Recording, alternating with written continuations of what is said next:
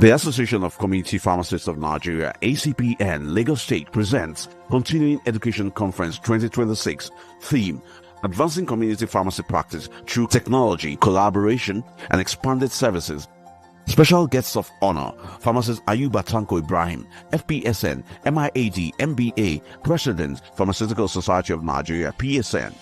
Guests of honor: Pharmacist Ibrahim Babashiu Ahmed, FPSN, FPC Farm, Registrar, Pharmacy Council of Nigeria. Professor Moji Adeyeye, Director General, NAFDAC. Dr. Mrs. Kemi Kunyemi, Special Advisor to the Governor. Pharmacist Olumide Akitayo, FPSN, Guests of Honor. The Chairman of Community Pharmacists of Nigeria, Ikeja, Lagos State, FPSN, CEO Alpha Pharmacy, Chairman of Education Day 1. Chairman Day 2 CEC 2026, Pharmacist Sheye Agbola, and Expanded CEO Doc Mark Ventures Limited. Special guests of honor: Chief Host, Pharmacist Eze Igwekama, FPSN, National Chairman, Association of Community Pharmacists of Nigeria, ACPN.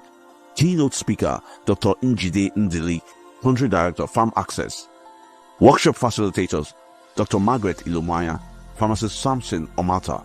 Panelists: Pharmacist Wale Oladigbolu, FPSN, Immediate Past National Chairman, ACPN.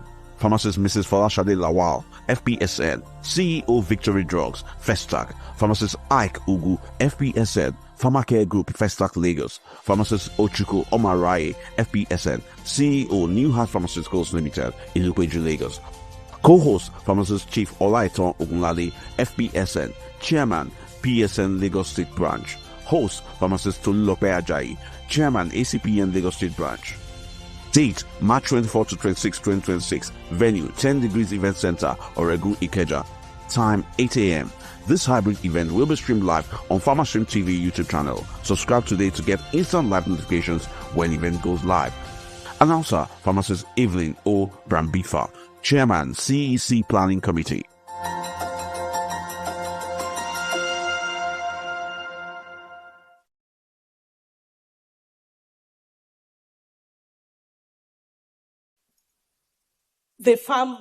What about data do we love?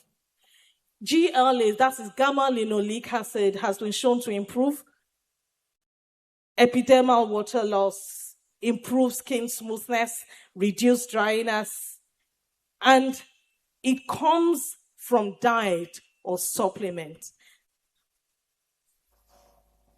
There are clinical evidences to support that EPO, evening primrose oil, helps to improve skin moisture, elasticity, and texture in adults. Please note, not all EPOs products deliver the same therapeutic value. Standardization and GLA content matter a great deal. This is a study to compare the different kinds. That in Nigeria, there are over 30,000 of EPOs. How can we differentiate which one is the standardized one and which one is the generic? And these are things to ponder about. While you're looking at this, can I invite a patient of mine to come on stage while we do 2 minutes role play? 2 minutes role play. Please help me appreciate my patient as she comes on stage. Please, can I have another microphone, please? My patient is 50-year-old.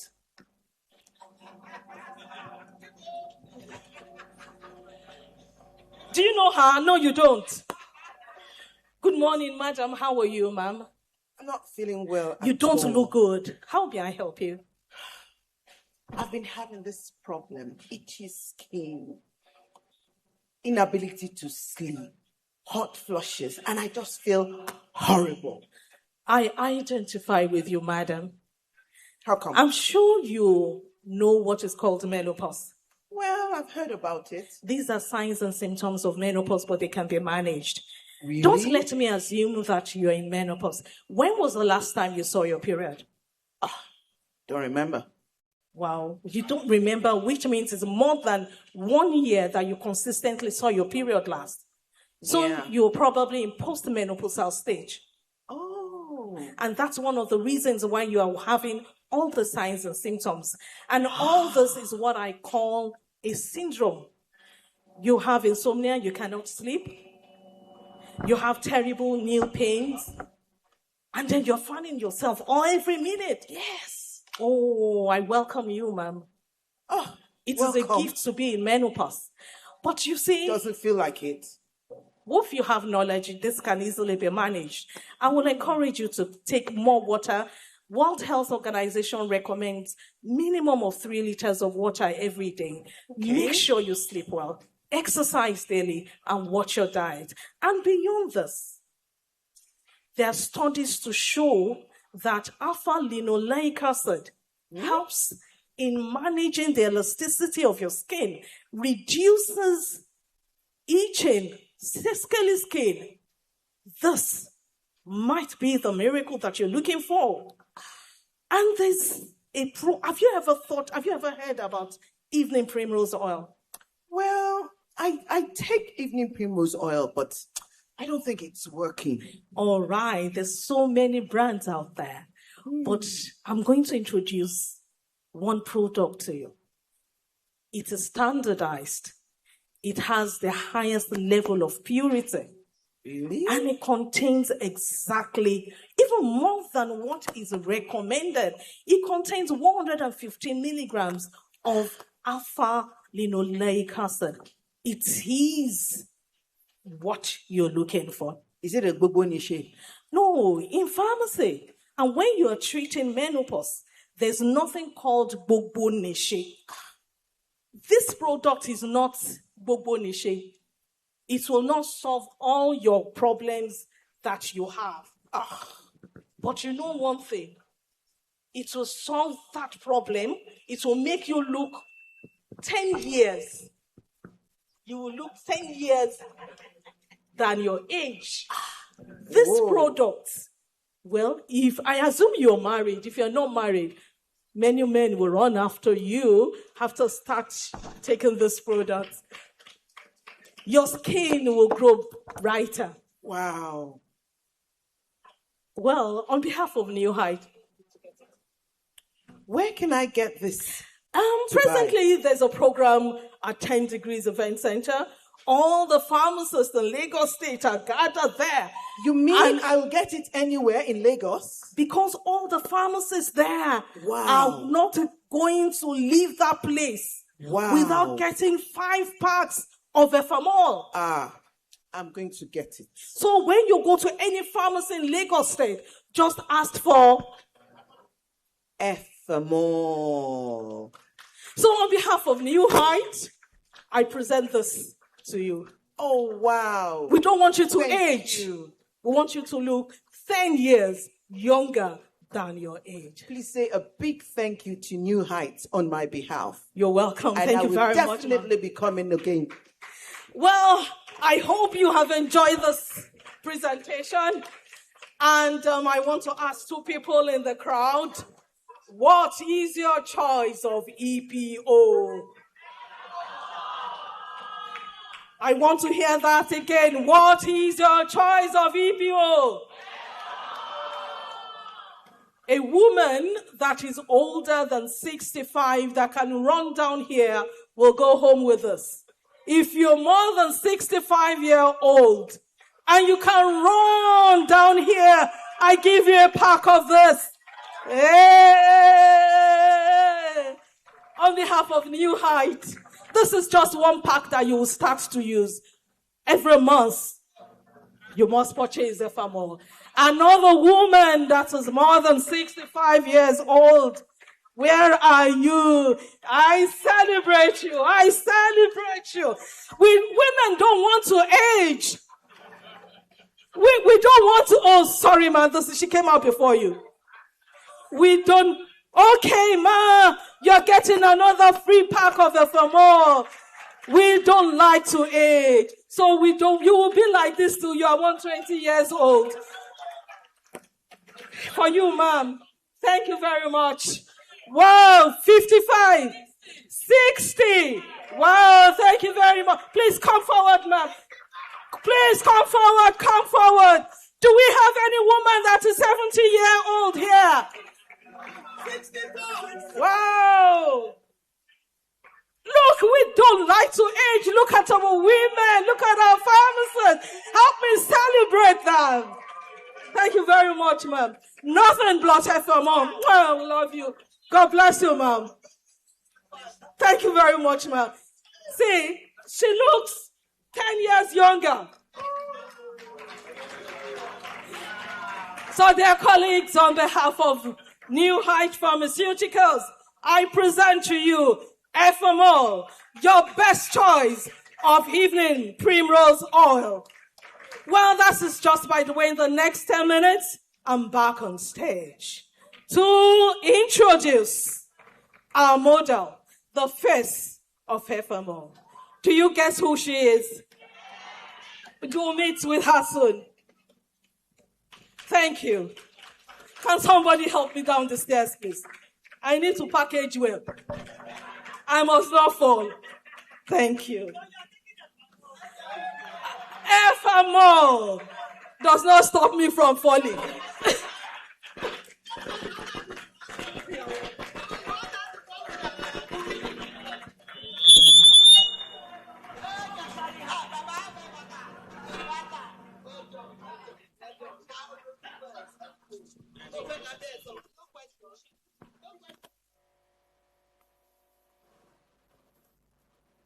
I came out thinking I'll collect for my mother. They didn't give me for my mother. Is that fair? That's why I ran out. They bounced me. Please, a round of applause for New Heights for this fantastic presentation. So up next is the panel session, and we're going to invite in our panelists on stage right now, and we'll be taking questions from the audience. So if you have any question, please just get it ready. We have about 10 minutes to do that. So as many questions we can cover between 10 and 15 minutes, we'll be willing to handle that. The mic is there.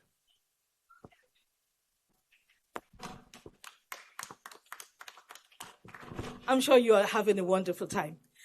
Well, maybe we'll consider giving the men too evening primrose oil before we leave here, because I can't see them smiling. Well, they have wives. They have wives. Okay, I'll look for 2 men that I will give that they can give their wife. But you must make sure that every month your wife must use this evening primrose so that you don't look at other women. So, ladies and gentlemen, I'm going into another session, but I'm not doing this alone. I have 2 wonderful women to tell their stories. So join me as I welcome these women on stage.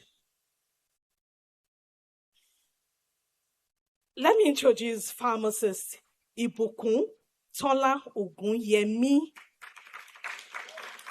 Ibukun Tola Ogunyemi is the managing director of Ponte Salos Pharmacy. She is an advocate for women's health, primary health care at the community level. And ladies and gentlemen, help me appreciate and welcome the one and only woman that will not age till Christ comes, Kate Henshaw. Kate Henshaw is a celebrity activist, social advocate, and philanthropist. Originally trained in medical microbiology, she transitioned into entertainment, debuting in modeling and acting, known for elegance and warmth. Kate has delivered over 350 performances. Since her 1993 debut, she has won numerous awards. Please join me as we appreciate these 2 wonderful women. Thank you very much, Kate, and thank you very much, Ibukun, for doing this with us. We want to transform the lives of women in the pharmacy community. As we transform our lives, we transform the lives of our patients. So in 2 minutes, I don't want them to send us out of here. So Kate, we see a lot on Instagram. We see your works. You don't have wrinkles.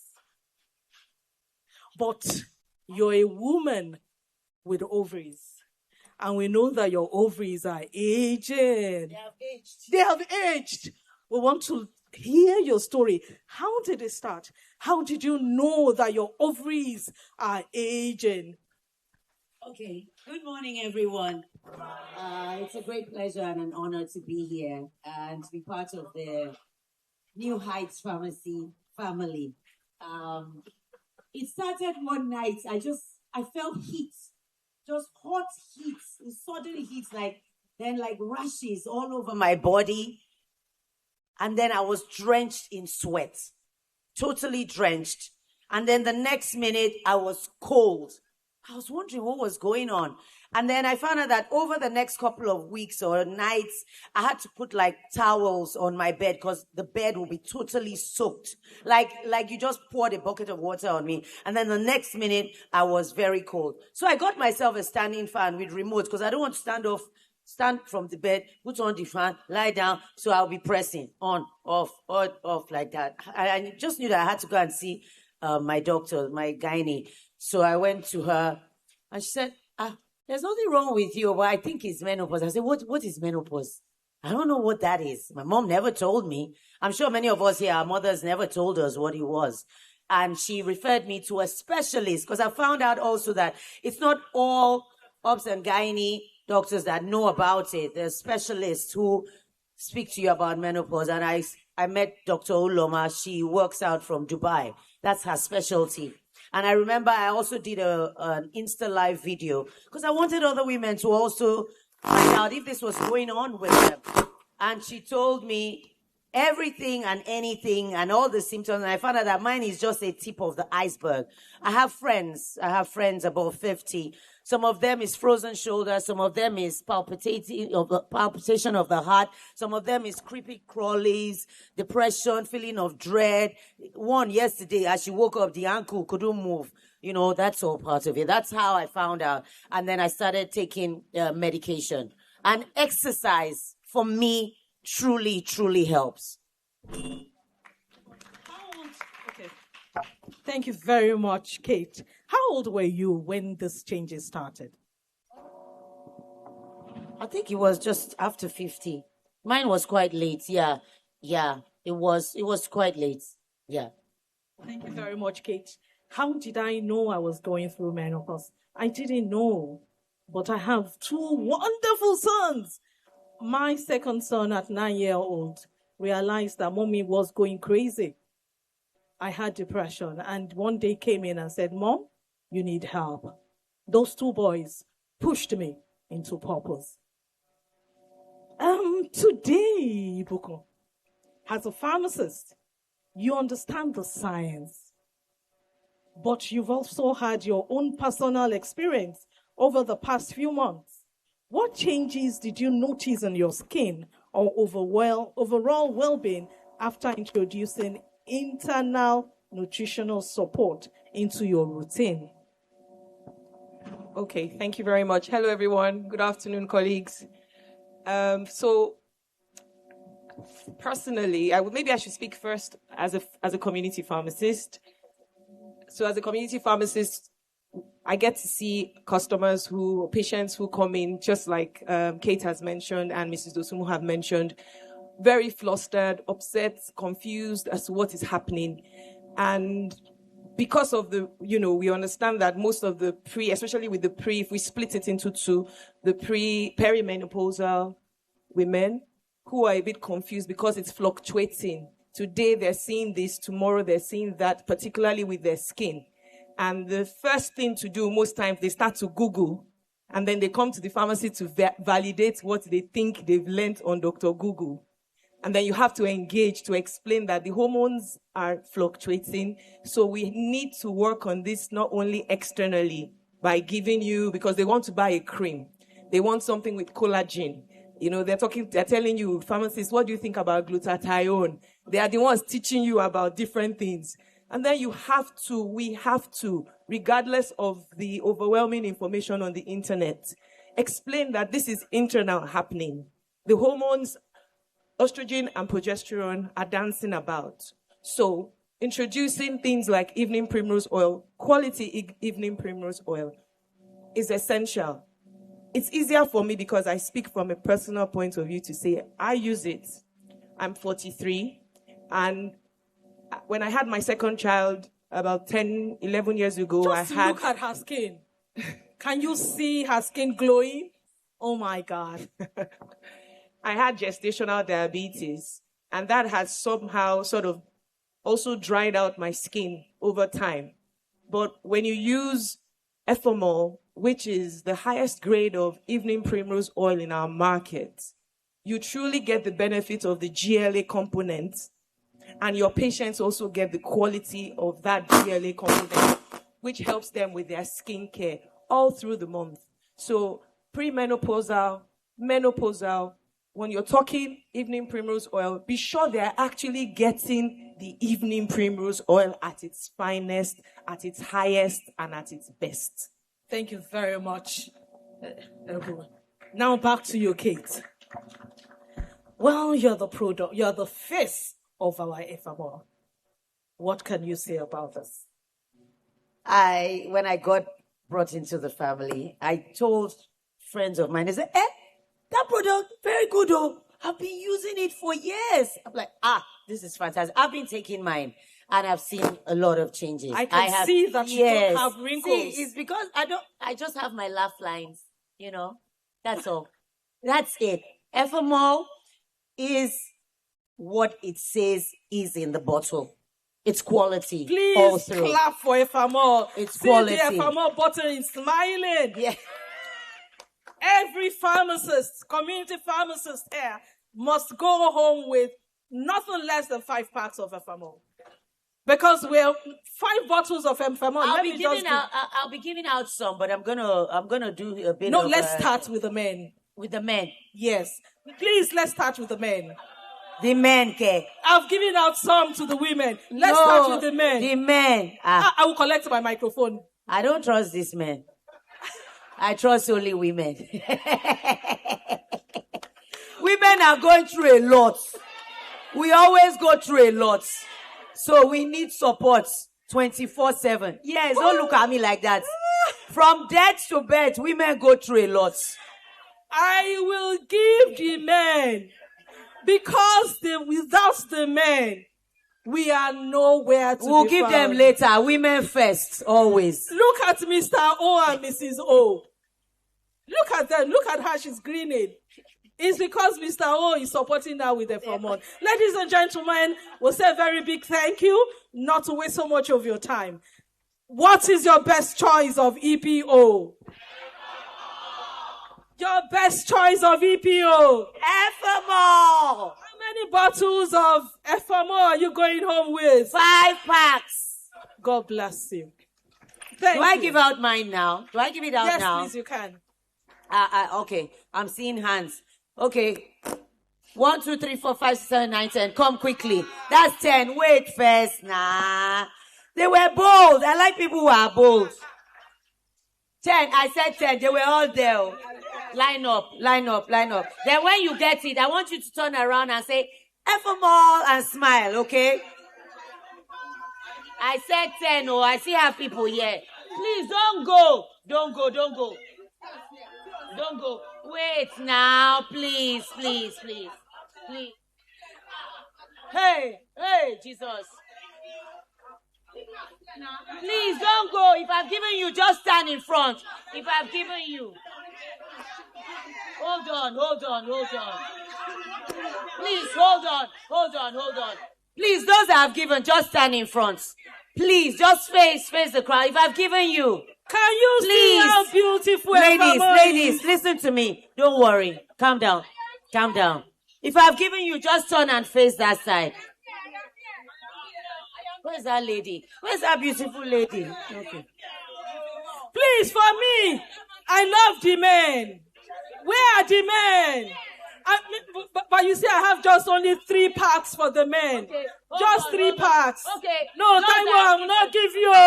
I'll not give you. Those that I've given, just turn around and face. Hold your Efamol. I want the older men. Daddy, I God need bless you to go and sit down. Daddy, God I bless need you. to give out Yes. to the ladies above 60. Okay, that's it. But Daddy, I'm sorry. Do you still have Thank a you. mommy? Can I have the women that are above 60? Don't lie. Mm-mm. 60. Are you 60? You 60. Don't lie.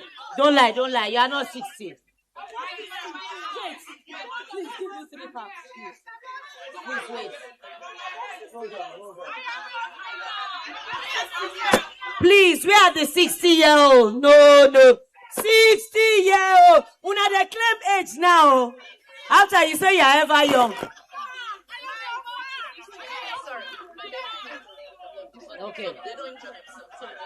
Okay, if you don't line up, nothing. We are not rowdy women. Sorry, we are not rowdy. I stop at this one in black. After that, I'm calling the men. Sorry. No, only her in black. Please give me 2.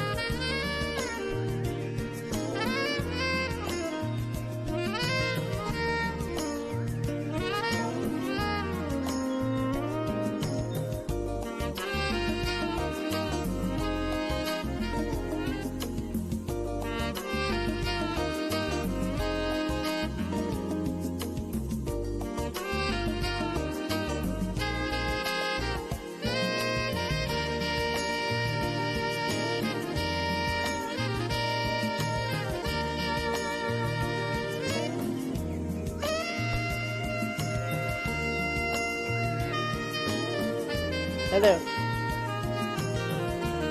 Good afternoon, everyone. Oh, we're still in the morning. If you have your Efamol bottle, let me see your hands in the air with your Efamol bottle. Brilliant. Are you going to get another bottle after this one? So what brand of EPO are we getting? Thank you very much, New Heights Pharma, and thank you to the brilliant presentation we had today on menopause. So we are moving on. Please, a round of applause for Efamol.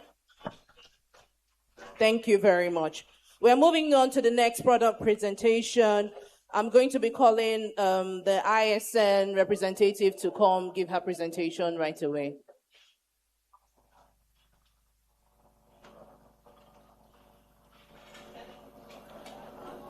While we are waiting for her to come forward, I'll also like to acknowledge the presence of pharmacist Okolanwo from NAFDAC. He's the Drug Registration and Regulatory Affairs representative for the director.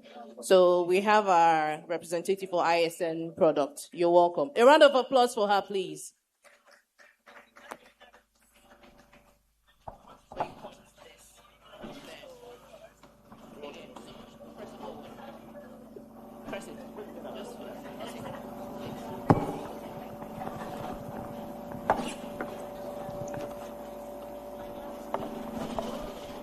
Good morning, everyone. My name is Abisola Shubande. I'm the Accounts Executive Sales for the Near Patient Care Portfolio, Roche Diagnostics. And I'll be talking on the global standard for accuracy for the blood glucose monitoring devices.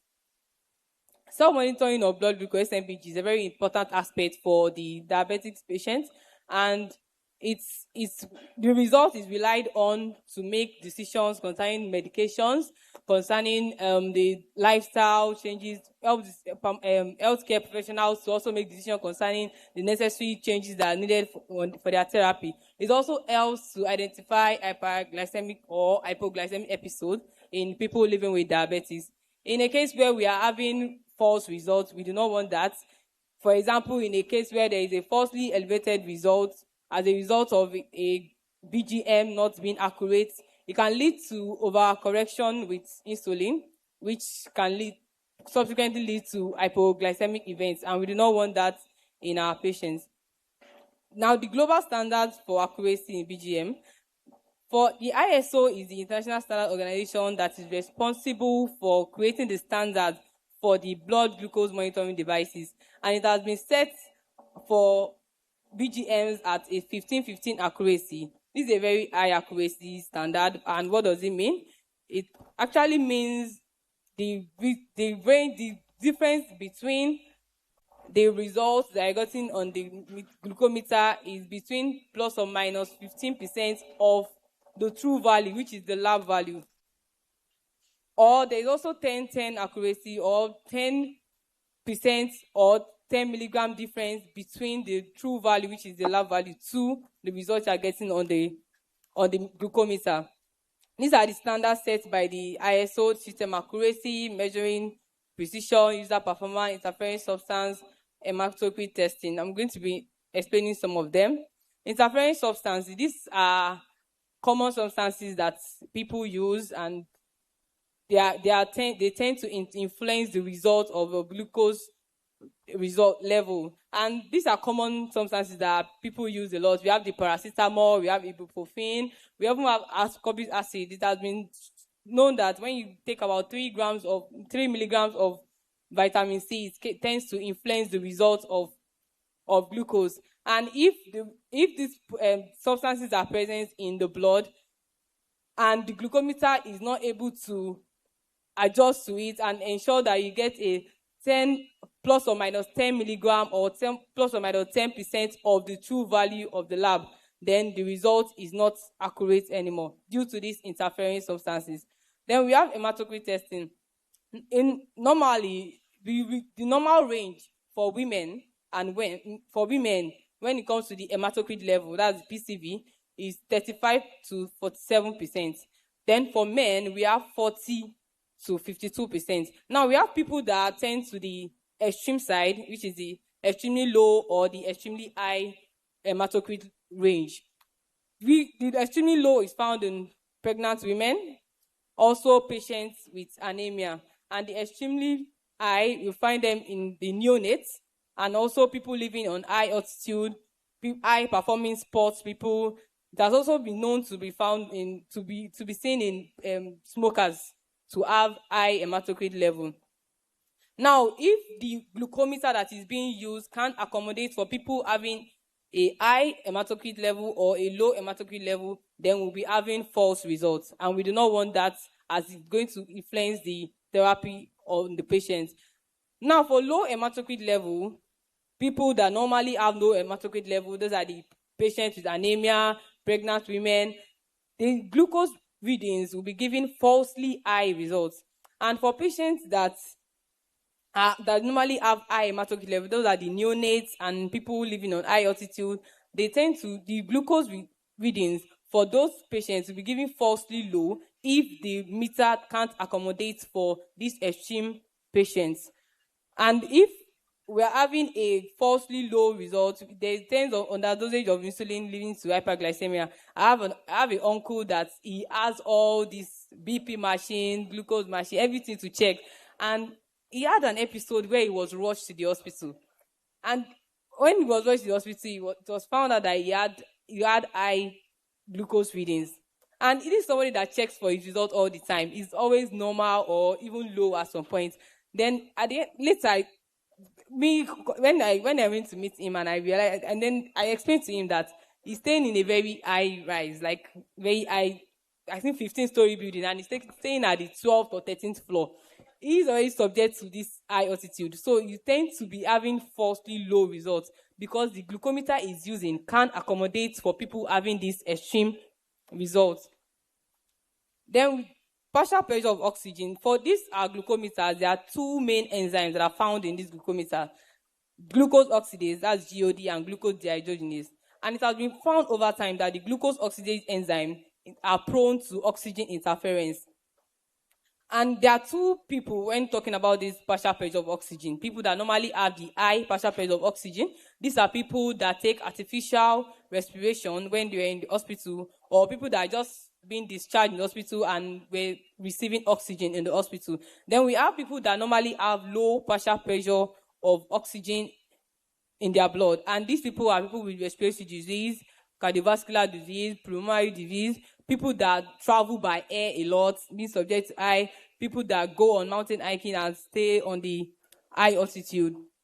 These are people that normally have low partial pressure of oxygen. And in GOD systems, glucometer BGMs are using GOD enzymes. When used on this kind of extreme two different patients, people with high partial pressure will be having falsely low results when using a GOD machine. And for low partial pressure of oxygen, when using a GOD machine, we'll be having falsely high results. But Accucheck has showed no impact in having oxygen interference because it uses the GDH enzymes.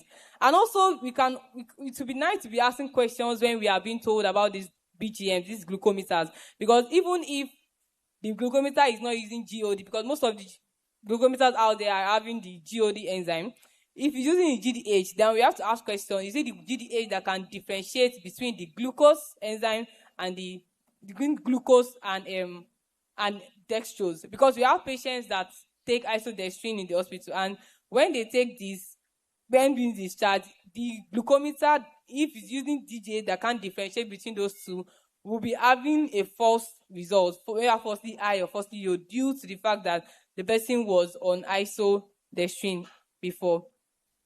So Accucheck has been able to ensure that all the criteria are being met. We have the Accucheck Active and the Accucheck Instant. The Accucheck Active has the 15-15 accuracy. It ensures that it has the 15-15 accuracy, while the Instant has a tighter value, which is 10-10 accuracy when comparing to the lab results. Then we have the monitoring tools, is My Sugar app. This My Sugar app is an app that you can use together with the Instant meter. And it's a very good app that you don't need to be writing your results down. For those that have to write their results down to show their healthcare practitioners, you don't need to write it down. You can just save it. You can connect it to the instant meter. It doesn't connect to the active, actually. It only connects to the instant meter. And this is the white one. It connects through Bluetooth to the app. So whatever readings you are getting is being saved in the app, and it also has a way that you can save the results, when you can have a Excel or PDF that you can send to your doctor in the cases where you don't have to see your doctor. And when you see your doctor, you can also show your doctor the results from the phone.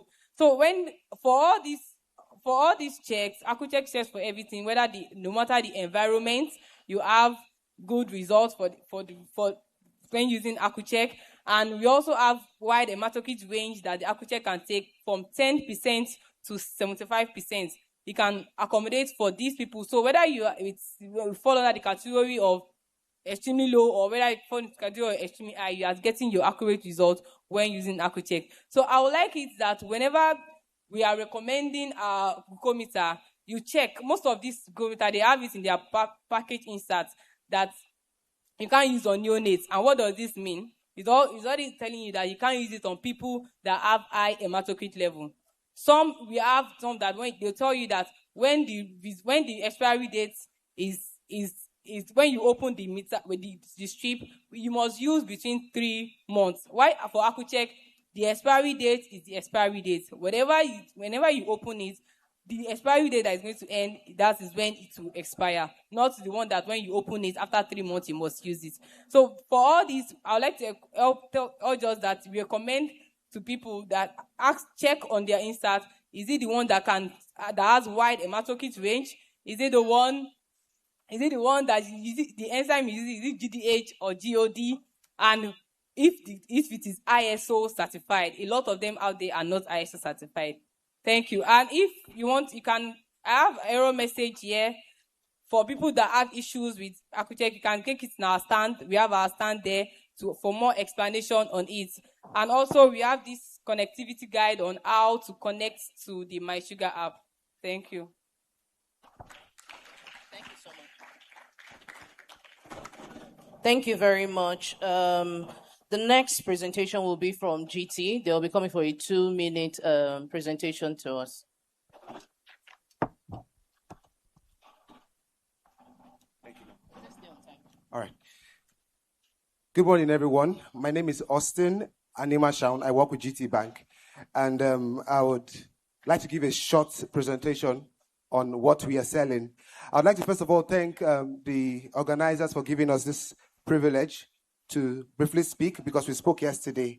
And also, it's a great honor to be in the midst of brilliant professionals. I really adore pharmacists. So I'm just here to give you a briefing of what we discussed yesterday. GT Bank is offering free POS terminals to all businesses. You have a pharmacy business. You also have other side businesses that you do. And we do it at free. No cost at all. So we offer a free GT POS terminal and 0 MS charge. There is no charge on the terminal. And one brilliant thing about the terminal is that what you get from your customer is what you are settled. So if your customer walk into your store and then they are paying 10,000 for a drug, you are going to be settled 10,000. There is no hidden charge. There is no unseen charge like people would always say. And then another thing that we are selling is a virtual account number. So while you get your GTPOS terminal, we also have a virtual account. That virtual account would help your salesperson in your store confirm any payments that they do in the store. Rather than having your staff call you from wherever it is that you are confirming a particular payment, you can always get confirmation in the store. So they do not need to call you. And also, as they are getting that payment, you as the owner of the account, you have your mobile number linked to the account. You are getting an instant settlement immediately. So they are getting it. You are also getting it. So it's something that I believe that every business would want to have in their corner. The POS terminal is a luxurious one. If you look at it, you just want to have it. And I'm sure that if you can walk down to where we are staying, to the right of this auditorium, we have samples of the terminal.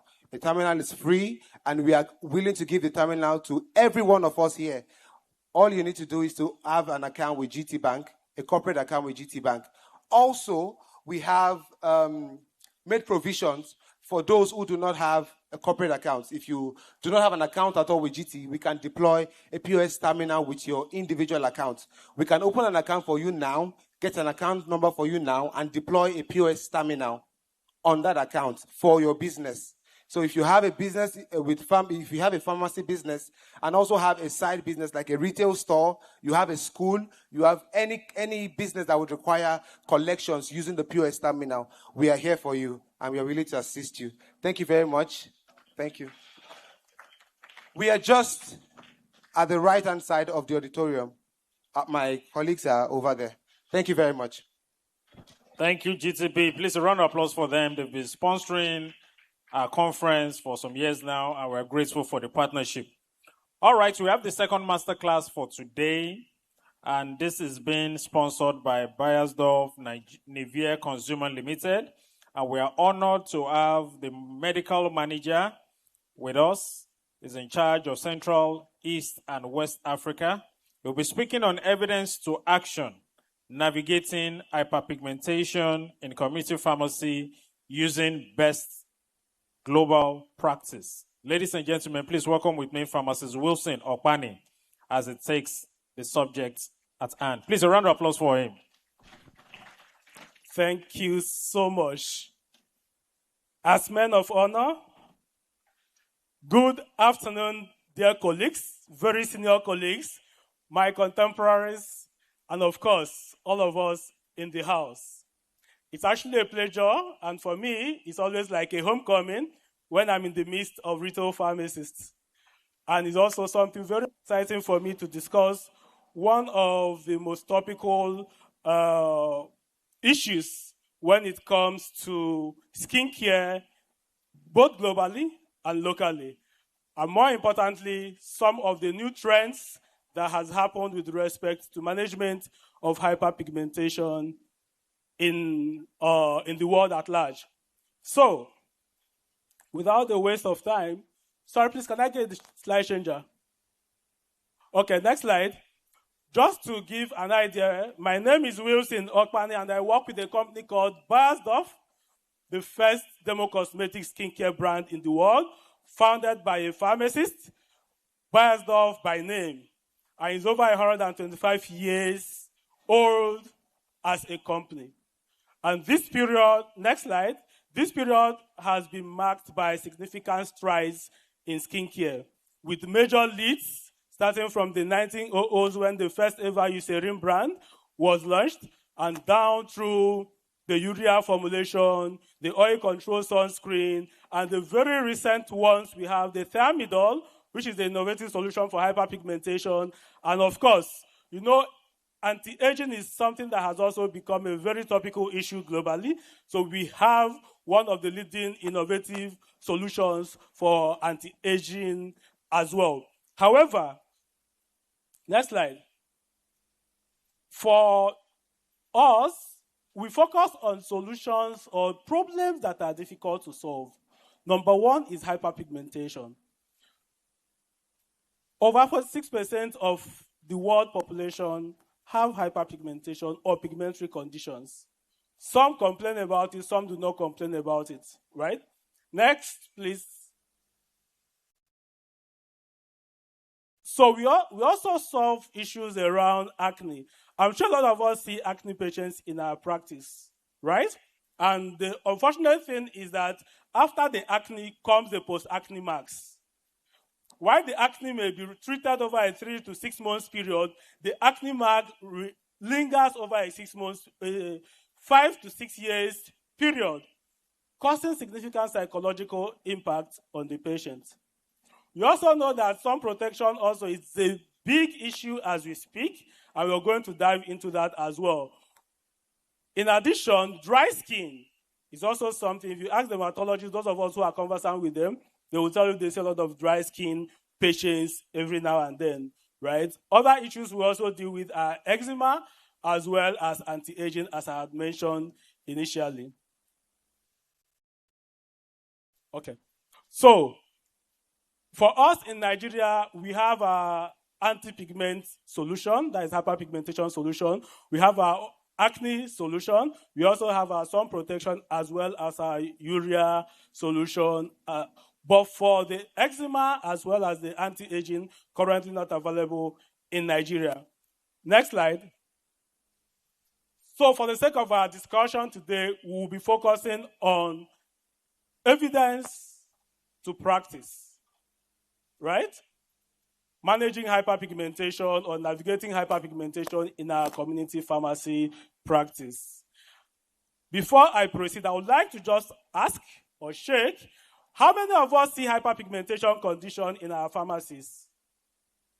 Okay? So it's either those of us who did not raise our hands, either we do not see it or we do not pay attention yet because these things are preponderant. How many of us see patients with post-acne marks in our practice? Okay? It's also good. And these are things that commonly come to us at the community practice. The unfortunate thing is that Nigeria has been labeled the capital city or the capital of bleaching in the world. And pigmentary disorders are some of the leading causes, not some, one of the major leading causes of bleaching in Nigeria. How many of us still have patients coming in to ask for triple action creams? Plenty, I know, right? It's a big market. Unfortunately, there are a lot of dangers associated with this. And we'll be zooming in into hyperpigmentation and then seeing why community pharmacists need to be involved and how we can better optimize it for our practice and in adding value to our patients. Next slide. As I mentioned before, hyperpigmentation ranges from melasma, freckles, age spots, acne marks, and as much as 46% of the global population of consumers will always have pigmentary condition, one pigmentary condition or another, right? Which means almost half of our patients coming in and out of our pharmacy may probably be suffering from this, but because we do not ask, we do not pay attention, they will just pass on and move on to quacks who now do all sorts of things, and at the end of the day, they come down with more complications. Next slide. Now, when it comes to Nigeria, hyperpigmentation, because we are skin of color, right? I'll go further to show us that because we are skin of color, a lot of us have high, not a lot of us, all of us have high melanin concentration, right? And that predisposes already to pigmentary condition. Now, this is one of the leading presentations in dermatology clinics, particularly post-acne marks, right? Now, pigmentary disorders are especially visible in darker skin tones like you and myself. And this is according to the Fitzpatrick classification. And it's an important cause of inappropriate cosmetic practice. And I remember in pharmacy school, we did cosmetology, we did cosmetic science. Now, when it now comes to this in practice, it doesn't look like an opportunity we are harnessing as we speak. Causes of hyperpigmentation ranges from exposure to sun, genetic predisposition, as well as age. As our older colleagues or population, or as we grow older, pigmentary conditions will always present. As pharmacists, what additional value can we add to our older patients? At least, even the information around this, some of them get so overly worried about it, not knowing that there are things that come with age, and they can do all sorts of things just to get the pigmentary conditions of hormonal influences. Our ladies in the house can better relate to this. Pregnancy, the hormonal cycle, and all of that. Our female patients struggle with these things because they can't run away from pregnancy, they can't run away from the hormonal impacts. Use of oral contraceptives. Those days in community practice, I just remembered one Sunday I came in, and the first thing I saw that Sunday was a contraceptive. And I was shocked. And when I did our numbers, the top selling products by volume, what I saw was a brand of contraceptive, and I was like, this is interesting. So which means with that instant exposure, definitely a large number of our patients will be dealing with hyperpigmentation without necessarily knowing. Post-inflammatory hyperpigmentation, right? When the patient who has acne, the acne has resolved, the pigmentary conditions continue. Psoriasis, insect bites, eczema, and all. We also have drug-induced hyperpigmentation as well as exogenous exposures. Mixed for me. And I remember one of my patients who back then bought a brand of tretinoin, 16,000 naira when we were selling at the pharmacy at 2005. And guess where she bought it? Online. And I was wondering, if I had sold that same thing to her at about 5,000 naira, she would have happily bought it. But the thing is, these are things our patients deal with, and there are things we can actually come in as pharmacists to help them, being that we remain the first port of call for our patients. Now, when we look at hyperpigmentation, when does it start its presentation? From as young as 15 years to as much as 70 years. Plus, you keep seeing hyperpigmentation, and it varies depending on the different kinds of hyperpigmentation and the different exposures. But one thing that is also very striking is that you can see sun exposure from that 15 years as long as it's always there. I mean, the sun that was there yesterday, and even the one that have come out this morning, I'm not sure the vitamin D is giving us is as much as the impact is having on our body as well. So we talk about the Fitzpatrick skin typing. The Fitzpatrick skin typing has to do with the amount of melanin that is present in different skin types. We see our friends in the Caucasian region, the European region, the American region, their skin type is different from our own. For us, we have the 4 to 6 skin typing, which means we have higher melanin levels than them. And I usually will joke with them when we have meetings that bring our global colleagues together. I usually joke with them that we Africans have a more complete skin because by definition, albino or albinism is the lack of melanin. So if we Africans have enough melanin on our skin, then it means we have a more complete skin. However, we now have the issues to deal with, which is hyperpigmentation. Now, majorly increased melanin production is the primary culprit. When these things, exposures or the different causes, we are exposed to them, what happens? There is a surge in melanin production. Beginning from the melanocytes, where you have the melanosomes, that is where the actual conversion of melanin from thyroxine to melanin happens, right? And the thyroxinase enzyme is particularly responsible for this. So thyroxinase inhibition is the most targeted and effective mechanism to reduce what? Hyperpigmentation. At the global level, it's also a major worry. And it's a major worry because, one, it's a global challenge. It cuts across the globe. Everybody is seeing it. Dermatologists are worried about it because it's one of the leading presentations in their practice. Secondly, the impact on the quality of life of patients is so huge. For instance, I had a case of a lady.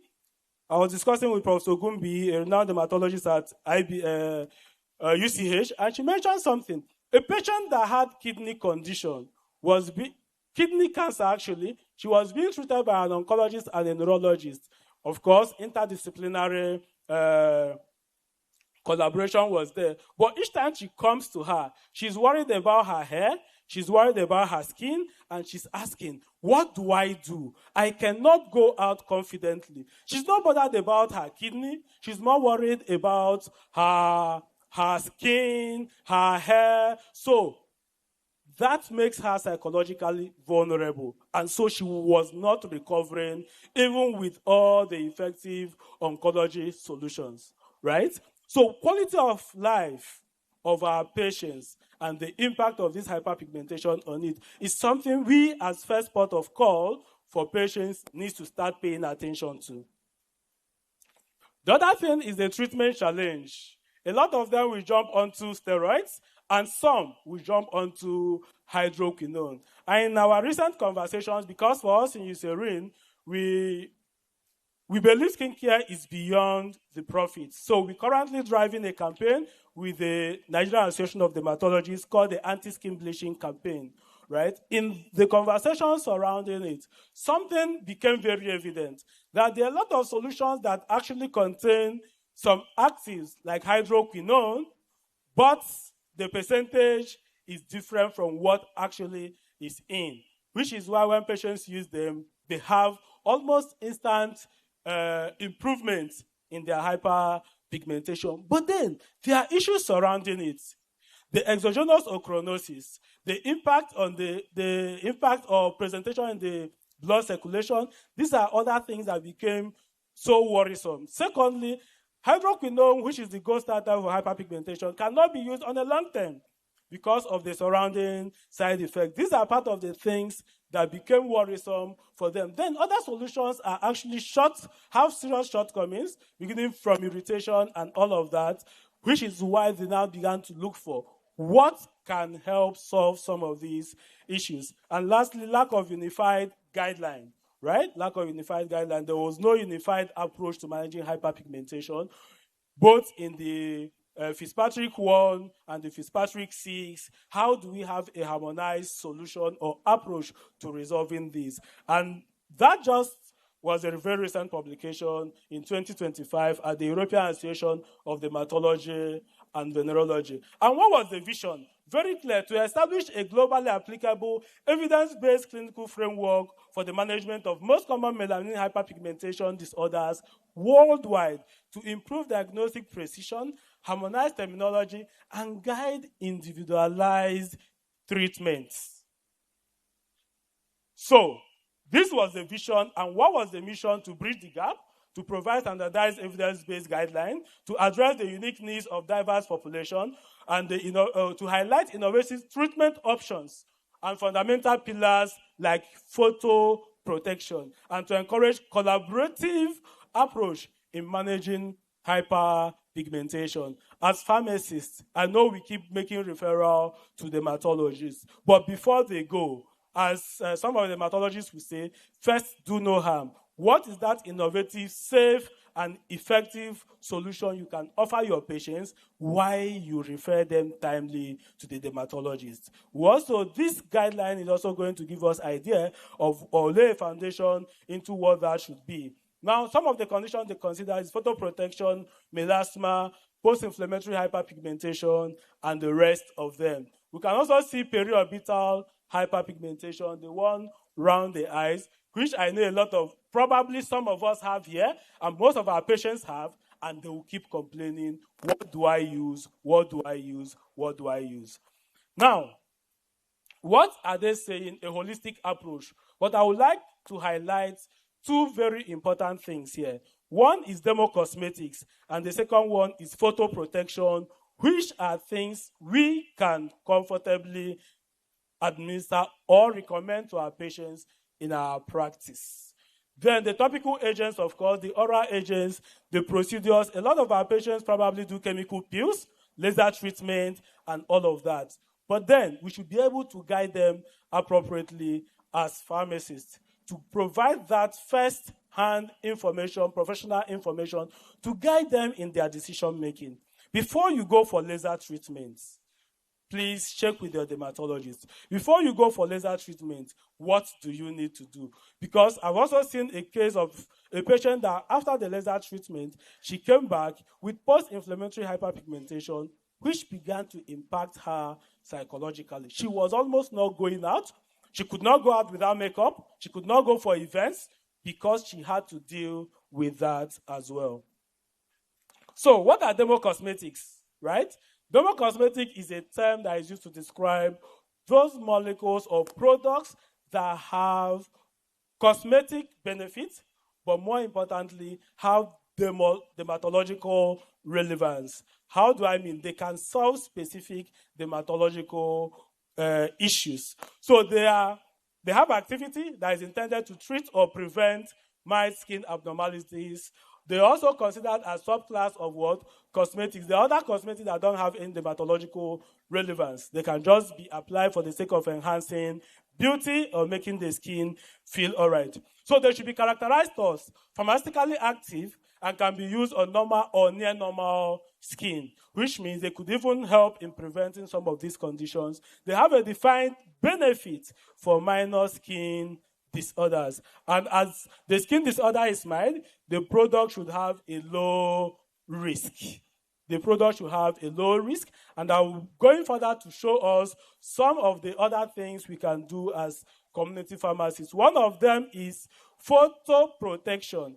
I used to yap some of my younger colleagues that those days when we were very young or very small, my mother used to go about with umbrella. So it baffles me now that with the kind of sun we are having due to global warming, we don't seem to be going about with sun anymore. Could that be exposing us to having more hyperpigmentation? Well, that is possible. However, use of umbrellas is very important, is a strong recommendation for photo protection. So it's either you avoid sun or you can also attempt using umbrella. The other one is hats. That is actually what is recommended. Face cap may not do justice to it. I say a couple of us wear cap, but what is recommended is face cap or preferably the hat. And our ladies can confirm that as well. Protective garment I've spoken to. But sunscreen is something that everybody should actually use. Skincare ends with sun protection. Skincare, any effective skincare ends with sun protection, and we'll be diving into that further. Now the conversation is around third generation sun protection, not just UVA, UVB, but I'll take time to still dive into this. But this is just to let us know what the global guideline with respect to managing hyperpigmentation is saying. And those of us who are darker skin tone, it is recommended that we use sun protection as often as possible because that will always help protect us against the activities of the thyroidinase enzyme. Topical agents for hyperpigmentation include those that enhance melanin degradation, those that inhibit melanocyte activity like hydroquinone, right? And those that reduce melanocyte activity like niacinamide, tranexamic acid. But more importantly, inhibition of melanin production, that is the thyroidinase enzyme inhibitors, are the most important or safe, they are the most targeted, safe, and effective solution for managing hyperpigmentation. So the recommendations include this, right? Have the first line recommendation, you see arbutin, you see thiamidol. So for melasma, that is what you see. We also go to the second line. It's at the second line that people can start looking for procedures and all of that. So while they have mild melasma, they will always present at the pharmacy.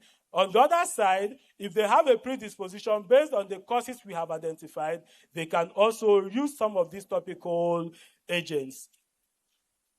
I've tried to highlight one of the molecules that has been shown to be very safe and effective. This is the treatment algorithm. What this helps us and what this shows is at which point you have to introduce what.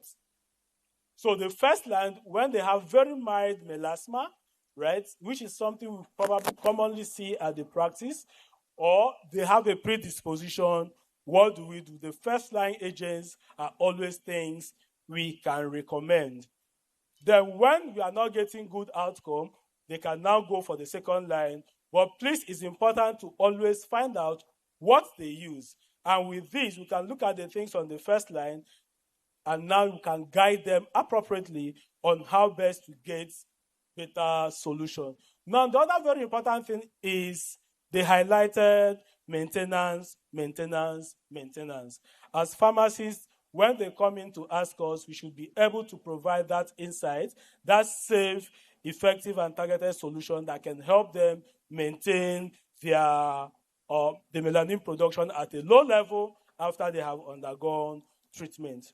Now, the maintenance agents include these antioxidants, which many of us sell at the pharmacy. We also have topical antioxidants that will be very helpful. We have kojic acid, we have thiamidol, we have retinoids, we have tranexamic acid, and all of these could actually be used. But one thing that is very important is oral agents are not recommended for maintenance therapy for obvious reasons. For instance, the retinoids, you can't use them long term, and particularly in some patient group, right? And then, of course, the tranexamic acid and the rest of them.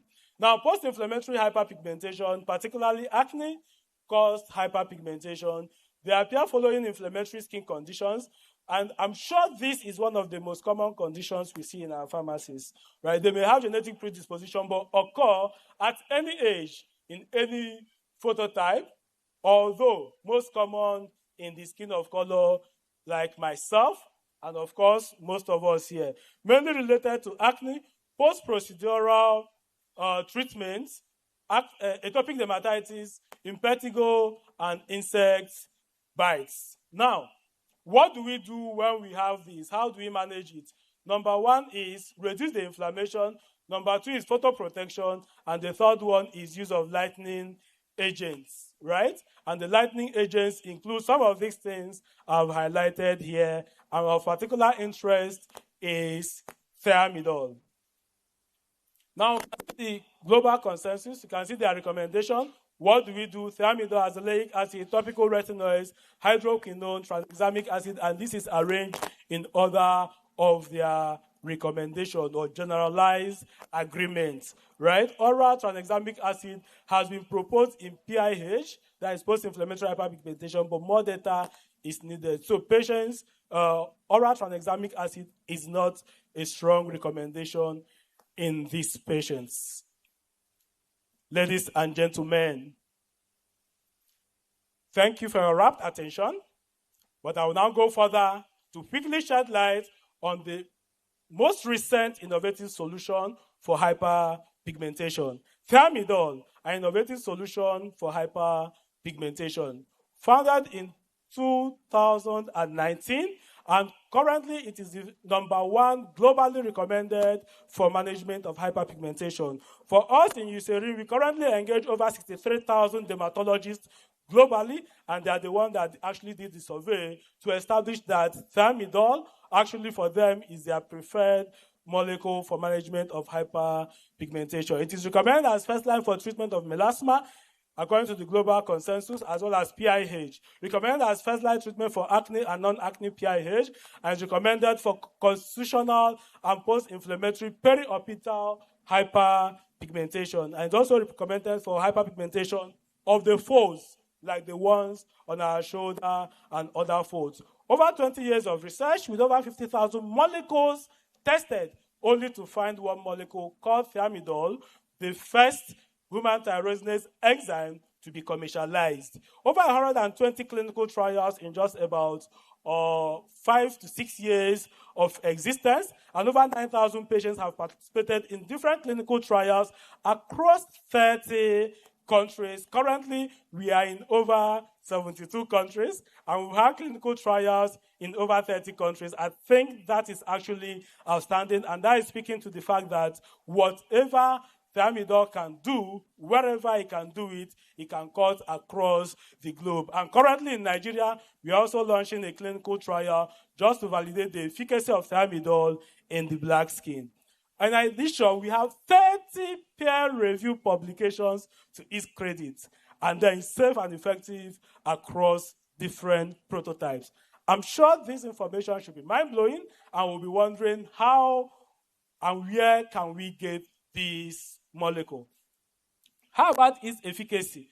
The efficacy of thiamidol is very clear, superior to all other molecules, including niacinamide, including hydroquinone, which is the standard of care for management of hyperpigmentation. So it's actually the most effective anti-inflammatory or most effective hyperpigmentation agent. Now, thiamidol, we had a real-life study, and over that was, tested across different patient group, not restricted, more like the post-marketing surveillance. Over 629 patients were tested and exposed to thiamidol, and it was consistent in its outcome, demonstrating marked efficacy as well as safety across different patient groups. We had over 76% reduction in the MMACI score for melasma, and over as much as 99% of dermatologists will recommend it as their first line for managing hyperpigmentation, and 98% of the patients that participated in the study considered it quite tolerable.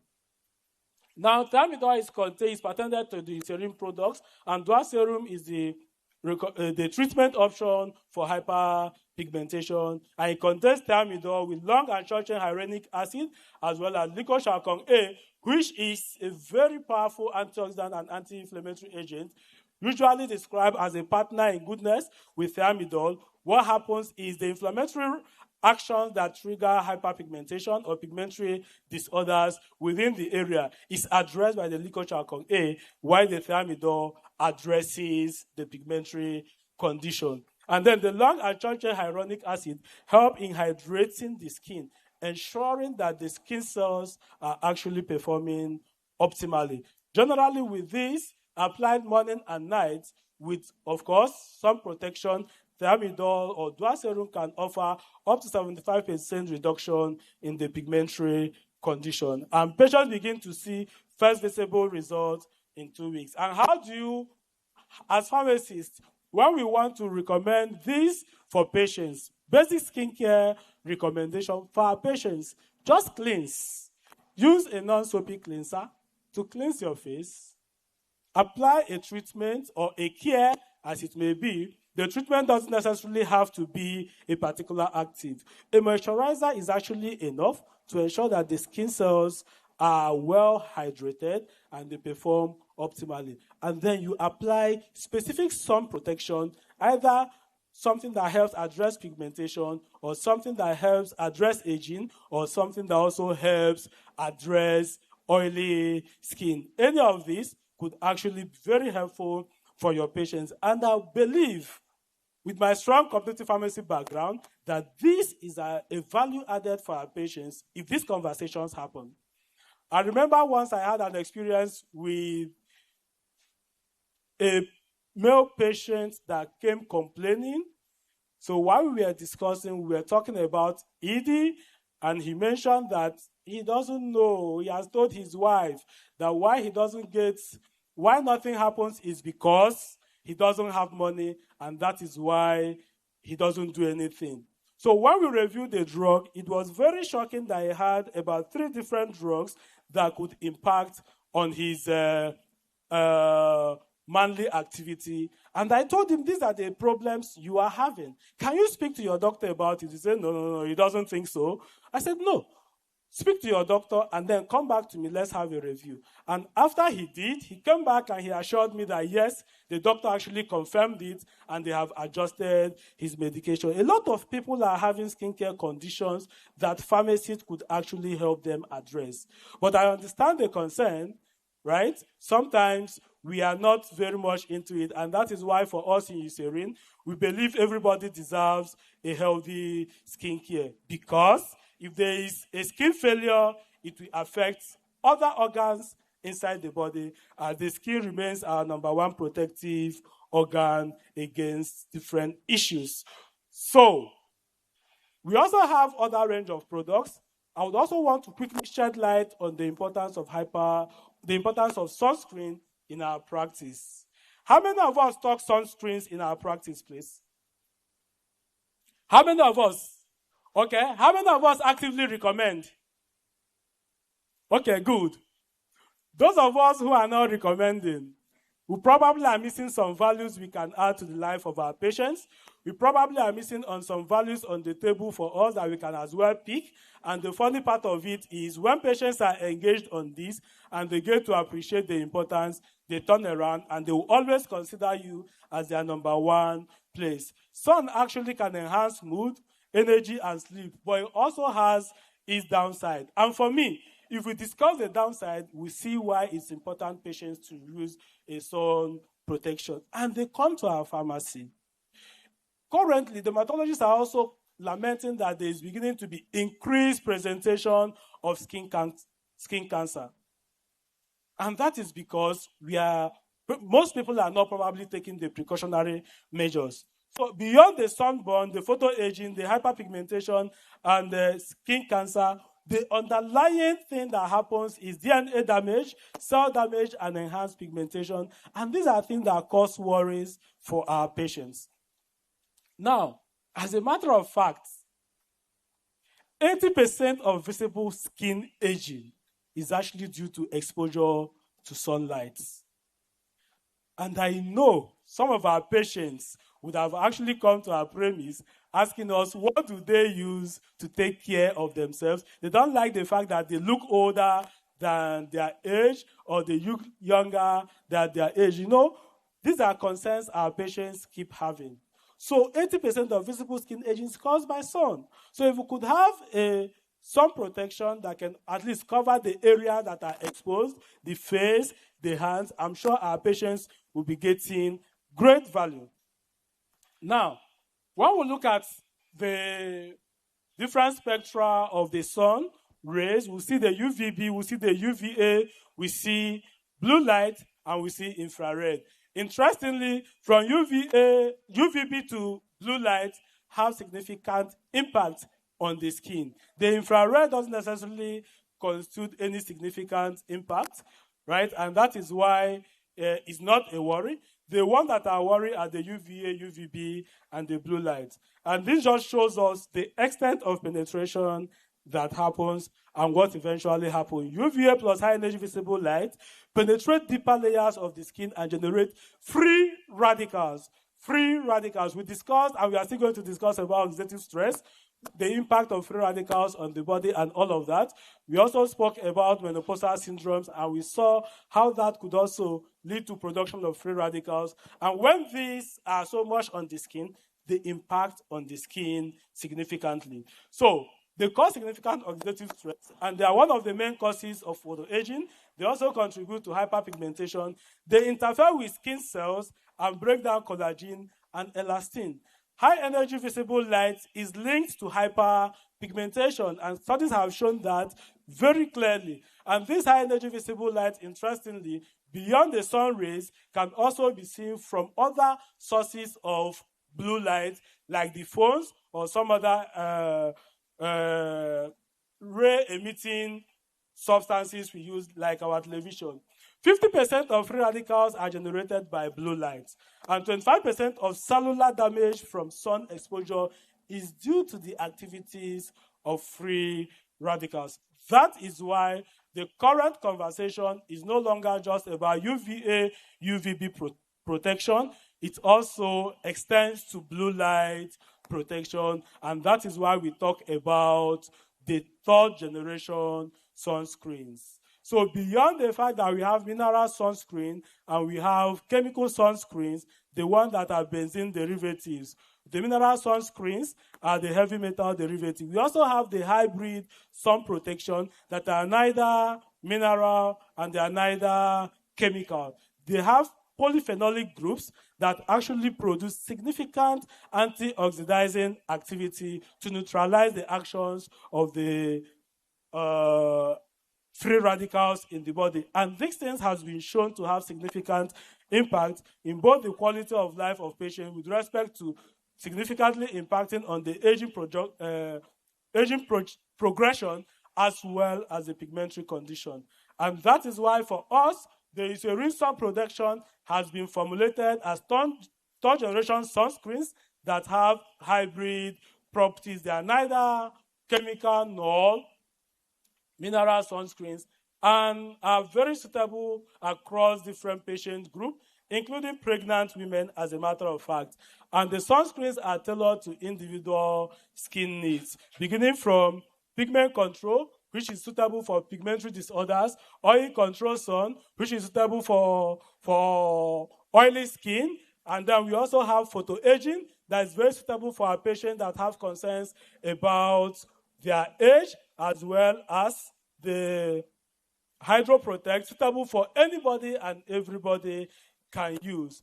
And with all of this, I want to believe that going forward, we'll begin to consider skincare as something that we need to begin to pay attention to, one, in our practice.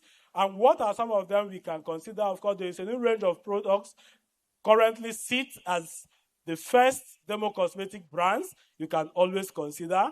The number one dermocosmetic brands suitable for our patients can deal with hyperpigmentation, it can deal with oily skin, as well as for patients that have dry skin. Our urea 10% actually could offer up to 72 hours moisturization and is very suitable for our patients. And the 5% urea is very suitable for daily moisturization. And with this, my call to us pharmacists is, our patients, a lot of them are struggling with pigmentary conditions, with different skin conditions, including dry skin and acne-prone skin. It's a real range of products. Is that skincare brand you can always consider and very suitable for you to use. And in line with the global recommendation with respect to management of hyperpigmentation, we can help more of our patients to improve their quality of life by engaging them with solutions that are safe, targeted, and very effective for their pigmentary conditions. Thank you very much for your rapt attention, and I look forward to your different comments or questions as we progress. Thank you very much.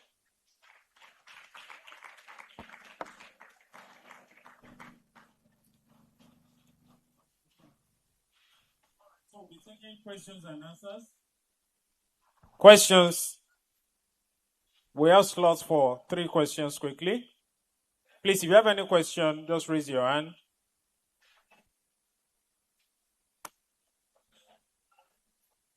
All right.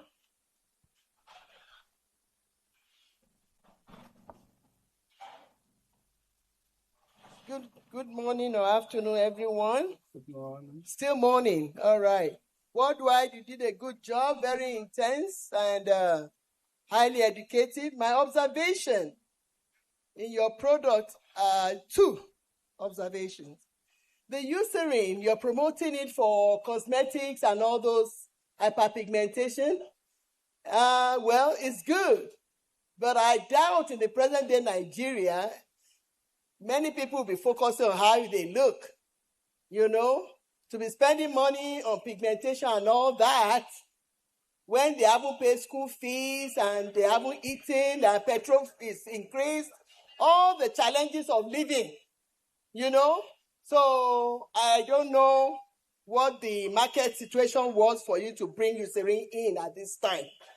But what I want to suggest concerning Eucerin from my little knowledge is that I think it will be better promoted for babies, children.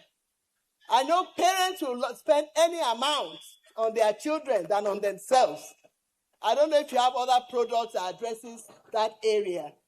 Then the second aspect, then I want to recommend, I don't know, with your promotion, whether you are, this kind of product, all this acne and all these things, you will get better mileage for your effort in areas like Ikoyi, Victoria Island, and Lekki 1.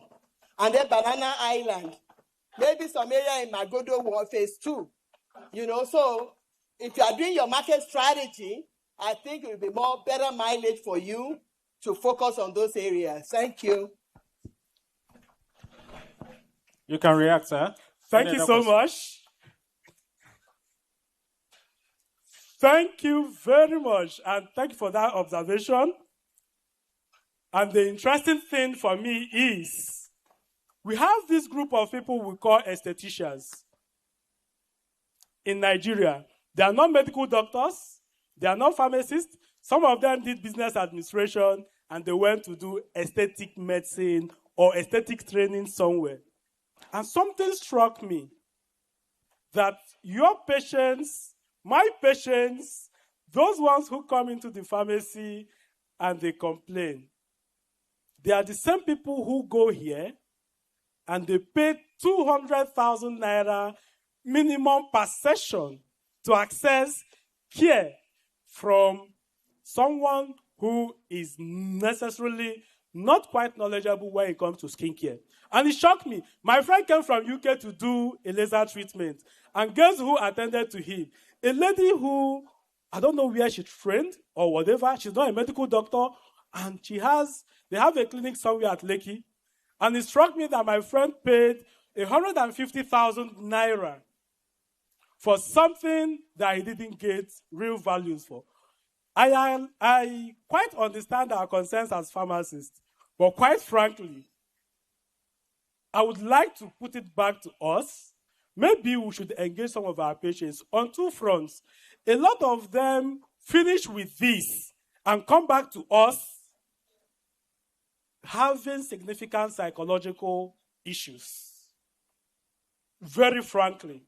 Two, if it's not a joke, you can check, it's a public knowledge. Nigeria is the capital territory for bleaching globally. It's WHO data. 77%, according to WHO, of Nigerian women are probably exposed to bleaching agents. 44% out of this do not have a single idea that they are exposed to bleaching agents. And these people come to our pharmacy. As a pharmacist, personally, I think if I find out that one of my patients have a skin complication due to something I probably would have provided just a single or two or three information, I think professionally, my conscience will not allow me to even engage further. And that is it. I agree. Lekki, yes, we are all over Nigeria. In Lagos, we are everywhere. However, I want to challenge us. Our patients are having significant psychological stress. Nigeria is already stressful. Can we just offer them good or right information, direct them appropriately? You have dermatologists around our corners. Can we just direct them and give them the right information so that they don't go to quacks? That is our primary concern. Eucerin products, yes, if you recommend them, fine. But I think the first thing is even ensuring our patients have access to quality information and educating them appropriately. Thank you very much. Okay, mine is more of a comment than a question. I listened to you with rapt attention, and I quite appreciate all that you've taken us through today. Honestly speaking, more every day we see an increased demand, in terms of needs for cosmetics.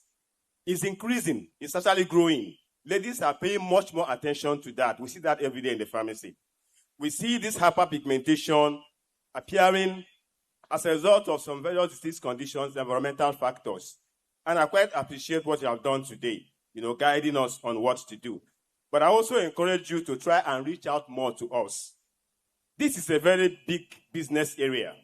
Honestly speaking, it's a big business area for us in the pharmacy. And so if you are reaching out, try and reach out more to us to get the products available to all of us. I think we will be needing these products in the pharmacy. Thank you very much. Thank you so much. Thank you.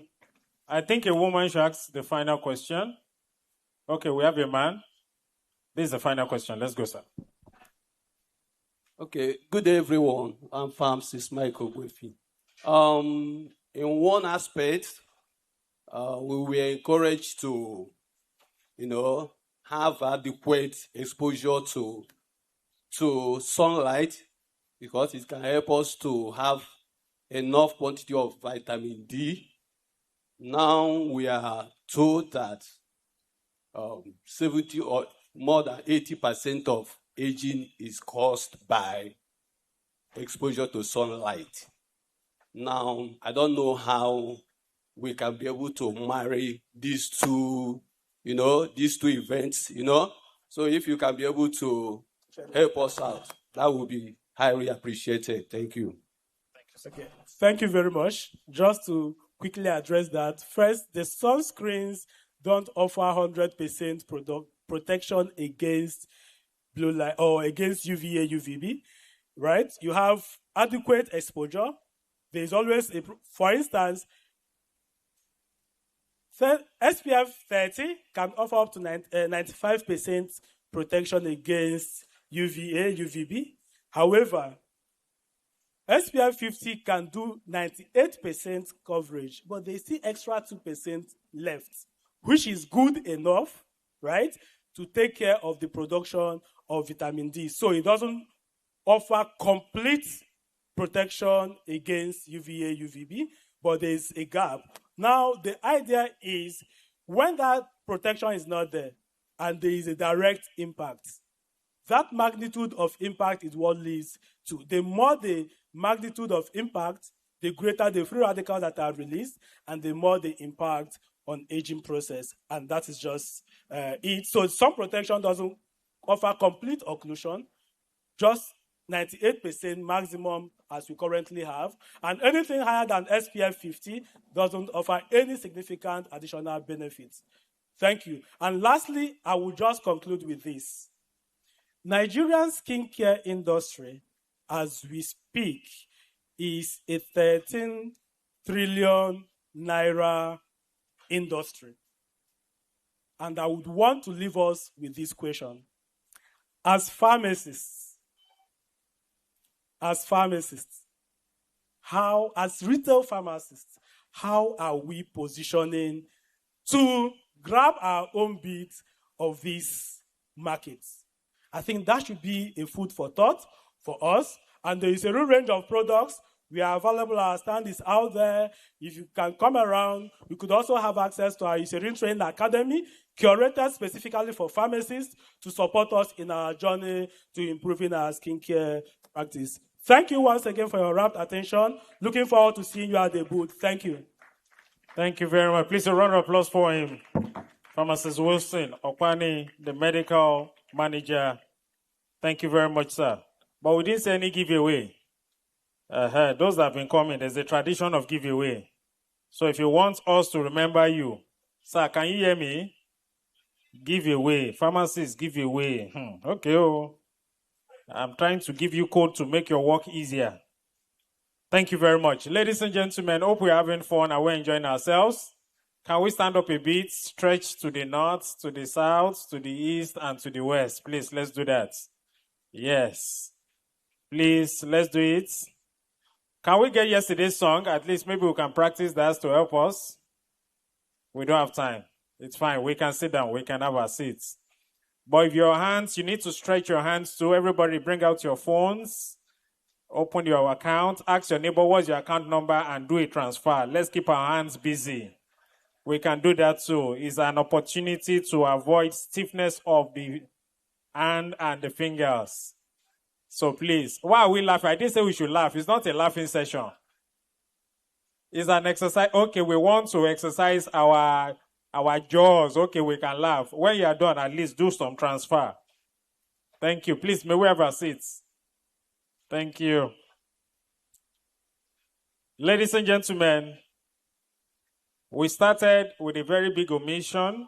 Our chairman for day 2 events has been around before we even started, but we're actually looking for him. We didn't know he was around, so that's why we started without him.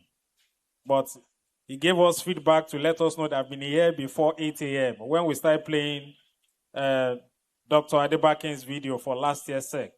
So I sincerely want to apologize on behalf of all pharmacists in Lagos and the planning committee and the executives.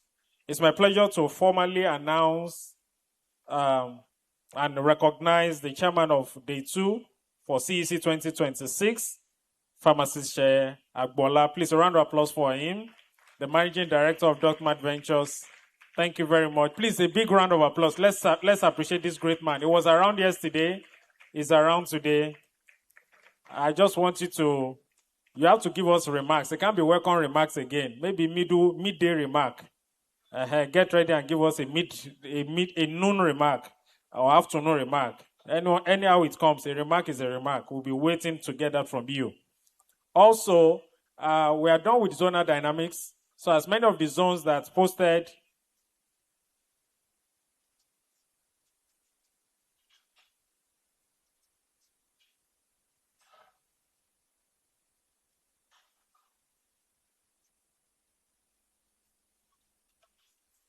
All right, so I've been informed that the zonal dynamics, the evaluation has been concluded. So please, representatives of the zones, you can remove your banners around. So because we need more space for some other zones to display theirs.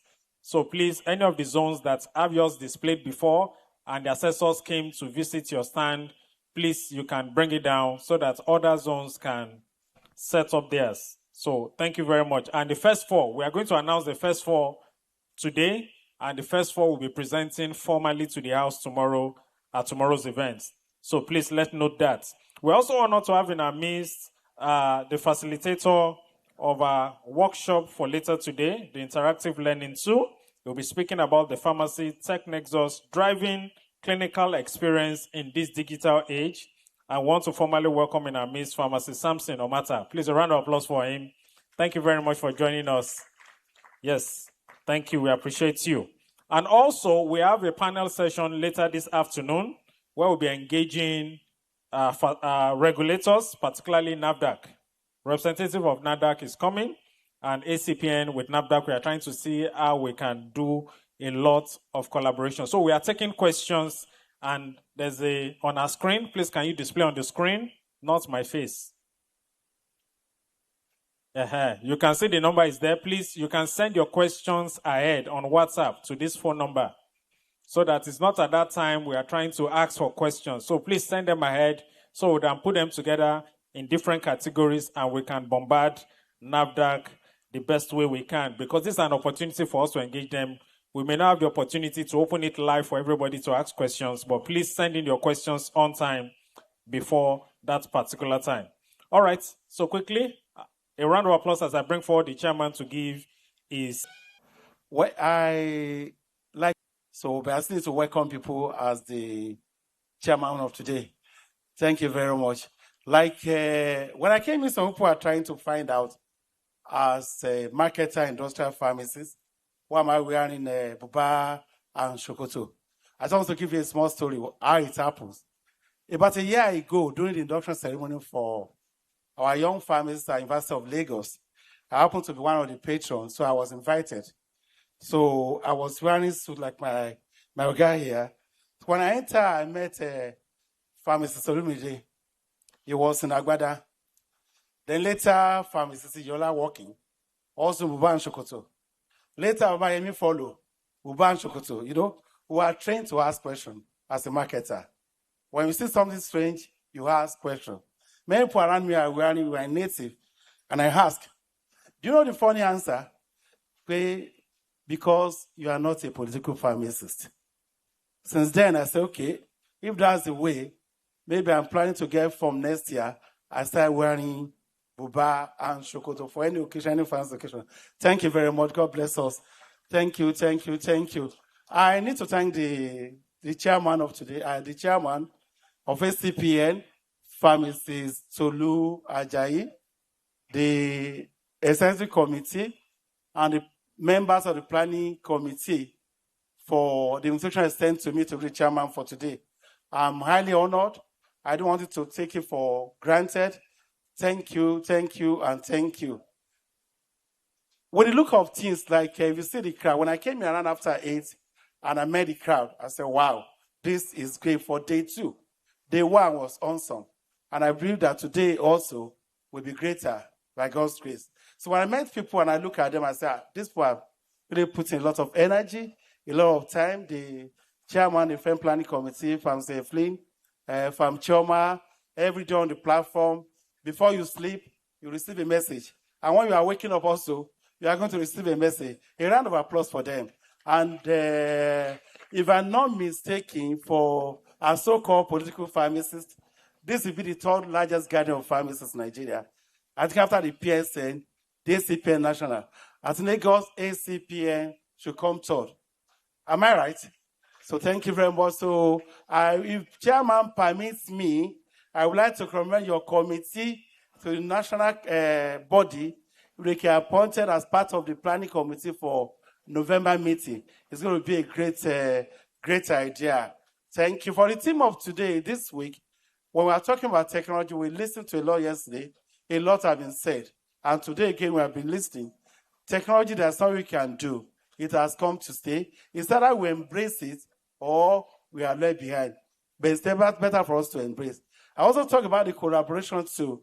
You know, there's a say that if you want to walk fast, you walk alone. But if you want to walk far, you walk what? You walk together.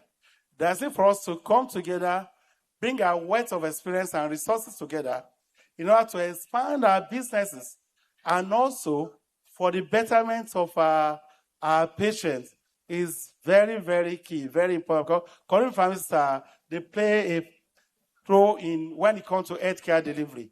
I know nowadays, most of people go to community pharmacy first before even go to the clinic. Because if you go to the clinic, the idea is that I'm going to pay consultation fee. Let me go and see a pharmacist beside me. And there must be a difference between us and the patent medicine store. I will talk about collaboration. I was also a community pharmacist. I don't know whether some people can still remember. I was a community pharmacist for maybe 4 or 5 months, maybe during my break. They are open. I really credit you guys a lot. It's not easy to run a community pharmacy. At the end of the day, I have to go back to, like a friend used to say, maintain your lane. So I have to go back to what I'm used to. I know this period when, before I close, just to the importance of collaboration. Two gentlemen walking that evening, they pretended as if they were sick. And they asked me whether I can give them injection. And I said no.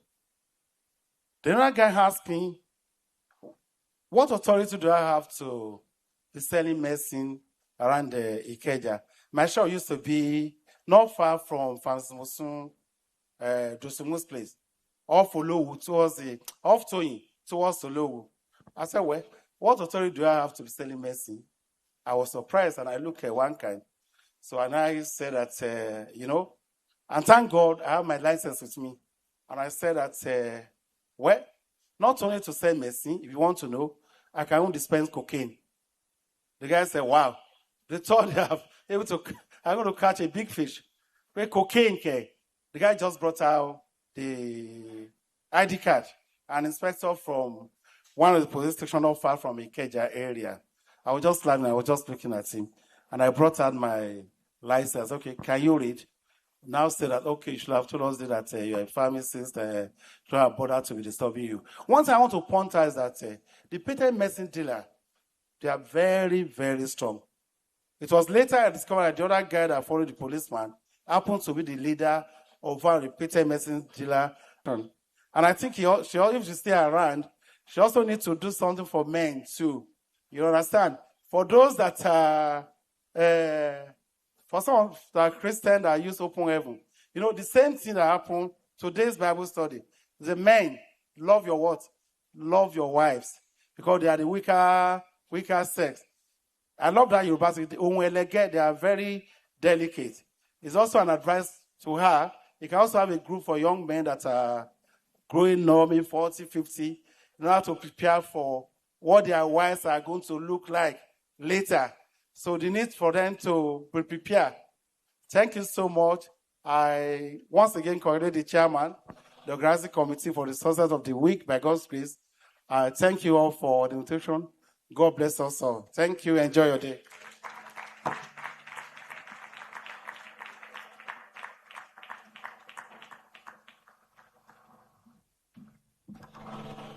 Thank you very much, sir. As we progress in the course of our event for today, like we said, the theme of this year's CEC 2026 is Advancing Community Practice Through Technology, Collaboration, and Expanded Services. You ask why we're having healthcare, why we're having skincare, why we're talking about cancers.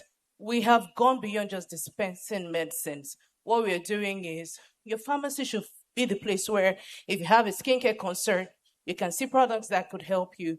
You have a concern for your teeth. You need something for your neck. It's beyond just saying, okay, we are just giving you medication for this. We should also have the knowledge so that we can, when we're talking data, you can actually give a one-pager for your week. I had 6 patients who complained about their neck. I had 4 patients who I had to refer to the dentist. I had so-and-so patients. And you have partnerships with these health institutions around wherever it is you find yourself. If you are practicing in an estate, for instance, you should know how many dental clinics you have, how many consulting labs you have, different places, so that you can actually take honorariums for such places. You can have expanded services that you provide at your practice. So we are now going into the next line of presentation, which is to be a presentation on oxidative stress in modern living. But before we go into that, we're going to flex our bodies. You know, sitting disease, you know what they say, is almost as terrible as what? As smoking. So I'm going to call on our lady from yesterday. Do we remember her? How many people were here yesterday? Clap for yourselves. Good. So we are going to call on Omotunde Badiru to come forward to make us shake our body. A round of applause for her, please.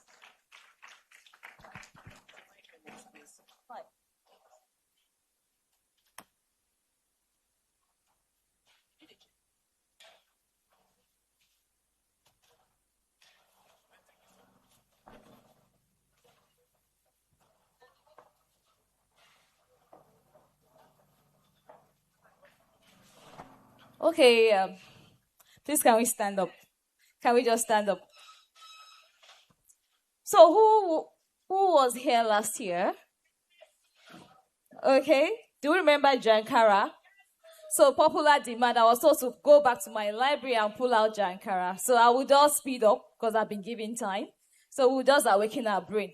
DJ, start. Jankara, I just want you to get the cue of the song that I'll start teaching. DJ, please. It's lyrical, so it's very easy to get.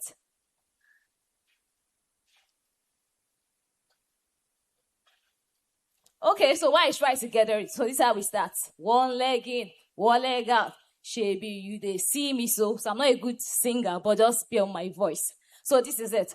One leg in, one leg out. Can we take it? 1, 2, 3, go. One leg in, one leg out. See, you can start with any leg, whether left or right. I'm not particular about the move. I just move. So you are not meant to get it right, but just move. It's all about movements. So 1, 2, 3, go. One leg in, one leg out. The next one is Shebi, you they see me so. Shebi, you they see me so. We take it again. 1, 2, 3, go. One leg in, one. So the intro is like this. We are just hitting your laps. Listen. One leg in, one leg out. Shebi, you they see me. So stop. So here it is. You pull, come forward, come backwards, go to the right, back, to the left, back. It's just it. Forward, back, right, and left. Come take it now. Hit your laps. Good. Just stop.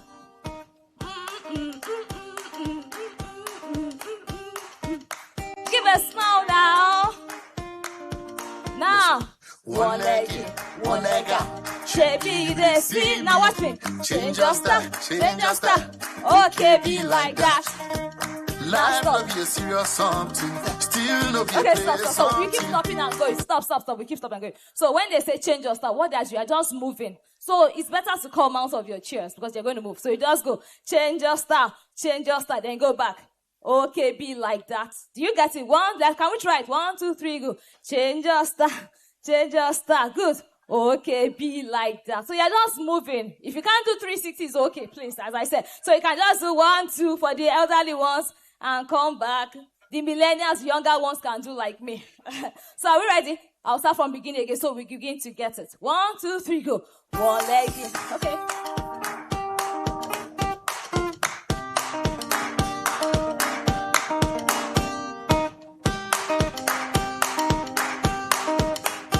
Those bodies and let the blood flow. We have been sitting for too long. Listen. Now, one leg in, one leg out.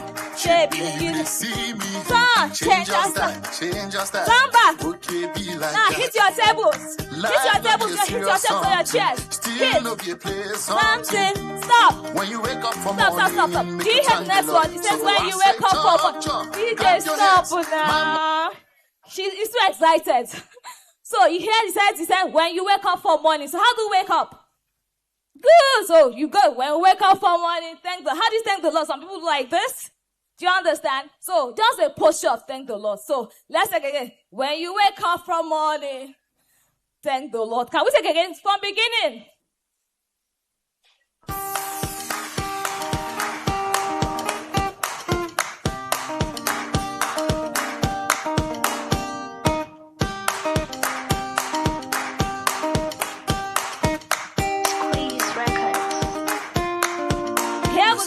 One leg in, one leg side. Chippy, you they see me.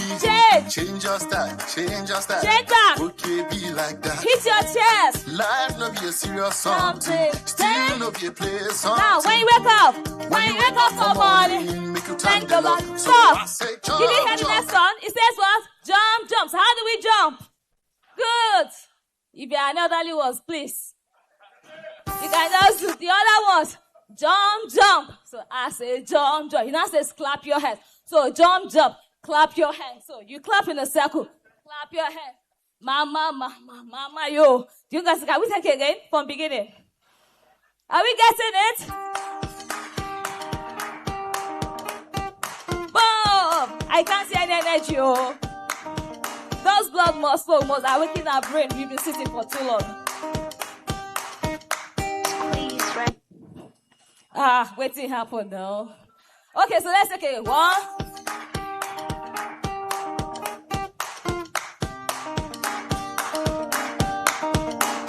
Good. They are not projecting me. How will those at the back say?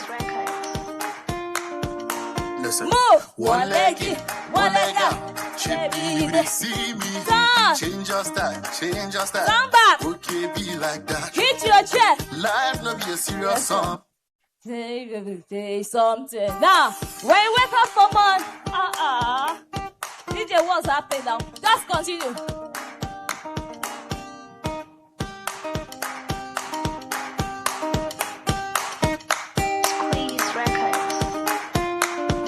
Let's go. One leg in, one leg out. Chippy, you they see me.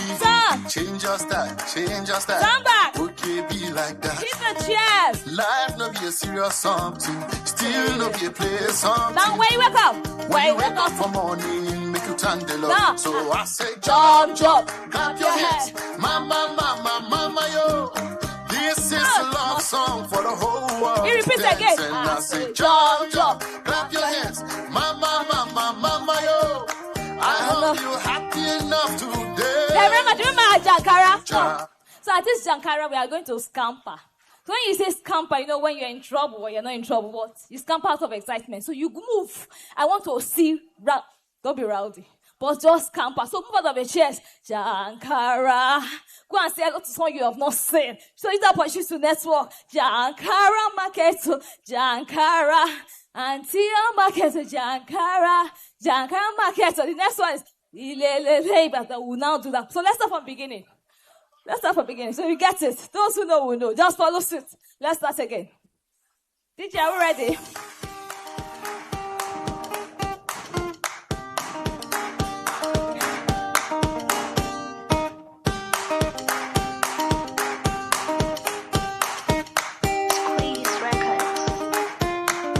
Here we go. One leg in, one leg out. Chippy, you they see me. Change your style, change your style. Change back. Okay, be like that. Hit the chairs on yourself. Life no be a serious something. Still no be a play something. When you wake up. When you wake up for morning, nonsense. make you turn the now. Love. So I say jump, clap your hands. Mama, yo. This is a love song for the whole world to dance. And I say jump. Mama, yo. I hope you're happy enough to now scamper, what are you looking for? Jankara, market to Jankara. Oh! Auntie, how market to Jankara. To Jankara. Now, so watch me. You move. Figure. We know how that is. You used to do that. These are not slow move.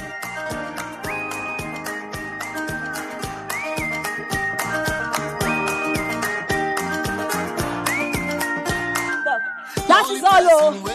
So we take it from beginning. We take it from beginning. We take it from beginning. Okay, let's take it again. We take it again. Once again.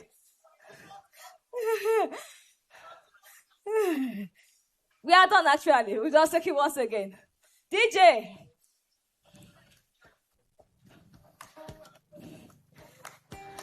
DJ, are we ready? One leg in, one leg increase out. again. Start from beginning. Change your style. From beginning. Okay, are we ready? All energy.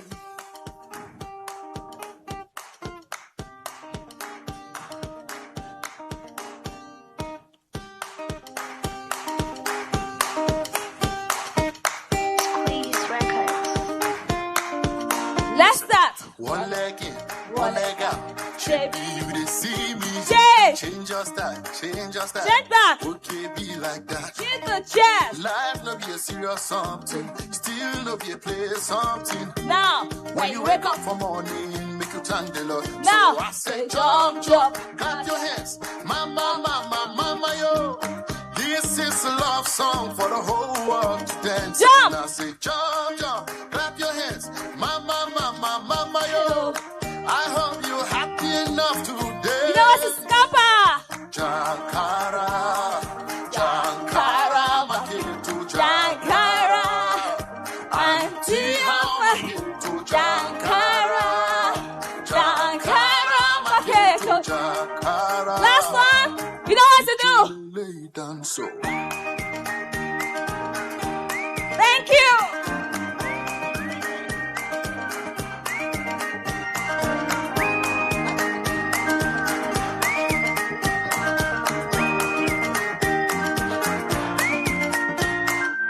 Not only person where they breathe the chill, not only person where no seek the dance. Even if you just continue dancing, we have you gifts never for you. just be filled, life no be a serious something, still no be a play something. When you wake up for morning, make you thank the Lord, and I say jump, jump, clap your hands, mama, mama, mama, yo. This is a love song for the whole world to dance, and I say jump, jump, clap your hand, mama, mama, mama, yo. I hope you're happy enough to dance, and I say Jankara, Jankara, Maketo, Jankara. Thank you very much. Lagos people, you want to turn conference to Owambe party? It's okay, sit down. Thank you very much. Clap for yourselves. So we discovered two very beautiful dancers we want to give gifts to. So I and my co-anchor, we're going to select one male and one female. You denominate yourself. Okay, on this side, I saw someone. I think he should do the honor since he's giving to a female first. Who did you see? You saw yourself. It's a lie. You agreed to give a female, I agreed to give a male. Now he's saying he wants to give a male. No, I don't want any woman's trouble. You give a female, I'll give a male. All right, no problem. All right. The most active woman in the house. If you are raising your hand, you are disqualified already. The most active woman I saw. I'm going to take this gift, a very special gift from Acpn to her.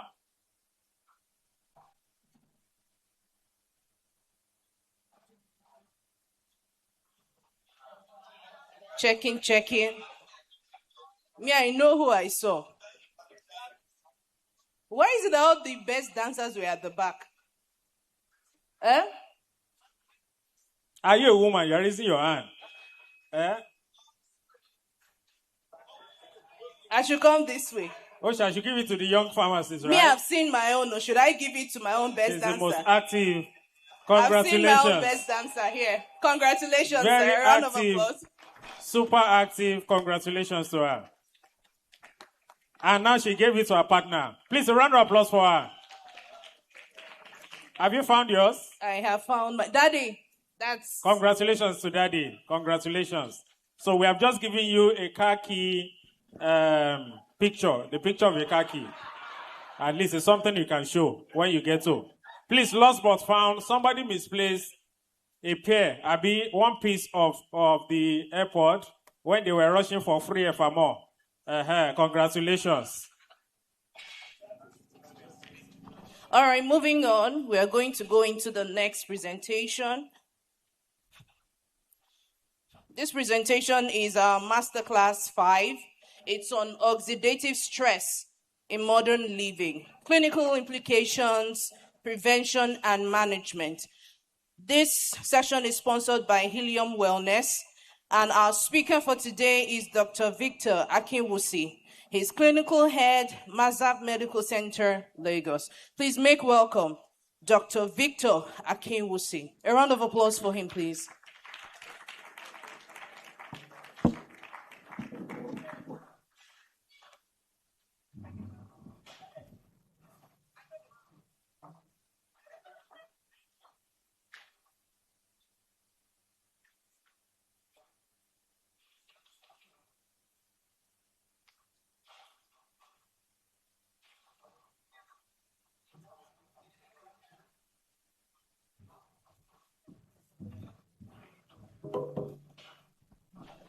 Good afternoon, sirs and ma'ams.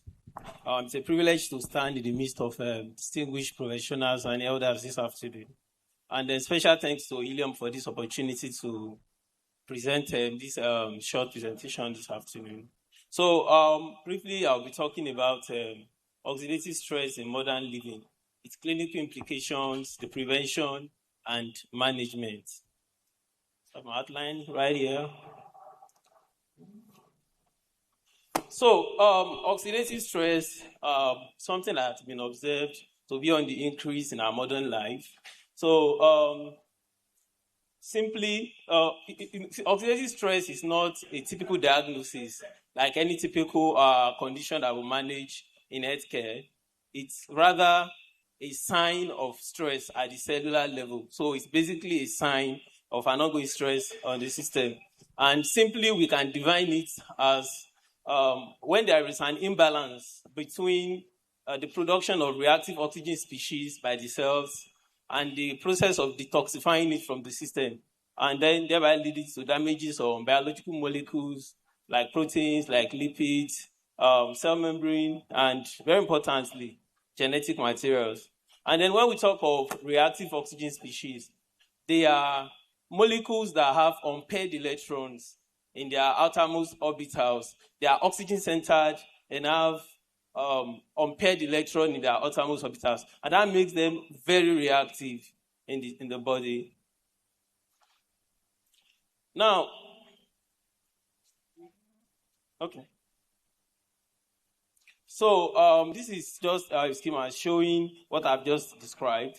When we have the production of oxygen, reactive oxygen species, which can either be by both exogenous and endogenous processes. And then the mechanism that the cells are put in place to counter their effects, which are the antioxidants, basically. So once the production outweighs the process of clearing it off the system, then we're going to have oxidative stress develop in the body. And when that happens, biological molecules become affected, and then we see a variety of disease conditions that may arise as a result. Now, there have been several studies which have been done, and then some of them have identified the roles of reactive oxygen species in pathological processes. However, we need to note that reactive oxygen species also play vital physiologic roles too, so we don't have to demonize the role of oxidative stress in the body.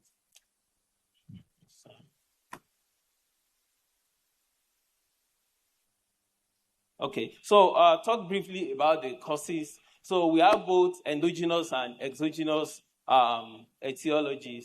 For the endogenous factors that may be responsible for production of ROS, so we have cellular respiration, which is aerobic respiration. There can be inflammation, and then others include ischemia, infections, and all of that. All these processes generate reactive oxygen species in the body. And then under the exogenous class, we have radiation. No, we talk of xenobiotic generally, where we talk of molecules that are not primarily biological that are present in the system. For instance, radiation, which is basically ionizing radiation. We have pollutants like chemicals, which can include drugs, can include pesticide, herbicide, and all. And then habits such as smoking and alcohol, they've been implicated in a generation of reactive oxygen species. And then another thing that I didn't mention under the endogenous is also this excessive exercise, stress, and cancers. So a bit about the pathophysiology of reactive oxygen species.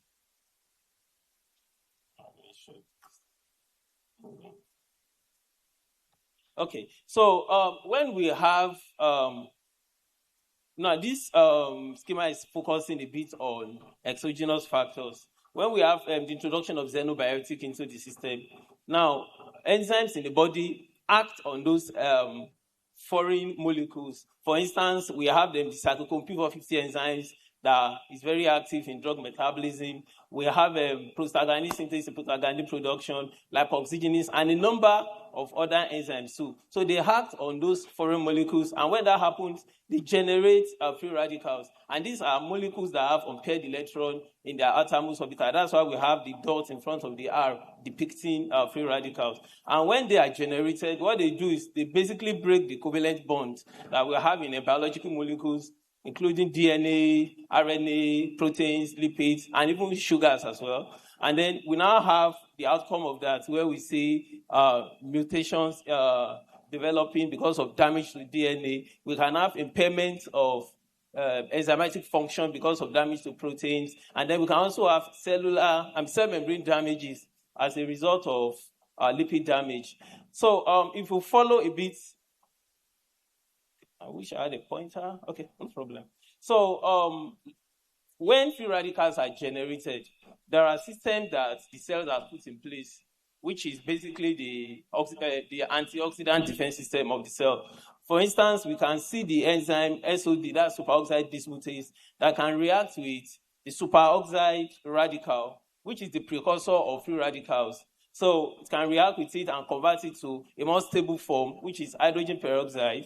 And hydrogen peroxide can be further acted upon by glutathione peroxidase and catalase, and that will halt that process such that this does not continue. But anytime there is a downregulation of the antioxidant enzymes, or there is a deficiency in their activity, in their quantity, or lack of cofactors, so we are going to see the process will now progress on the other axis, where we now see the generation of more notorious radical. For instance, through Fenton's reaction, hydrogen peroxide can be converted to hydroxyl radical. Hydroxyl radical is not, in fact, acts basically like a vagabond in the body. It is very reactive, and being lipid soluble, it attacks virtually any biological molecule, and that can generate more radicals in the body. For instance, there can be lipid damage, which will result into the production of very radical lipid molecules that can damage cell membrane and also damage DNA molecules as well. And then that will further result into a generation of disease process in the body. And then we have antioxidants like vitamin E, vitamin D that can also act alongside some other endogenous enzymes to halt this process. So now this is depicting what happens naturally in the body when there is oxidative, when there is cellular respiration. Normally, reducing agents like NADH, FADH, they carry very active, high energy electrons from the Krebs cycle. They carry them and donate them to the complexes in the mitochondria to allow cellular respiration to progress. But there are times when these electrons that are carried by these reducing agents, when they don't go through the normal pathway, that is from complex 1 to complex 3 to complex 4, and then they are donated to oxygen to form water, or FADH donating its high energy electron to complex 2 complex 3, and then complex 4. So there can be error along that process, which is usually seen from time to time, whether when there is a physiologic process or even pathologic process. So it can happen like that because the cell is constantly leaking electrons. But there are mechanisms that have been put in place to trap them, to trap those high energy electrons so that they don't go haywire in the body, forming free radicals. So, for instance, if we look at this diagram, if we look at complex 1 here, we see NADH leaking out its electron, its high energy electron, and then it's donating it to oxygen.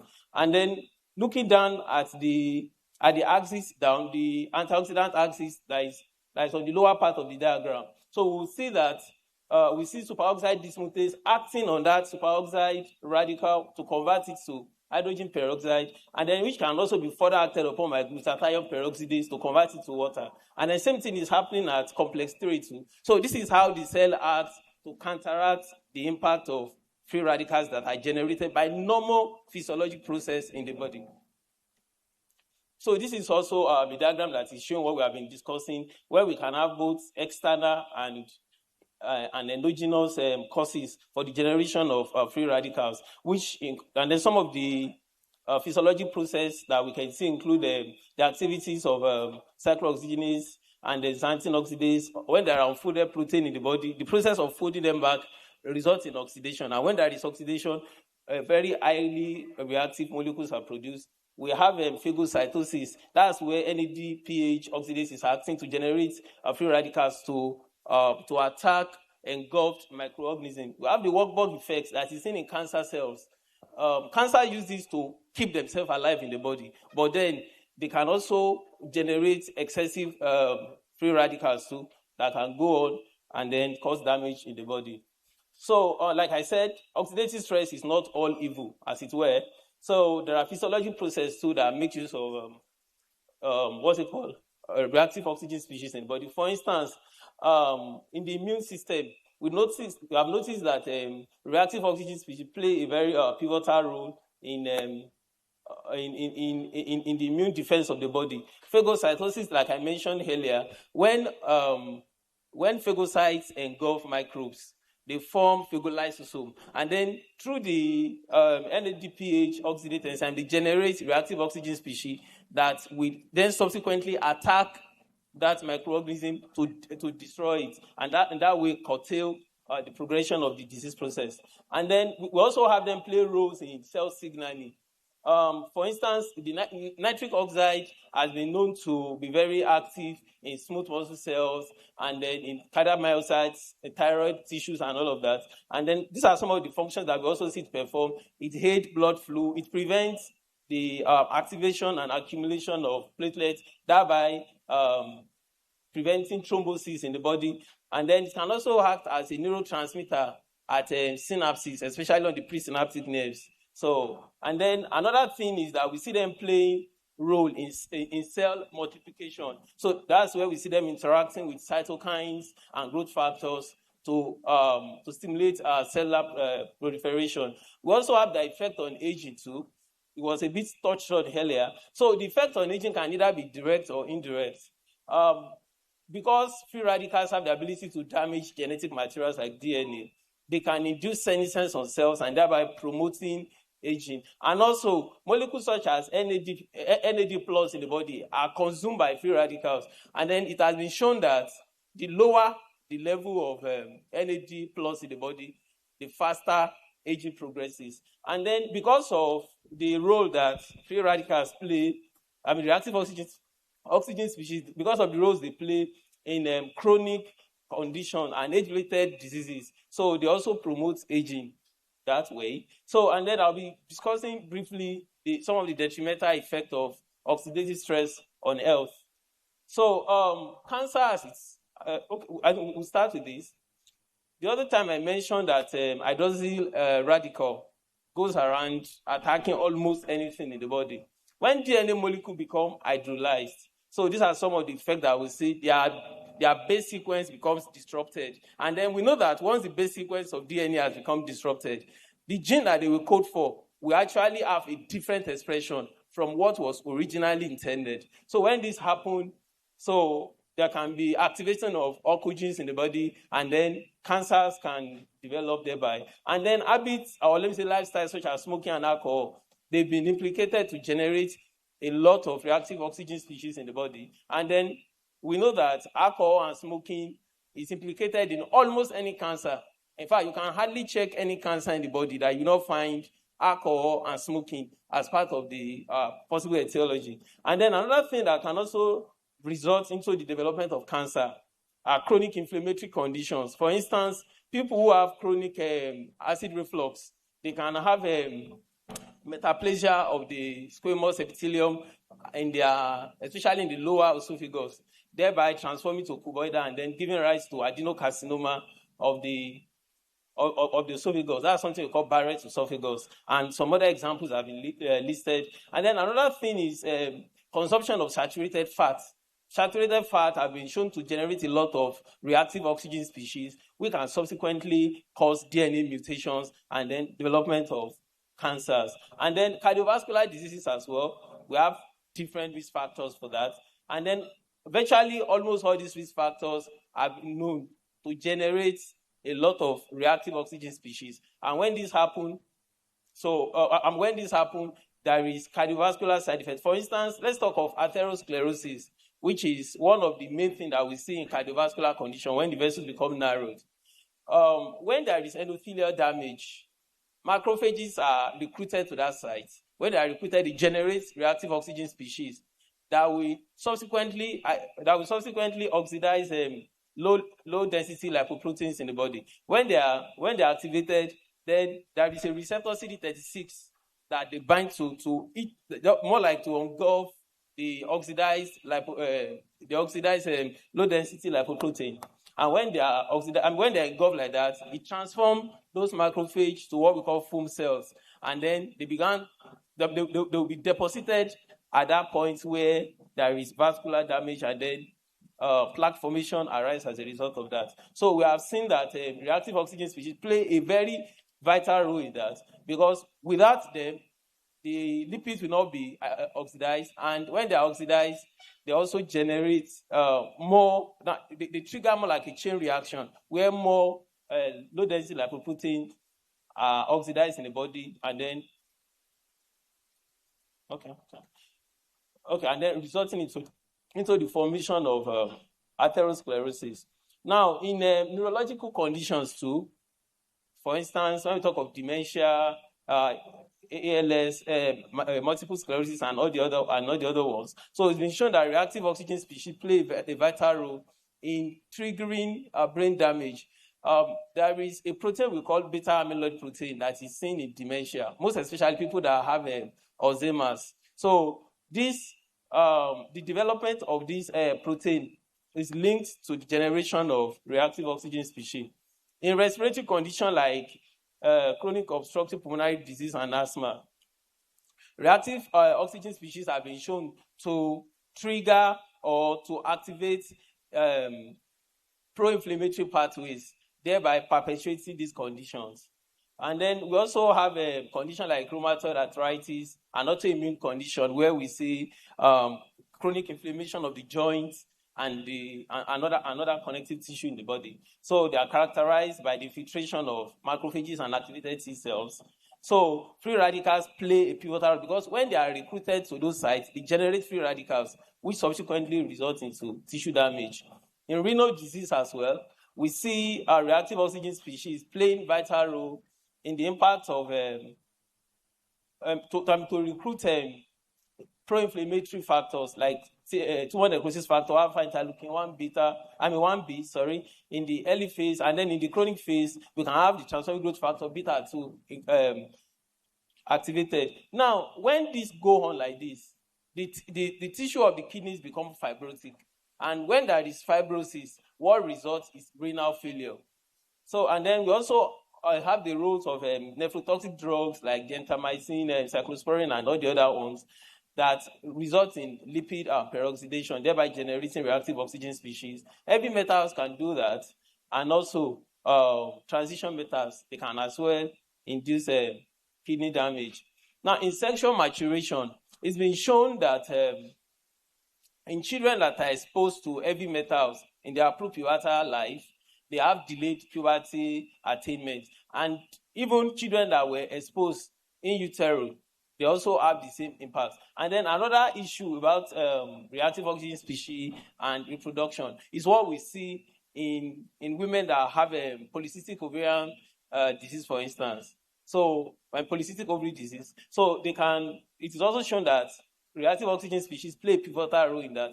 And in male too, reactive oxygen species can damage both the mitochondria of DNA, thereby shortchanging their power out, so they won't be able to move very well. And that can result in male factor infertility. And the other thing is that they can even damage the genetic material that the sperm cells are carrying as well. And that can also cause infertility issues.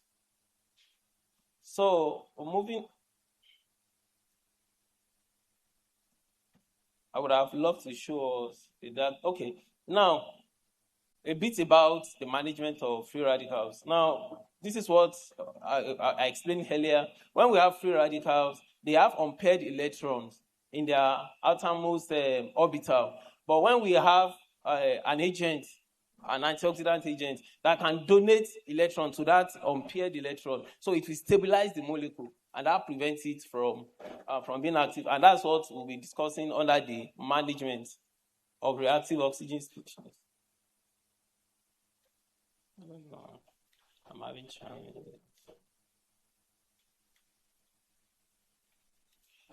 Now, the management of oxidative stress.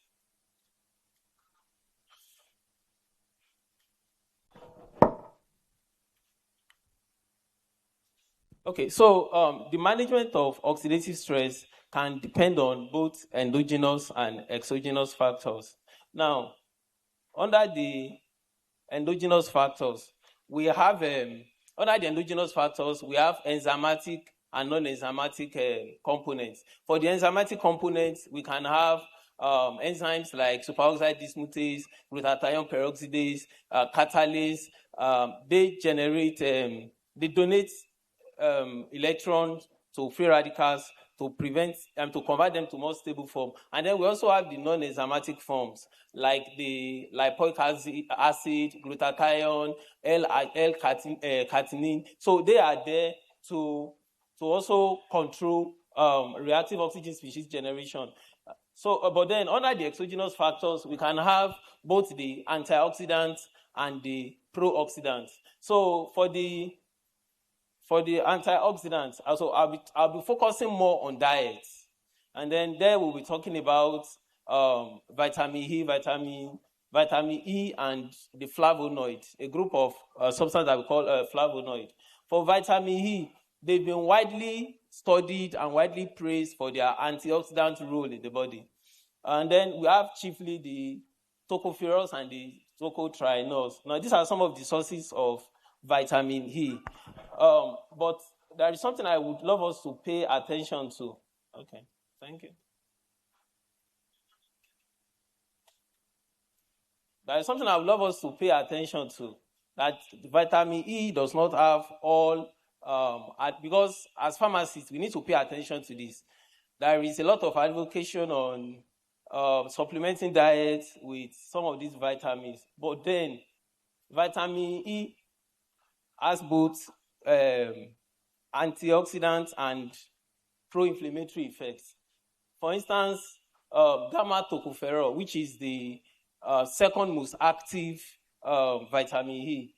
So it is seen, they have been studied widely to induce pro-inflammatory factors. In fact, there was a study that correlated the prevalence of asthma with gamma tocopherol, and then that relation was found to be positive, that gamma tocopherol contributes to the prevalence of asthma. And then the other thing that was also discovered is that they also impair lung functions as well.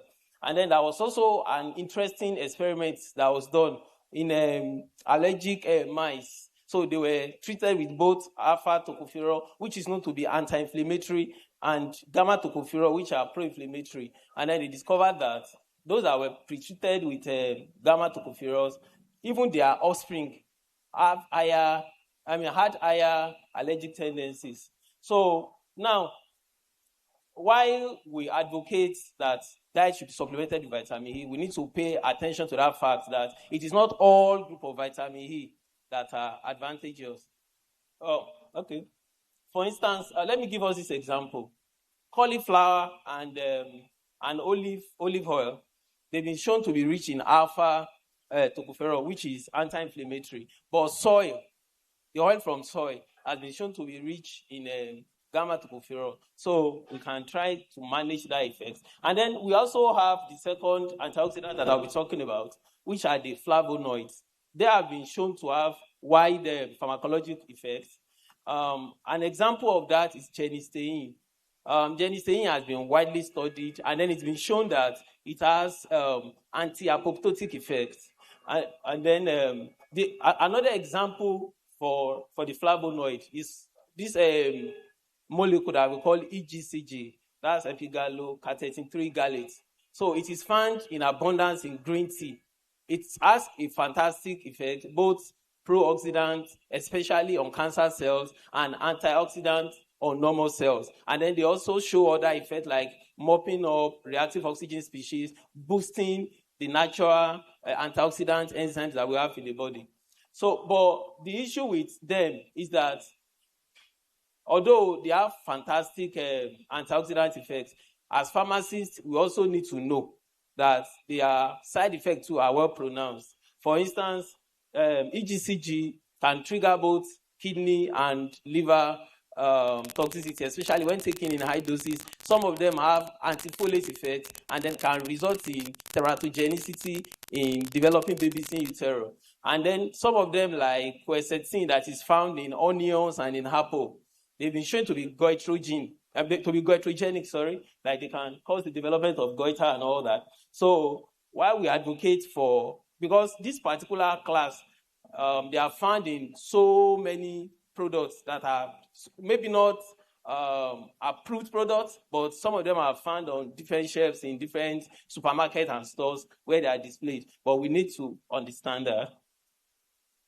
And then a bit about pro-oxidants. Now, the pro-oxidant that we're talking about in this presentation, they are the ones that have been shown that to have potent anti-cancer effects as well, alongside their effects. Alongside their tendency to generate damage on the cells, they have been shown to be dose dependent in their physiologic impact. For instance, vitamin C, also known as ascorbate, it is water soluble. It reacts with reactive oxygen species to convert them to semi-hydroascorbate, which is a less active form.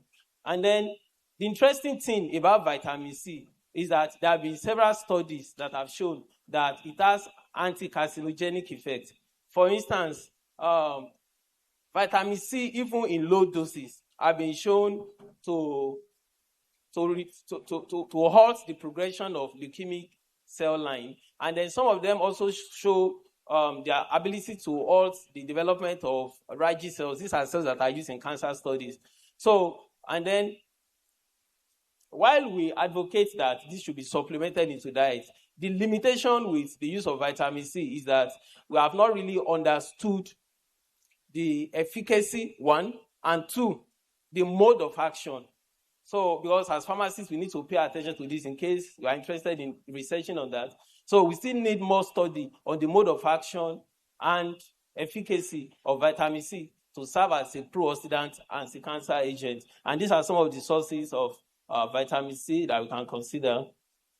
And then another pro-oxidant that I'll be talking about are the polyphenols. So, they've been shown that under certain conditions, they can also have very potent antioxidant effect and other pharmacological effects, especially when they are taken in moderate quantity, under high pH, when in the presence of redox metals, they have a very potent antioxidant effect. For instance, anthocyanin is found in berries and in red wine. They've been shown to induce apoptosis in cancer cells. Another example is the espuletin, which has been shown to be potent against hepatocellular carcinoma, and then the other example. And then for these two, the limitation to the polyphenols is that why they have wide pharmacologic role, why they play a wide pharmacological role, we have not really understood the mechanism of action of the polyphenols as well, vis-a-vis the role of reactive oxygen species. So in their mechanism of action. So that's another thing that we can work on. And then I'll briefly talk about technology radiation. So these are radiations that are given off by the technological device that we use in our everyday life, like our phones, microwave ovens, Wi-Fi devices, and all of that. So, and then it's been shown that the kind of radiation that these devices generate is what we call radio frequencies or electromagnetic frequencies. They are non-ionizing, and what that means is that they don't induce DNA damage. Although there are studies where some people have come up with that some of these devices can result in development of cancers and all that, but we have not really had any conclusive studies. There is a lot of conflicting data on all of that. So, but we need to pay attention to that. And then some of the side effects that we can see include heat generation, and then there can be impact on fertility, especially in males, because they generate heat. When you keep the phones in your pocket for a while, for instance, it can cause heat to develop. And one important thing that I want to mention is that while these radio frequencies, while they don't induce DNA damage, they can actually cause molecules to vibrate.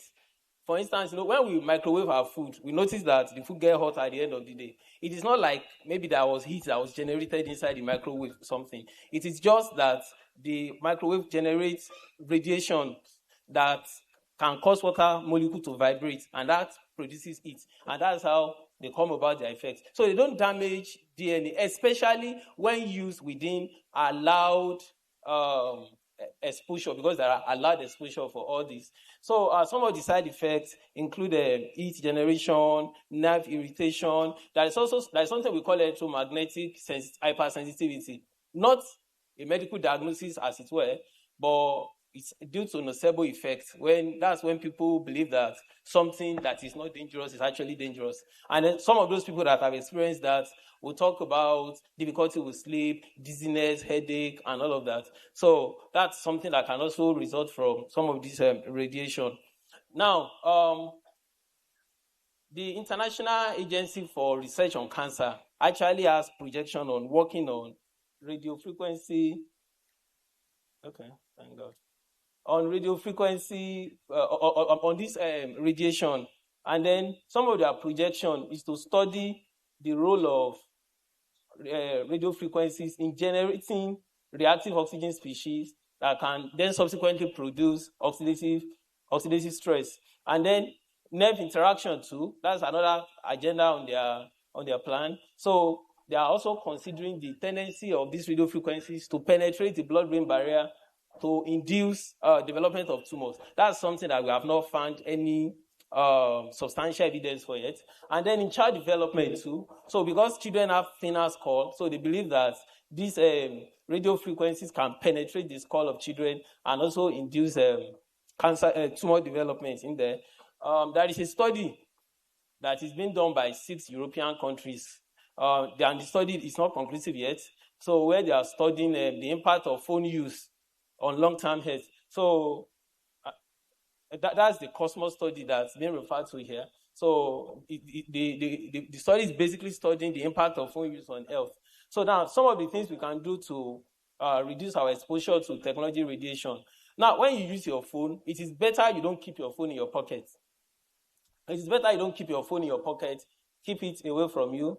And also, you can use earpiece instead of putting phone to your head directly to make phone call. At night, switch off your phone and all. So, and then these are some of the things we can do to manage stress.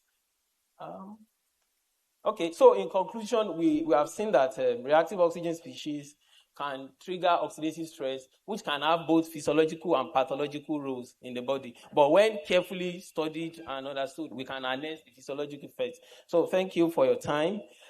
Yeah. So now I'm going to be inviting Mr. Ashik, the co-founder of Ilium, to quickly come up and talk about our product.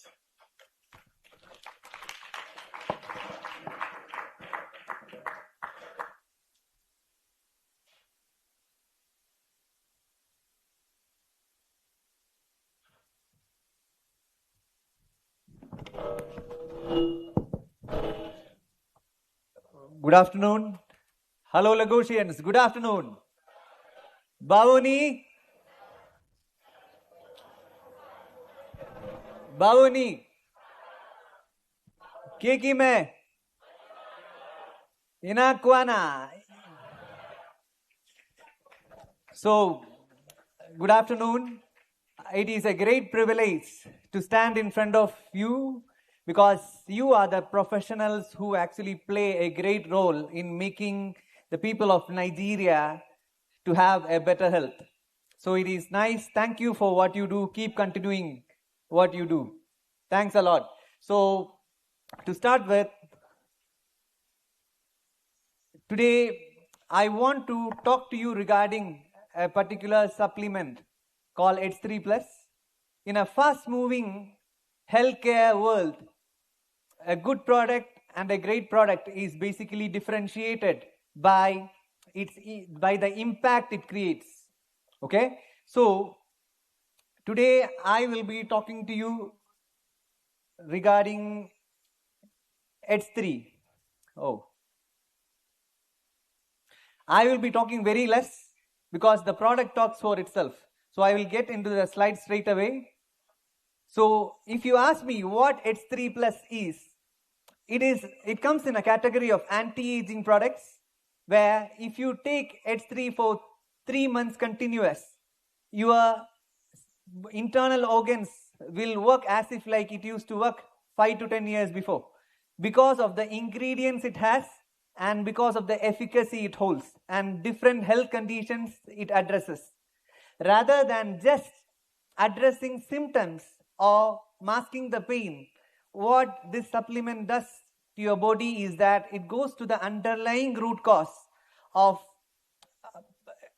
inflammatory conditions. Because of the inflammation, you know that you will be definitely knowing 80% of our body diseases are basically due to inflammation or oxidative stress or having vitamin D deficiency. It addresses all of this. So, meanwhile, let me get into the components of it directly. It has 3 major components. Yeah, it has 3 major components. It constitutes of immune formulation 200, which is a glutathione precursor, which enables the body to produce glutathione by itself. We have termacin, which is a turmeric extract, which is a special extract which we discuss in detail. And we have vitamin D3 as well. So talking more about each of the component, it protects you from head to toe.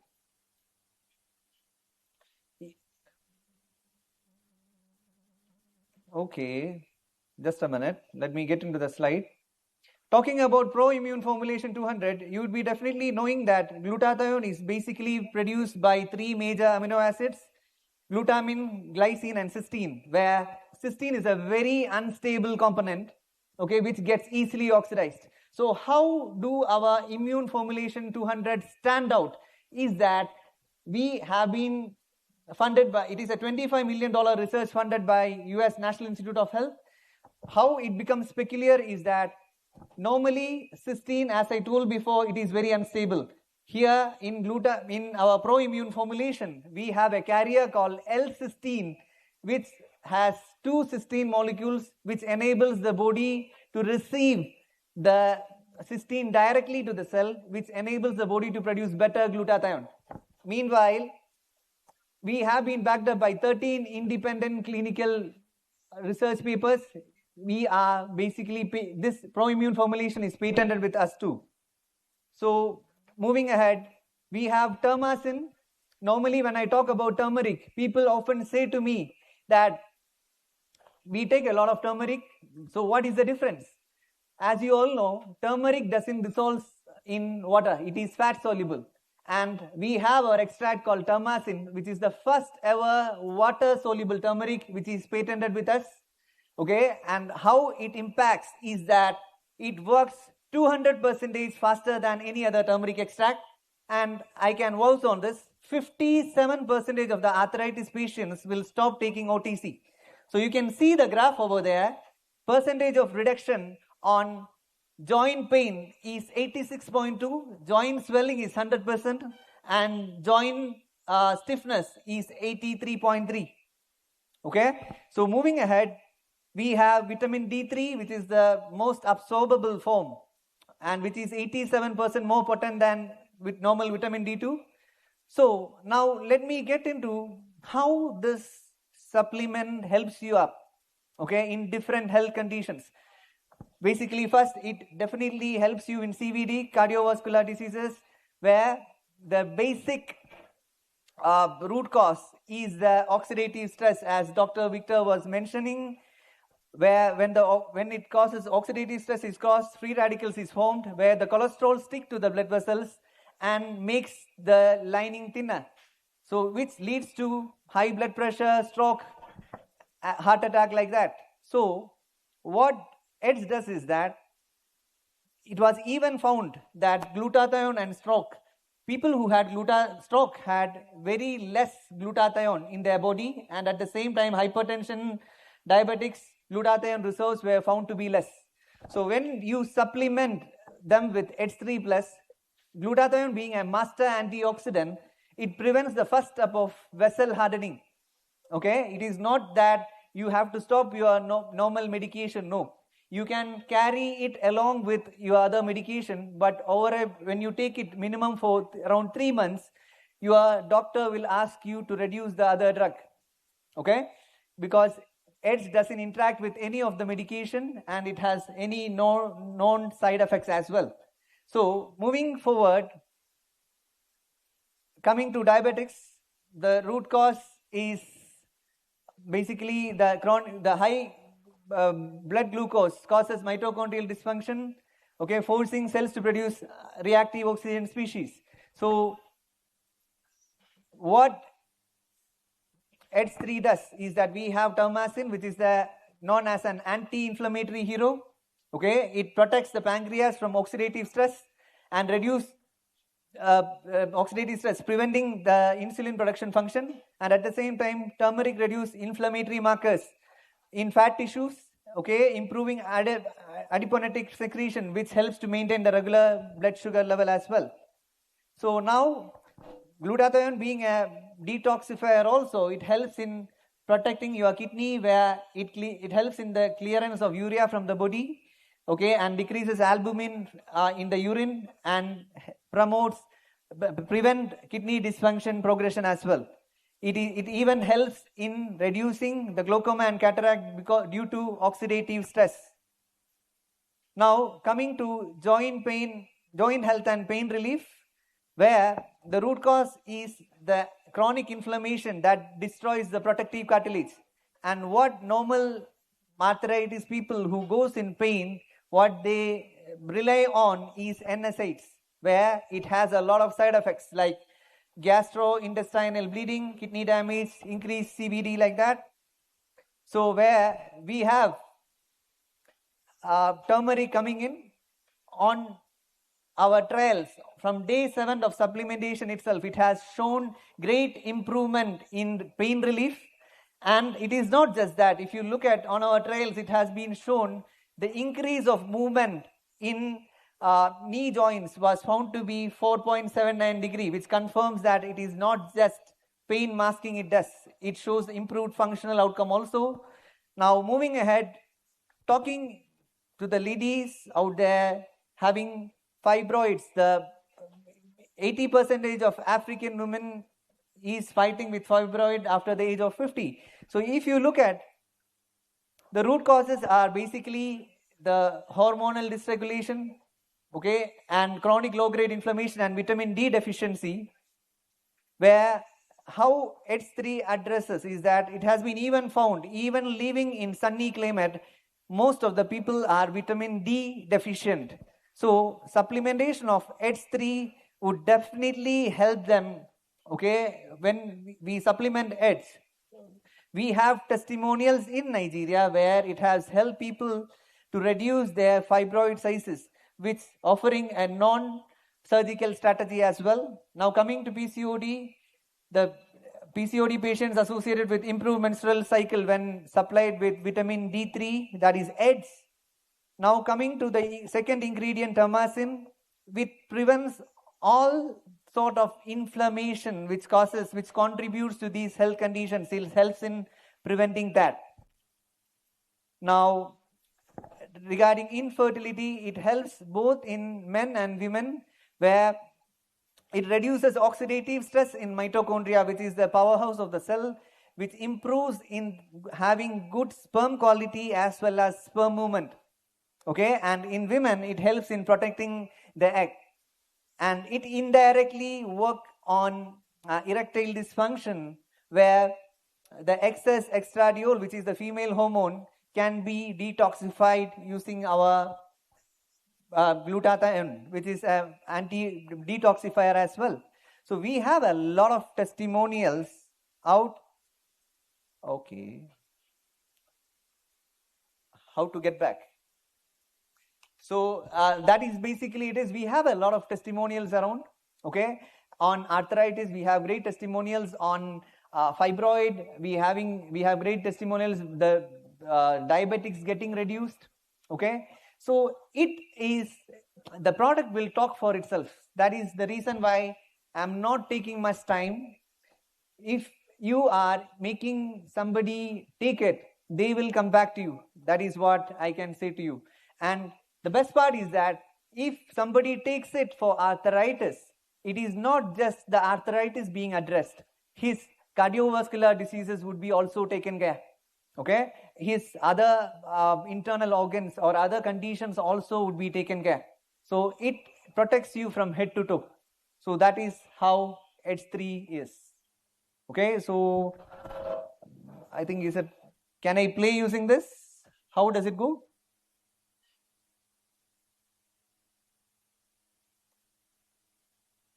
Uh-oh. How to play? Yeah. Yeah. It's a testimonial.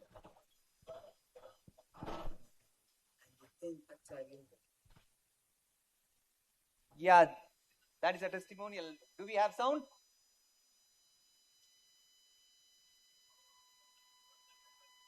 I'm done. I don't want. I am done. My name is Adelayo Oluwakemi.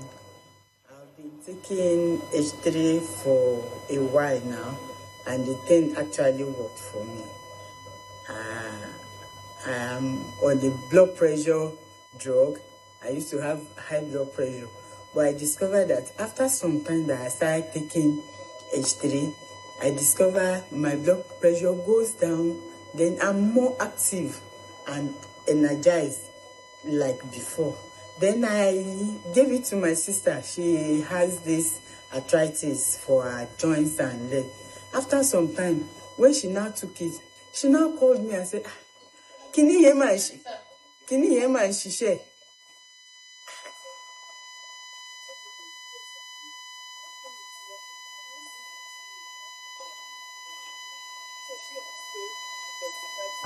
Basically, in short, it was working for arthritis as well as the blood pressure conditions for her as well as her sister. Okay, we had another testimonial from Abuja. He waited for 7 months. He had stiff joints. He couldn't actually drive the car for more than 20 minutes. He had to come out and stress. He had been taking H3 for a while. On the first month itself, he felt difference, but he waited for 7 months to give us a video. I don't know whether it is there or not. And all the videos which is taken as testimony, it is not we took a gun and showed them, give us a testimony. No, they actually came to us, shared their story. So we asked them, can we shoot it up so that it may help somebody? So that is how we have a counter outside. You can actually come over and discuss further on that. Okay, that's it. Thank you, Acpn Lagos State for giving us an opportunity. Thank you. Thanks a lot. Thank you very much. Any questions? Do you have any questions for them? Price. I asked one of the rep, He now went into bedroom voice to tell me the price. But I want them to say the price, what I heard. Please, what's the price? We're asking how much is it? It is normally sold at 250 plus outside in pharmacies, but we have discounts out here because of the event. In case you don't understand all he said, it's 200,000 naira. Oh, okay. So I'm saying it in our language so they can understand. Please, a round of applause for them. 200,000 going. Discounted price, conference price is 200,000. Outside is more than that. How many? It's just one box, one cup. One canister, yeah.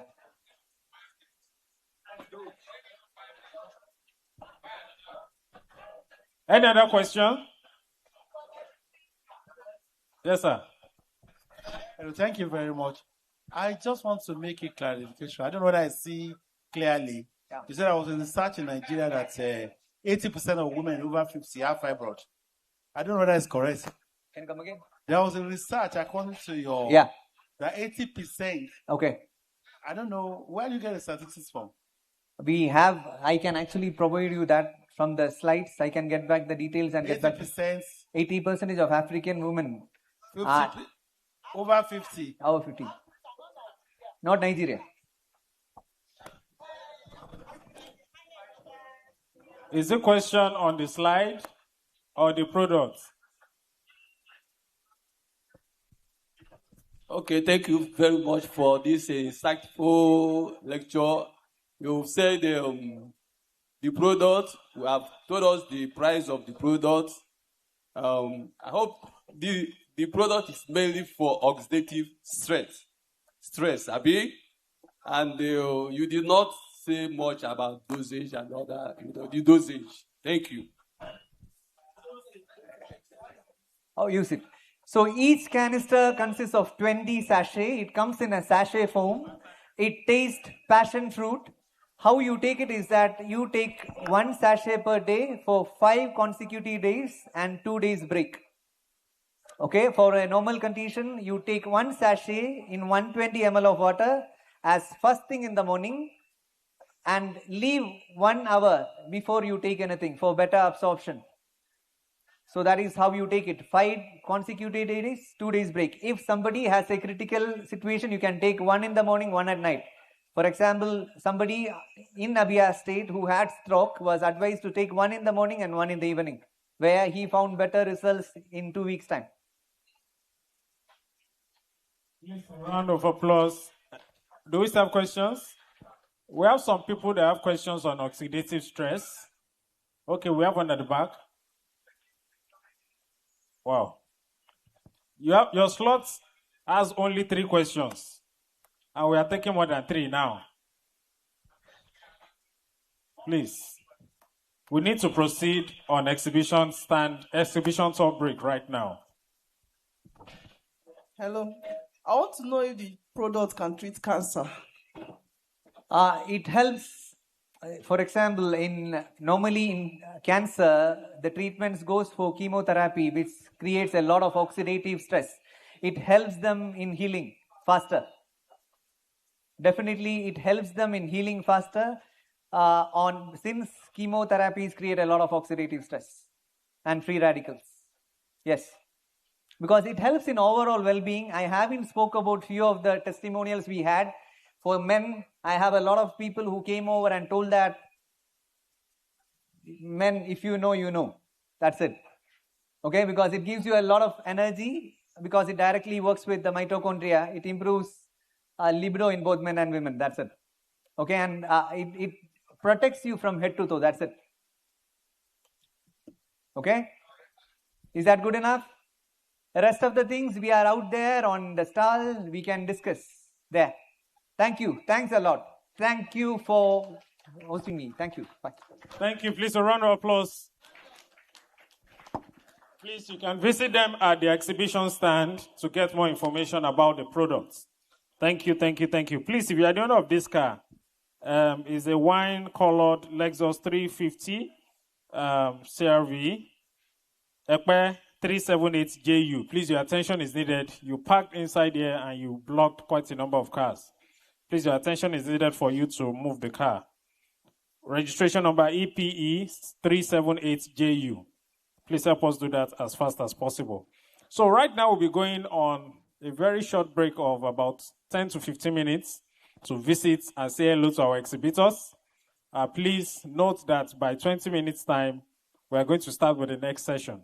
And the next session comes with a workshop. We are going to have lunch and then NAFDAC.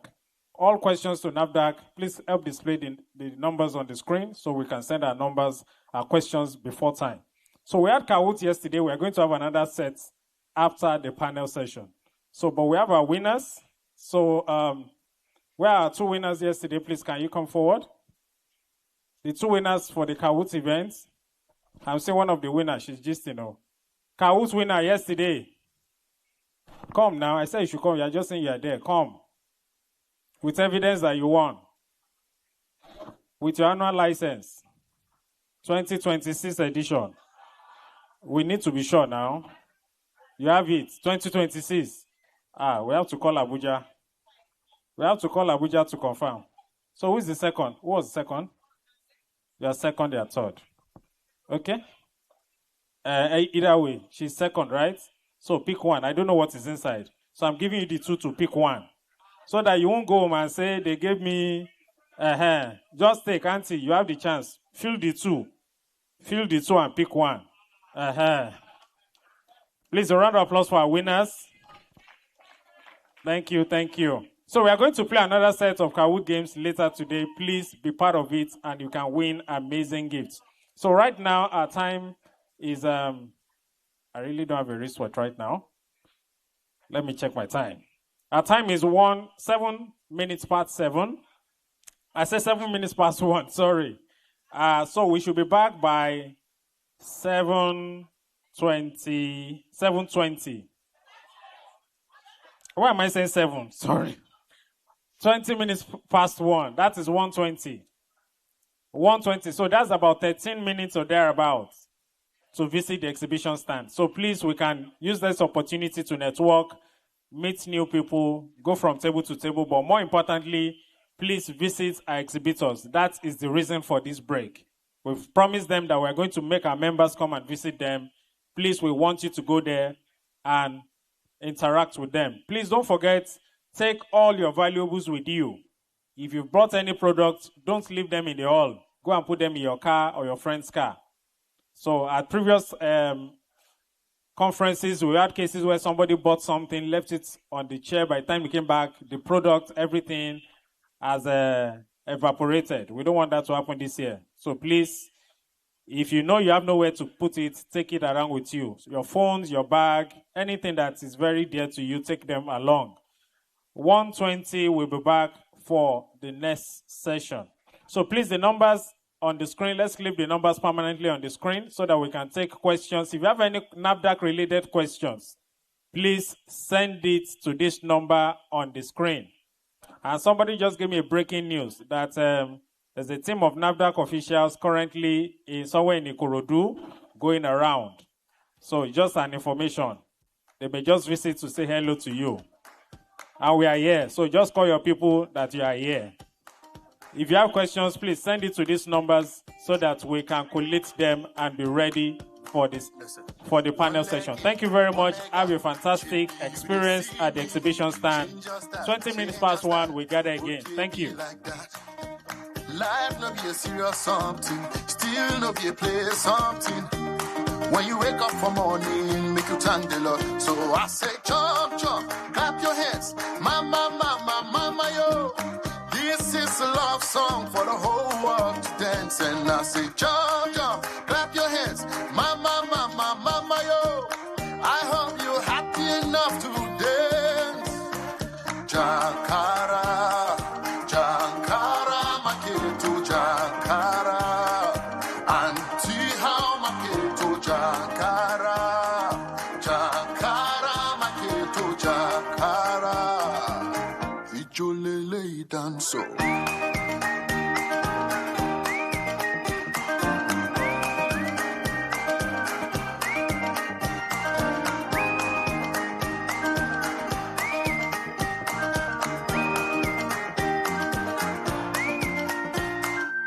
Now only person where they breathe the chill. Now only person where no sick they dance. Even if you trust the sick be healed. Even if you never chop the fields. Life no be a serious something. Still no be a place something. When you wake up for morning, make you thank the Lord. And I say jump, jump, clap your hands. Mama, mama, mama, yo. This is a love song for the whole world to dance. And I say jump, jump, clap your hands. Mama, mama, mama, yo. I hope you're happy enough to dance. And I say Jankara, Jankara, Maketo, Jankara. Broda, Maketo, Jankara. Jankara, Maketo, Jankara. Ijolele danso.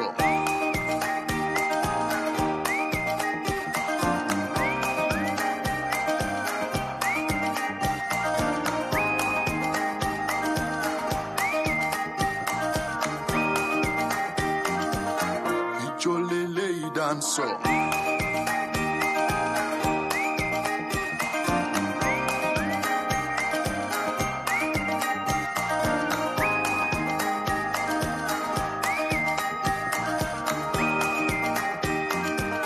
Ijolele danso.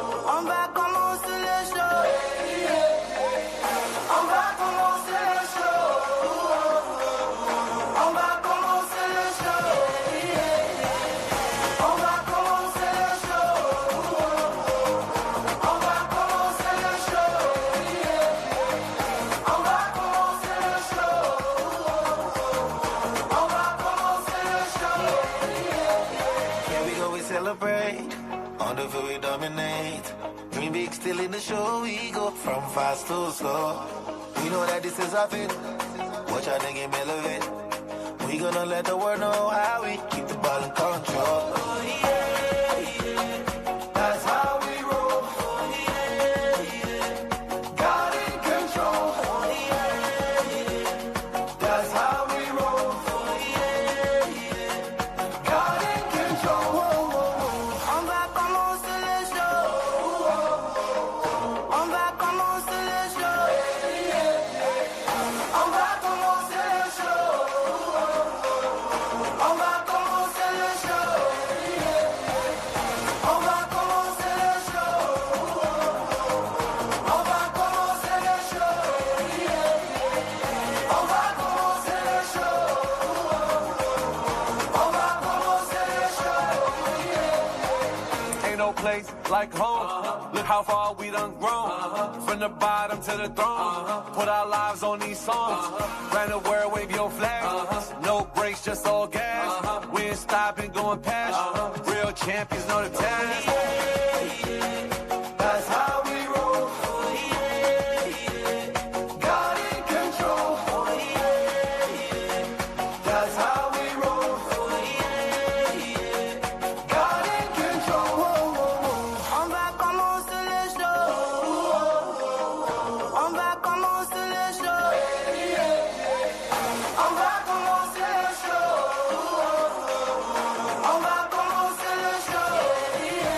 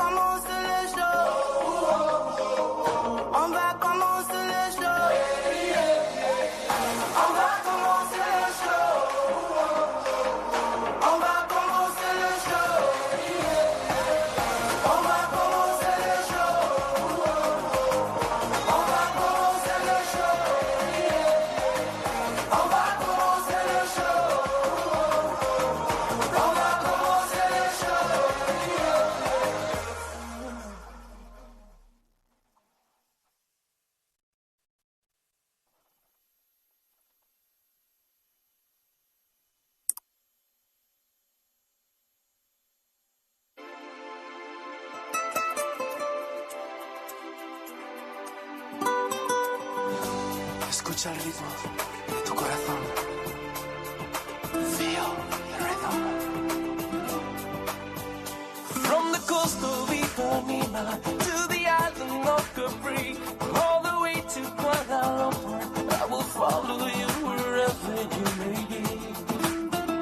From the moment I first saw you, knew my heart could not be free. I have to hold you in my arms now. There can never be another for me. All I need is a rhythm divine. Lost in the music, your heart will be mine. All I need is to look in your eyes. Viva la musica, say you'll be mine. When you feel the heat of passion, can you taste our love sweet wine? Join the dance and let it happen. Put tomorrow's scares right out of your mind. As the music drives you closer, when you fall under my spell, I will get you in my arms now. Nothing I can think, 'cause no one can tell. All I need is a rhythm divine. Lost in the music, your heart will be mine. All I need is to look in your eyes. Viva la musica, say you'll be mine. Gonna have this feeling forever. Gonna live this moment together. Nothing else matters, just you and the night. Follow the wings of desire. Now the rhythm's taking you higher. No one can stop us from having it all. You are my heart. You are my soul. All I need is a rhythm divine. Lost in the music, your heart will be mine.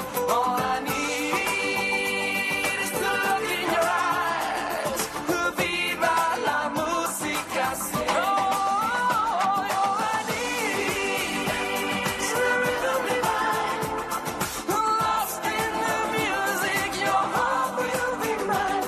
All I need is to look in your eyes. Viva la musica, say you'll be mine.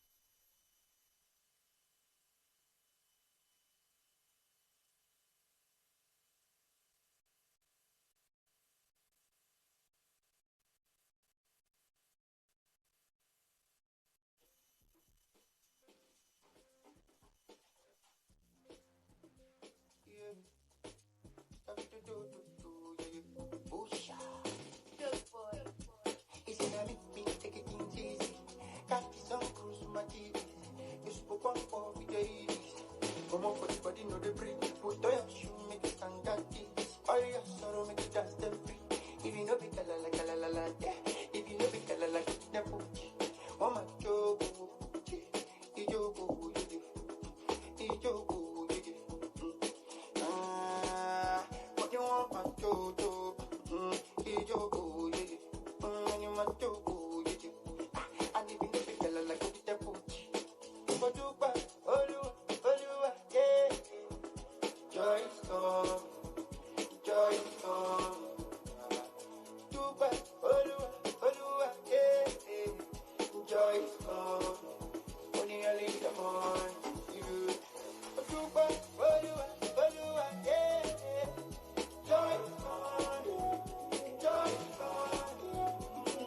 Dubai, Olua, yeah.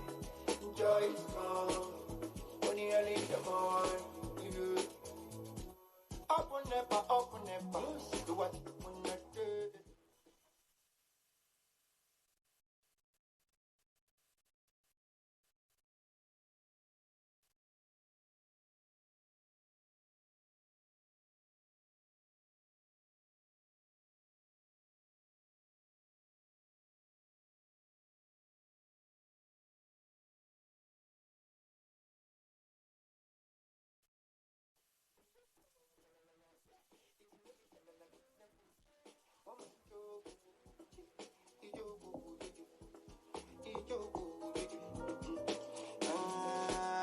What you want, my jojo? Ijogo, yeah. You my jogo, yeah. And if you know the girl, like it, the pooch.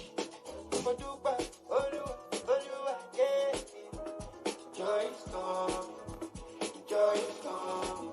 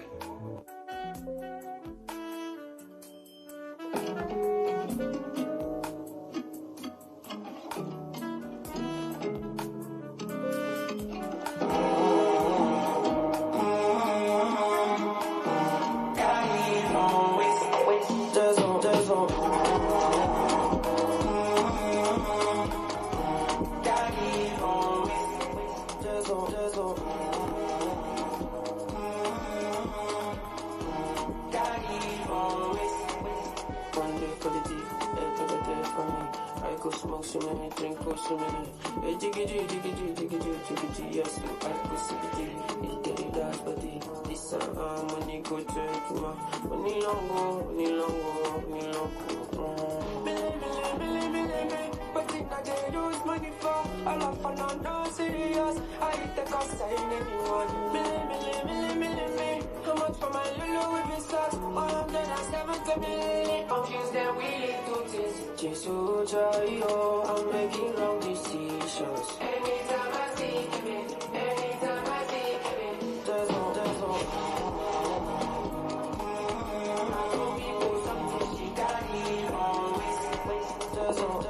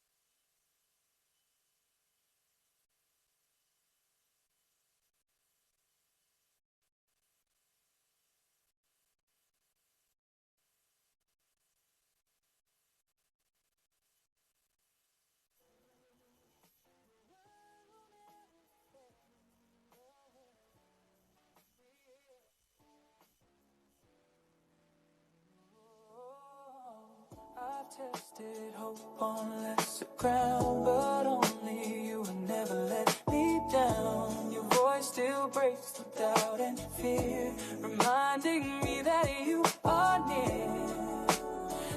Every word is flawless, every truth still stands. You're my shield, my refuge, safe within your hand. Get the right answers. The options will be projected. Immediately the options are projected, you see different colors of options. You see the blue light, you see the yellow, you see green, blue, green, yellow, and red. So whichever the answer is, quickly click on the color and it logs in your answer. Immediately your answer goes in, you see if you get it, and then the topmost correct, or the person who gets it the fastest, the correct answer the fastest, comes to the top. Do we understand how it goes? The game pin, it's 590-0431.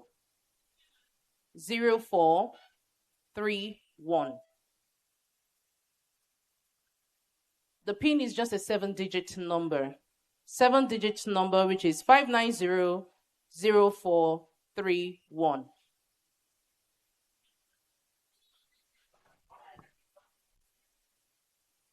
I should call it again. The pin is 590-0431.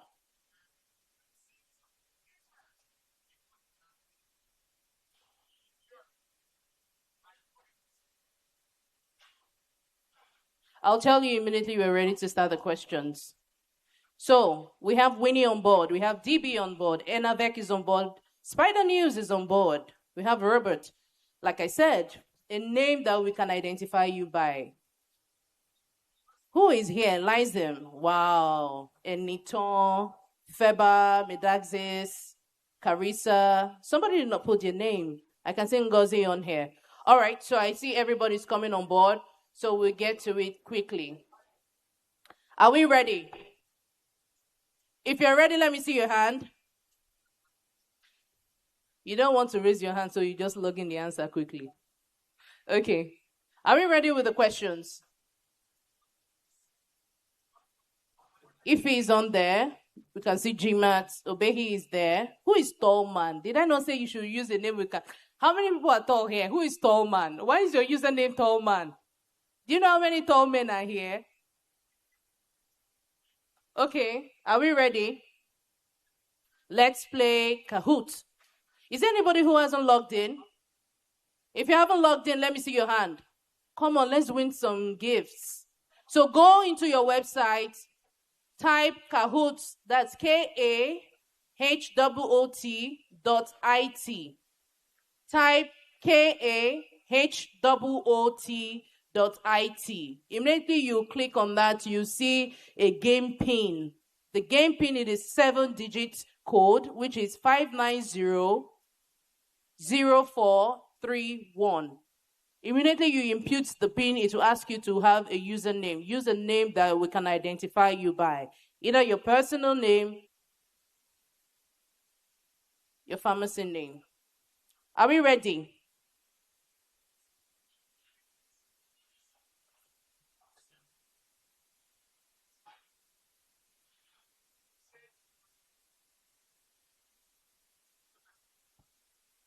Okay, I can see Credo Bliss.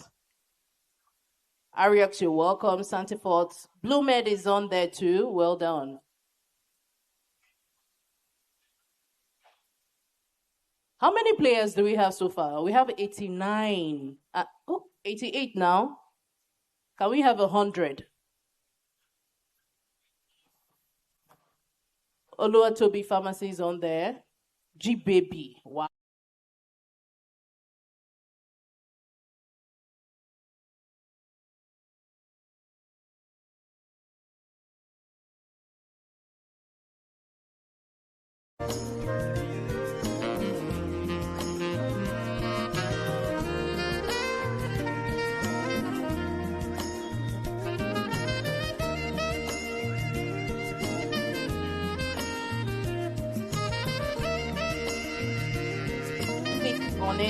And then you answer correctly. Let's go. Acpn CET 2026. Let's go. In 3, 2, 1. We start with a quiz question. What are the main stages of menopause? We have the options here. Perimenopause, intermenopause, and postmenopause, or perimenopause, menopause, postmenopause, polymenopause, plentymenopause, menopause, perimenopause, midmenopause, postmenopause. So what will be projected to you are colors. So pick the right color. Okay, who got that first? 37%. That means we didn't listen to the lecture. So who is at the top? Roll it, roll it, roll it. Who is at the top? Let's see. Brilliant. We have Med Gilead with 861 points. So let's go. The next question, quiz. Ovarian aging is the root of what? Pregnancy, skincare, menopause, or thirst? That's a cheap one. That's like bonus for everybody. So who do we have? Who got this right? We have 7 more seconds to go. 85 answers so far, 86, 87 going. Who's at the top? 67% of people got this. Med Gilead, no.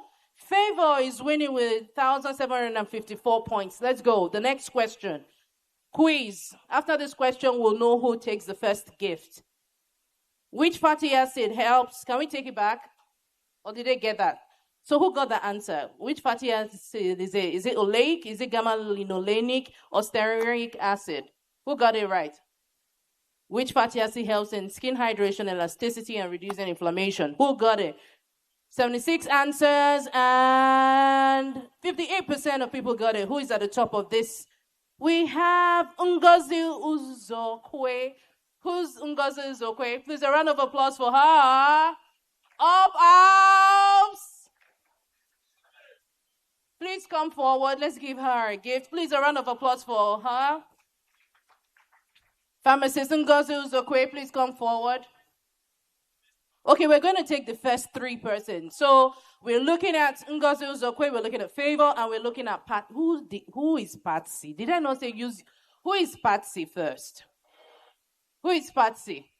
Did I not tell you not to use guy name? All right, come forward, come forward. A round of applause for them, please.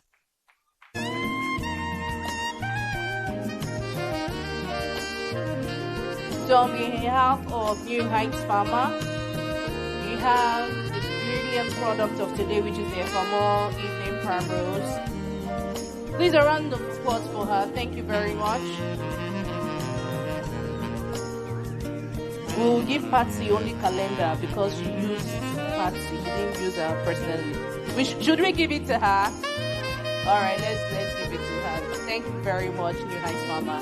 All right, thank you all. Please, a round of applause for yourselves. It shows that we listened in for our presentations today at the masterclass we had on menopausal skin disorders by Famusumola Dosomo. We progress as we go into our workshop learning. It's an interactive session. We should continue our Kahoot. They said they want to give you more. Should we go into the Kahoot? All right, so look back in. Let's go. The next quiz question. Which planet is known as the red planet? Now, outside Pharma, which planet is known as the red planet? Is it Venus? Is it Earth? Mars or Pluto? Log in your answers quickly.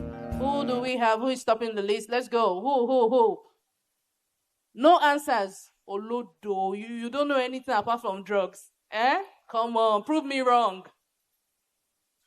73 answers. Let's go. Only 28% of people got it right. Wow, it's Mars. Patsy, you want to take another set of gifts? Let's run it again. Next quiz question. What is the main gas found in the Earth's atmosphere?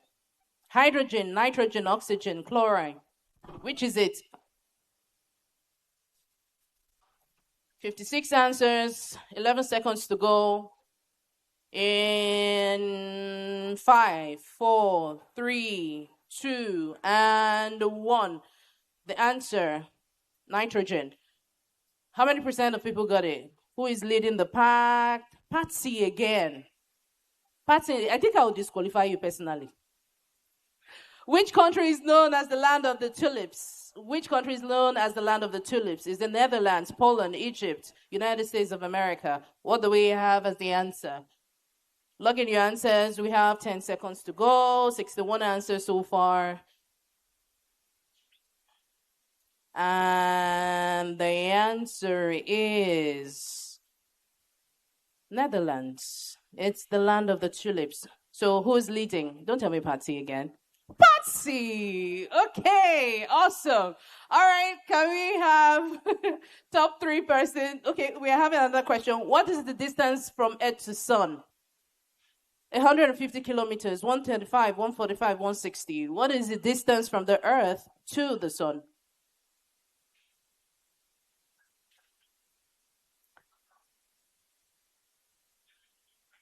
You want to phone a friend? Let's ask the audience. What's the answer? 150 kilometers. Who's leading? We have another contender with 5,033 points. Lucas, what is the only food that can never go bad? Spinach, honey, yogurt, almonds. What food is not? Ask the audience. Just click on the answer. Okay, let's not say it out loud. All right, and the answer is honey. So 68% of people got the answers right. Who's topping our list now? Ife Lucas. Brilliant. Let's go. Should we do 2 more questions? All right, let's go. Quiz. Which is the deepest ocean in the world? Which is the deepest ocean in the world? The Indian Ocean, Atlantic, Southern Antarctic, or the Pacific Ocean? Which is the deepest ocean in the world? And the answer is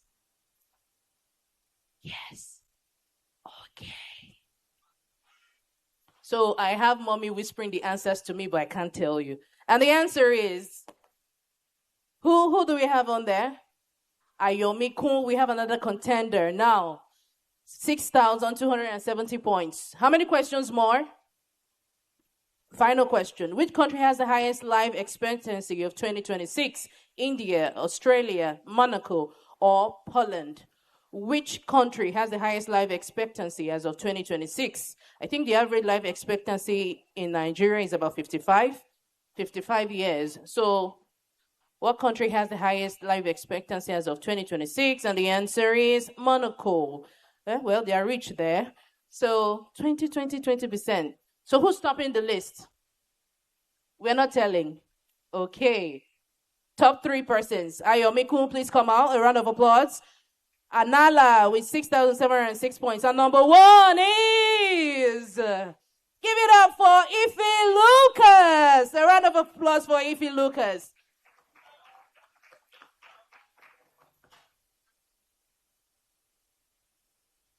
Are you Ife Lucas? What's your name? Ayomiko, that's our number 3. Are you Ife Lucas? You are Ife Lucas. Please, can we have their gifts? Thank you so much. A round of applause for them. Sir, blessed are you amongst women. Come to the middle. Okay, and we'll take it from number 3. Number 3, Ayomiko. Can we give the award to Ayomiko first? Please face the audience.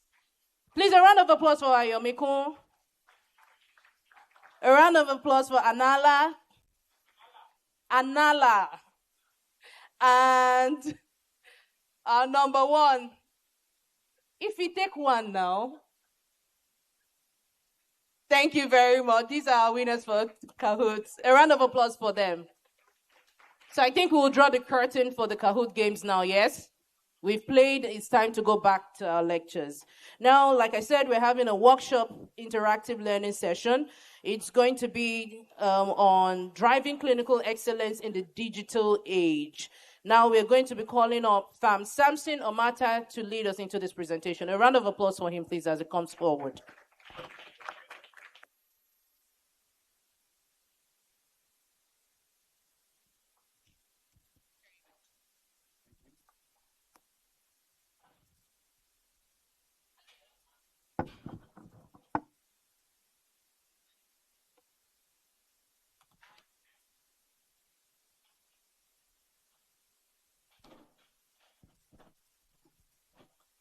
Good afternoon, my esteemed colleagues.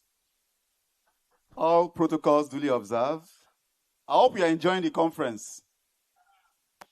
Are you sure? I want to use this opportunity to thank the leadership of Acpn Lagos for organizing such a wonderful, continuous education program as this. It's really awesome. It is often believed that those who do not practice in the community pharmacy settings are half-baked pharmacists. Am I correct? Anyways, this is because some of people have a school of thought that when family and friends actually, need some clinical health brands or, so many health interventions, that the community pharmacists are better equipped to address their needs. That being said,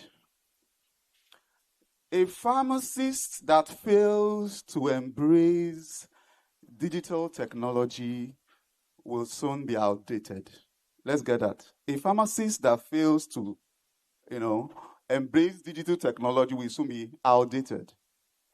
While a community pharmacy that fails to embrace digital strategies will soon be obsolete, because the world is actually going digital.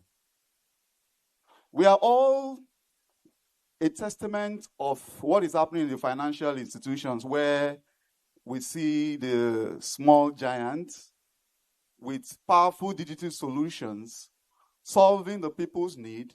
They are giving those big banks a run for a fight. You don't see their branches all over, unlike the big banks. Yeah, we don't see them all over. Why? The small giants have actually created a mark and solving solutions and, creating solutions to tackle various issues. Are you worried about low sales in your pharmacy? Or you have already resolved in your mind to sell off one of your locations? Or because you thought you are at a disadvantaged location? Or you're even considering to sell off to Japa? Wait a while. The digital strategic solution may be what you need to change the game. Today, we are going to look at the integration of digital technology into our practice. We need to look at every aspect of our practice with a digital lens so that we could go along with what is happening in the trend. We are going to look at the marriage between pharmacy and technology. The pharmacy tech nexus, driving clinical excellence in the digital age. Technology is not here to replace the pharmacist, no. Rather, it is here to replace those manual, those technical aspects of our job. Yes, generally, technology handles the volume. By the volume, we mean the speed, the accuracy, the data. Why the pharmacists concentrate on the pharmaceutical care, the clinical judgment, and the complex counseling that we are actually trained to do. The advent of the internet have changed the way in which the whole world do things. In Africa, Nigeria is actually the country with the largest users of the internet. Yes. Over 150 million Nigerians are connected online. And among these, more than 99% of these are with a mobile phone. So the market is large. You may be worried, when we hear digital solution, most of us are actually thinking of to start with acquiring a robot. Well, there are actually various levels of digital maturity in pharmacy. So you need to identify your own level And one thing you need to take home today is to ensure that you add one digital solution to what you currently practice. Level 0, those that don't even have any internet presence, don't get worried. You could aspire to be present online, then to move to level 1. We'll have level 1, level 2, and the rest of them. We'll delve deeply into that, and we'll have some practical sections. The pharmacy profession is shifting from a dispensing-centric practice to a clinically and digitally led practice.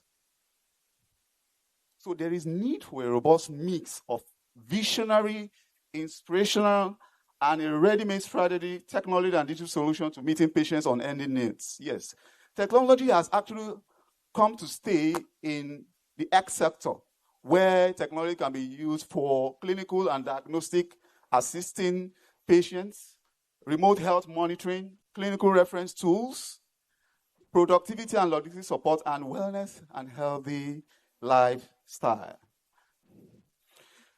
The pharmacy's profession is evolving into a digital hub, and we as pharmacists should be positioned as central actors in patient-focused care. WHO recommend 1 to 2,000 pharmacists, 1 to 2,000 patients per pharmacist. But in Nigeria today, we have 1 to 11,000 people. You see the need why we need to go digital. Of course, data has it that there's one retail pharmacy to 57,000 people. And do you know what? Our patients are actually going online to check for their health needs before they visit the pharmacy. So we as pharmacists need to embrace the digital solutions that we currently have. We have a lot of mobile applications that are existing that have helped to assist in patient needs, even those that are with us, but we don't even know that they do these things. Thanks to the Acpn Lagos for the strong leadership they provided to providing these various lectures on various topics, helping to build capacity and also global collaboration to share best practices. Of course, digital solutions are not, without any challenges. There are barriers like the knowledge. What is even this digital solution all about? Infrastructure limitations is part of it. The need for education and also regulation. So we need to embrace technology so that we'll move to the next trend. Why this marriage? Why this nexus? Why does it matter? Our practice today without a digital solution are plagued with a lot of errors. With a digital lens added to what we do, we can help patients, thrive better. Patient safety, also efficiency. The time you spend in doing those manual things, allow the, software, to tackle it. Access. Imagine, today you want to open a premise, they say, okay, 200 meters, they start measuring, but the online space does not have that distance restriction. Personalization care. Take a look at a patient walking into the pharmacy. A regular pharmacist will do this. Okay, a patient came to buy an amlodipine 10 milligram. Oh, okay, amlodipine 10 milligram, let's say it's 1,500. And the patient gets the medications, and that's the end. That is what most of we do. But how do we apply digital solutions to this kind of scenario? Have you bothered calling the patient to, okay, can I have your personal number, your WhatsApp number? Okay, this is the official office phone number. Can you take this number as well? Do you know, even with your WhatsApp business, you can integrate WhatsApp API that will send automated reminder to that patient. You can tailor it whatever you want in the name of your pharmacy. Hello, maybe, since it's amlodipine, most of the packs come in really 28 tablets. Maybe on the 25th day, the WhatsApp API will send an automated reminder to that patient. Oh, you're running low on your medication for refill.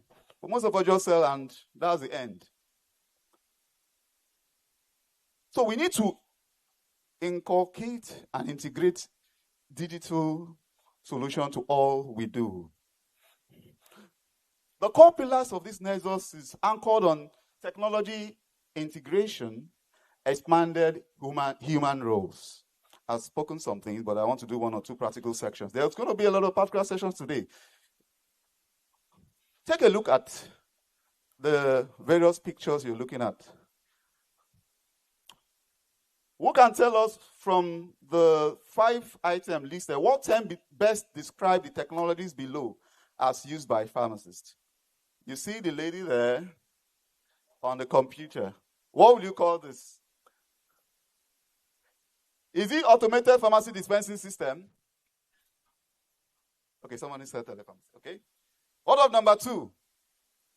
Number 2 is what? What of number 3? Number 4. And number 5. Who got 5 over 5?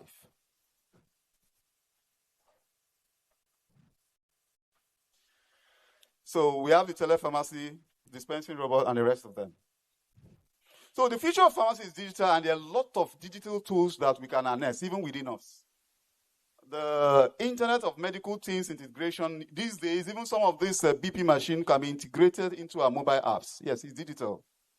Instead of writing down readings, you could use the electronic digital record or electronic health record to collate, like the scenario I mentioned of the man with the lovely pin, get all the phone numbers together, allow the apps or whatever do the automations for you. Tele-pharmacy, like delivery of pharmacy service remotely, even with your phone, you can do that. You must not necessarily have a website with these tools like WhatsApp, video, audio, and the rest of them.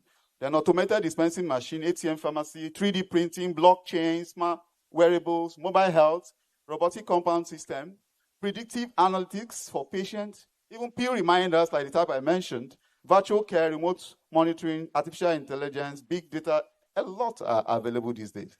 But you don't need to do it all at once. Pick the next level, the one particular thing that you are not doing, and add it to it to move to the next level.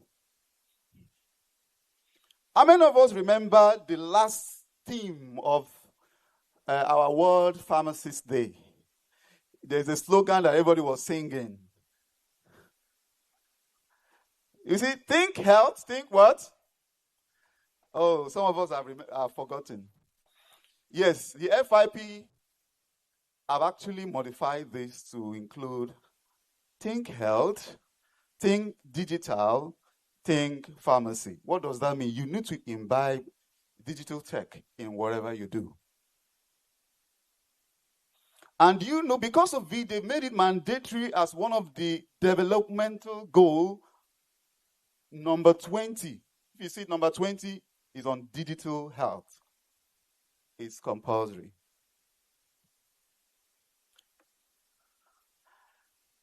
We want to look at the digital reimaging of the pillar of clinical governance.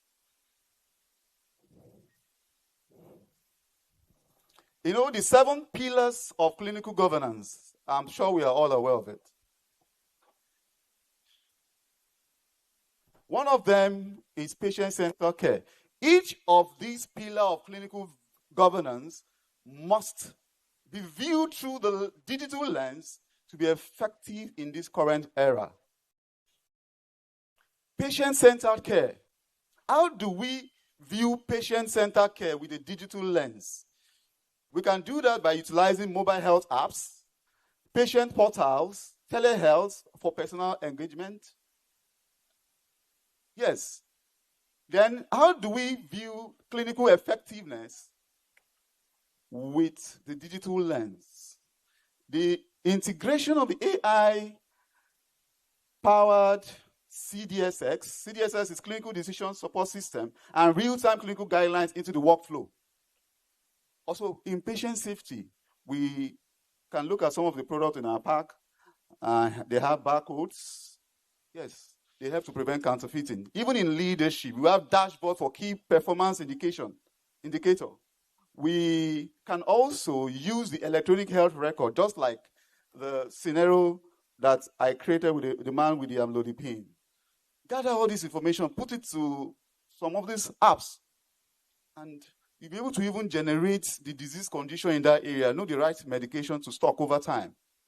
We have e-learning platforms to train our staff. If you don't train them, you don't blame them. You need to train them, even on these digital skills. You can see a staff maybe always on TikTok, always on Facebook.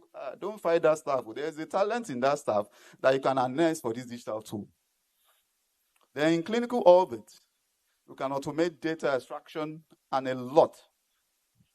So as digital pharmacists, we should take tele-pharmacy service seriously. Point of care service, there are a lot of digital equipment that can render point of care services. Even social media engagement. Most of us don't have social media accounts. Please try and create one. Facebook is there.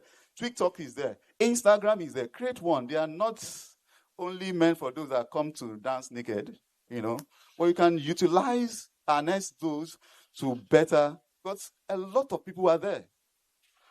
By so doing, we could improve the patient engagement, enhance medication adherence, and streamline workflow. There's going to be a practical section where we will practicalize one or two things. I don't know if we're able to scan what is showing on screen.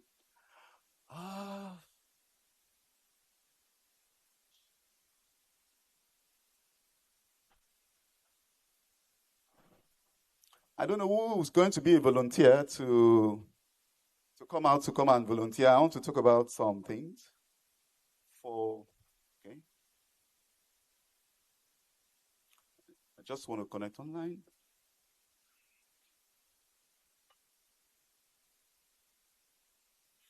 All right.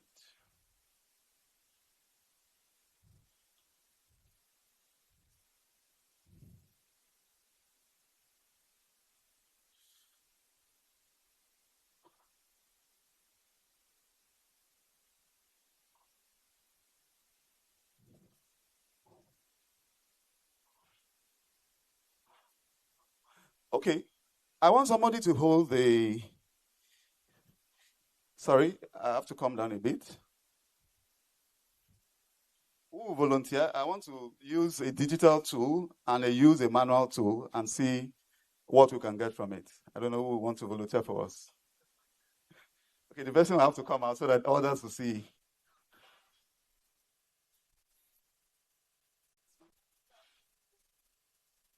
Sorry, man. You can see where you are so that I can project what I'm seeing.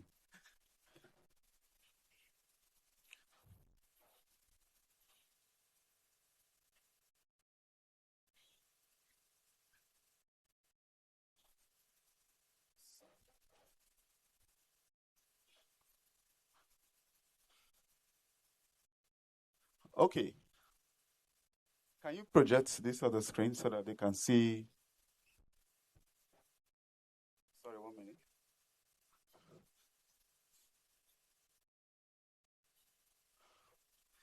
So, I want to see it. It's not showing on my own, except I have to show it on the screen. I want to look at the drug-food interaction of a product. She's owning the manual MDEX, while I want to use the MDEX AI and see how fast or which one will be faster in searching. Oh, she said she doesn't have her glasses.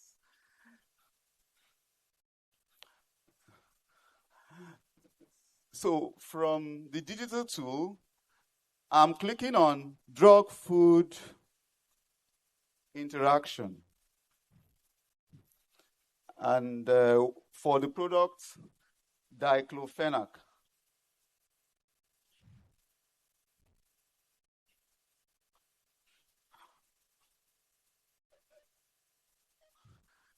Sorry, I'm not even looking at my own screen, but I'm just trying to use the mirror screen.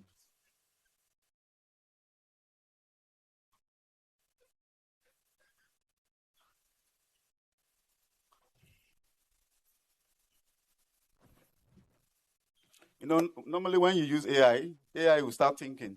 Sorry, do you need a glasses or something? Or whichever. Now, you see, in seconds, the AI MDEX brought out every information that is needed. Well, I can assure you that it will take a long time for the manual one to come up.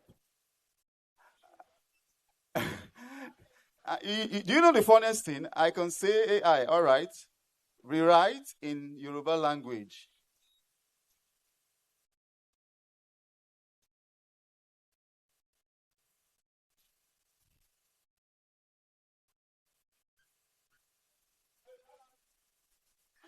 So can your manual rewrite it in Yoruba language for us? Okay, she says she doesn't speak Yoruba.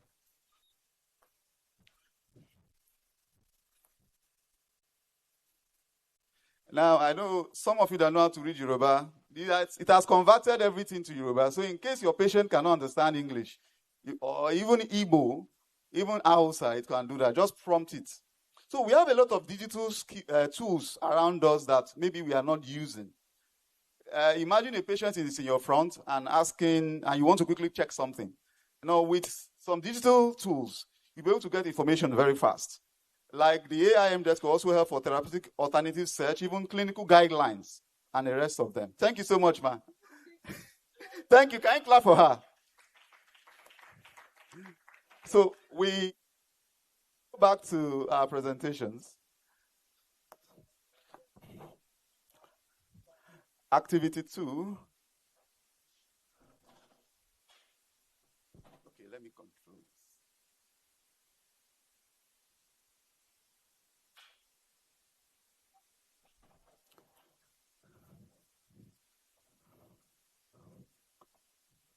So what we have just done is drug information decision support tools.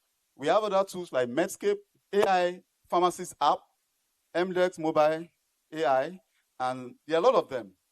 But we can use the tools available around us to solve the problems. Activity 2. Sorry, can you play that V?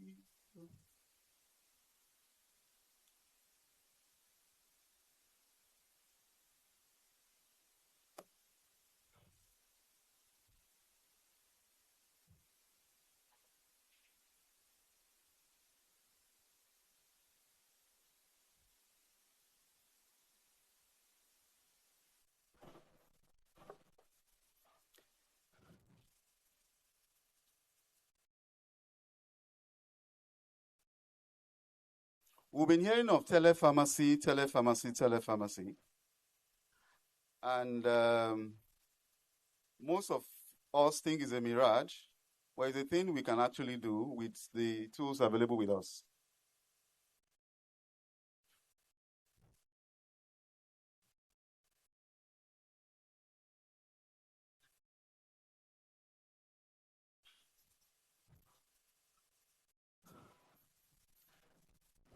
Tele-pharmacy is a delivery. Is there audio? I think And now let's break what tele-pharmacy is and how it's transforming pharmaceutical care.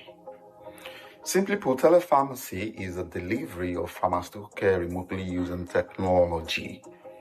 Imagine being able to connect with your pharmacist through a video call or a messaging app, ready to answer your questions, review your medications, and even supervise the dispensing of drugs, all without you ever leaving your home.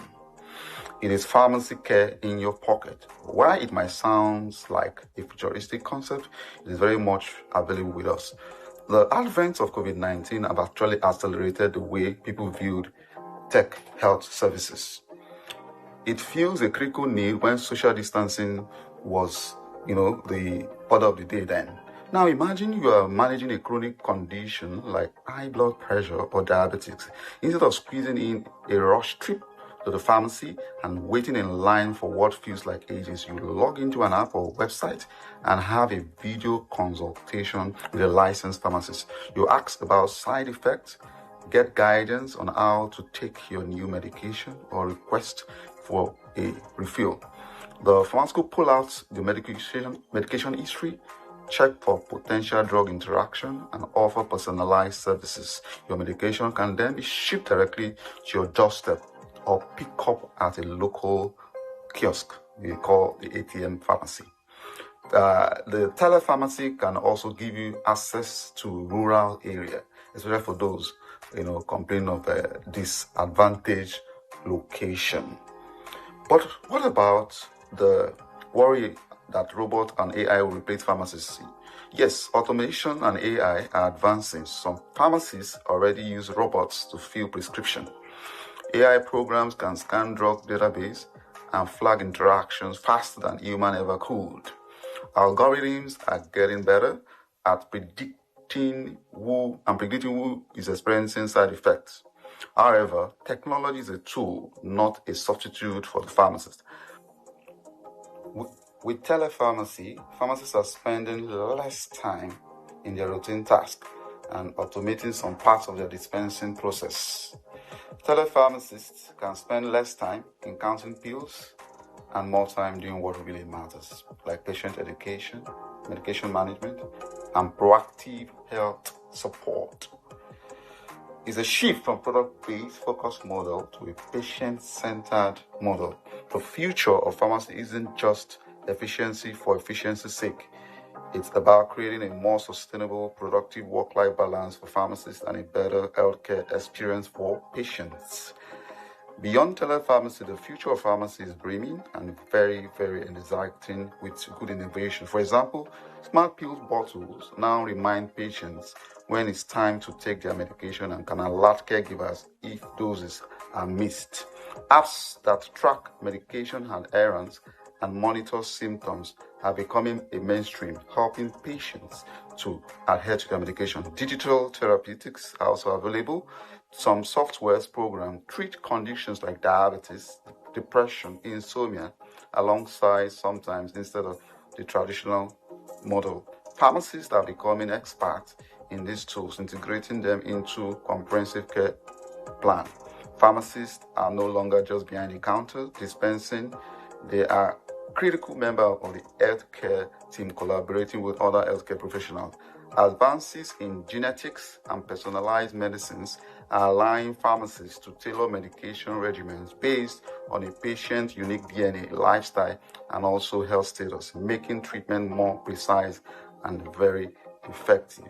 Thanks to big data and AI, pharmacists will soon have predictive tools to identify patients at risk of medication side effects or non-adherence, enabling earlier interventions and better outcomes. Pharmacy care will be less reactive and more proactive. For those living in rural areas, the tele-pharmacy have also made access to medication a lot easier. It means personalized advice tailored to your unique health needs and fewer medication errors. The automated pharmacy dispensing system is a revolutionary technology that streamlines operations, help pharmacists reduce dispensing errors, and improve patient safety.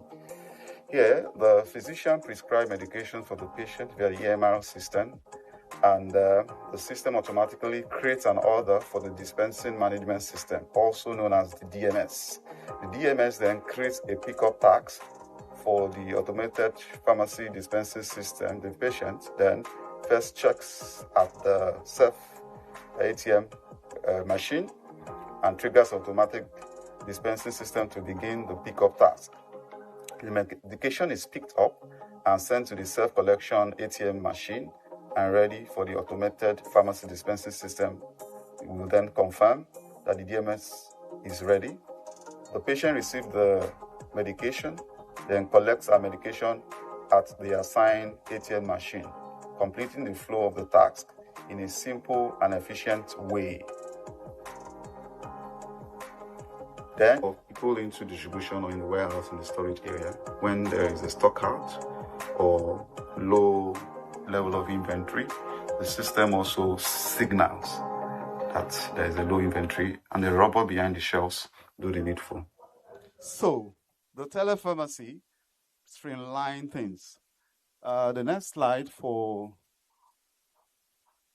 Now, you can integrate, for those that does not have websites, you can partner with some, sites that allow the registration of more other pharmacies in them. Where you own an account, then you can manage your page, just like the way you do for Facebook. And if you have a website, you can integrate the WhatsApp API right on your website so that anyone who clicks on it, it could direct the person straight to the official WhatsApp line where a pharmacist will be able to talk to the person, or do a video call. Do you know you can even charge for these services? Even before the person talks to the pharmacist, you can put a fee there right on your side. Maybe you pay something like 5,000 and something like that. Some of us have been complaining that we are not being paid for consultation, fees. This is an opportunity to integrate things like this into it. We want to also do an activity quickly. I don't know whether any of us have these special AI tools on your phone. You can write on your phone, download any of this app, either Perplexity, Copilot, or Gemini. How many of you have it on your phone? If you don't have it, with few seconds, you can just download it. Now, with this app, you can prompt the AI to design tools for you. Like the World Tuberculosis Day was just March 24th. Some of us will be looking for people to pay so that they'll design something nice. With your AI tools, like these tools, once you prompt let's say, Copilot, for example, please design a flyer for me using this attached logo in celebration of World Tuberculosis Day. You'll see a very beautiful flyer. If you don't like it, tell him to give you another one. He keeps giving you. And most of these apps are available for free. So you don't really need a big, app to start designing, to start designing flyers. Even with AI tools, you could do that. AI in pharmacy, why AI? Patient expectation are actually increasing. The workforce shortage, we have some of our pharmacies that have jackpot, but with AI too, you could hasten the way things are done. There's a shift from product-centered based products. So, service. Digital transformation is essential. Pharmacists face similar challenges as others do. Sorry, let me just...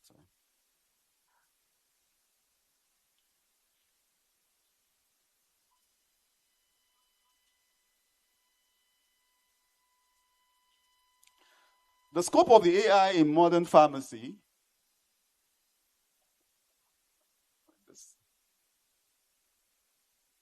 helps for clinical decision support, like workflow automation. We saw the video on a pharmacy automation system.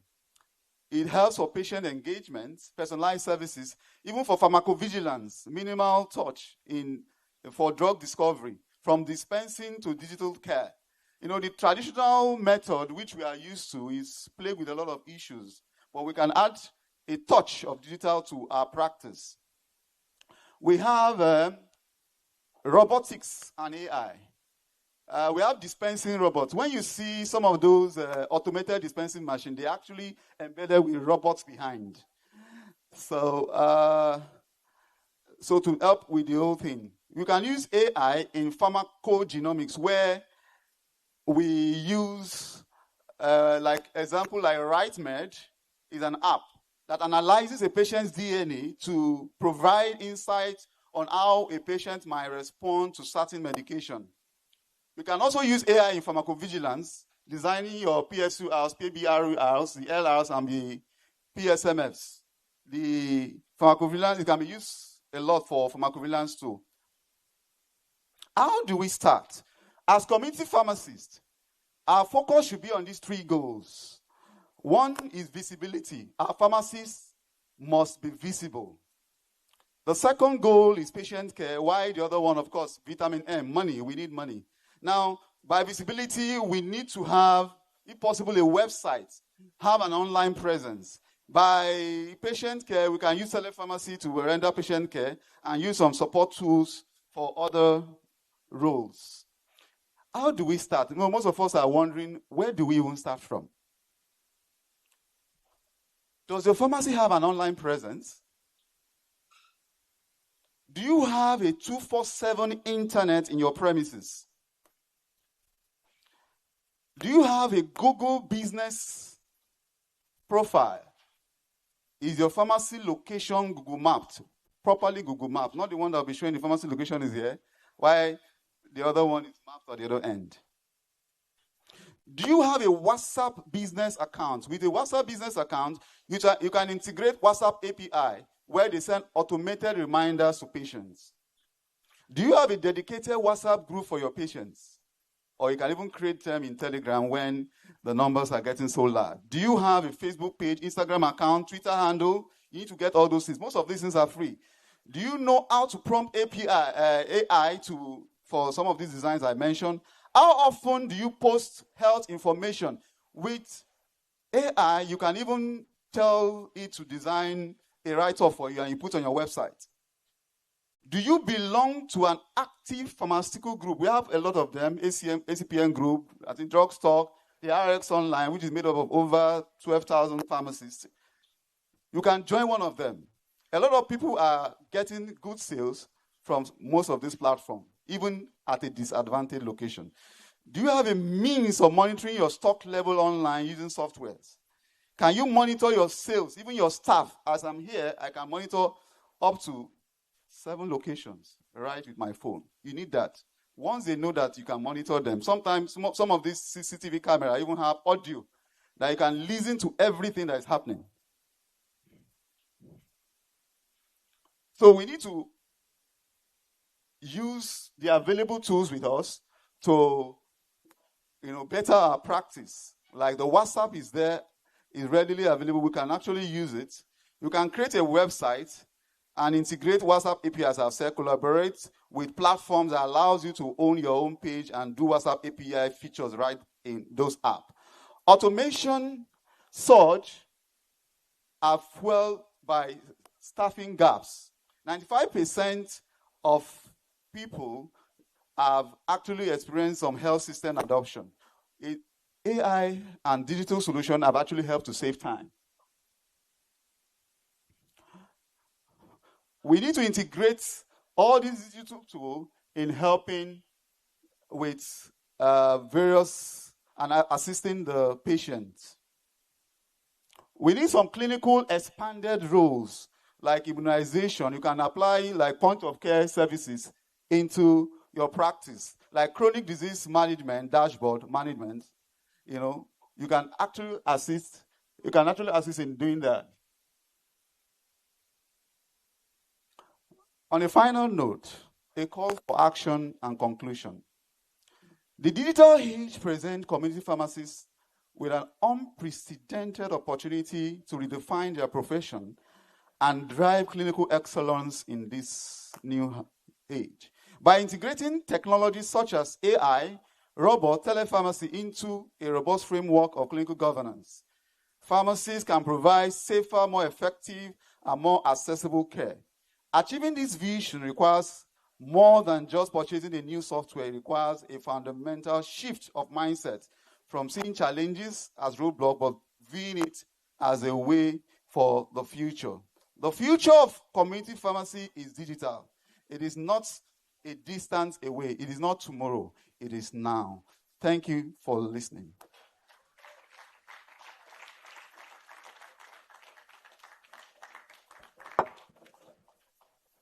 Thank you very much, sir. Please, it deserves a better round of applause, colleagues. Don't leave. We'll be taking a few questions. Do we have any questions for our speaker? Questions? Or everything is well understood? Okay, I can see someone at the back.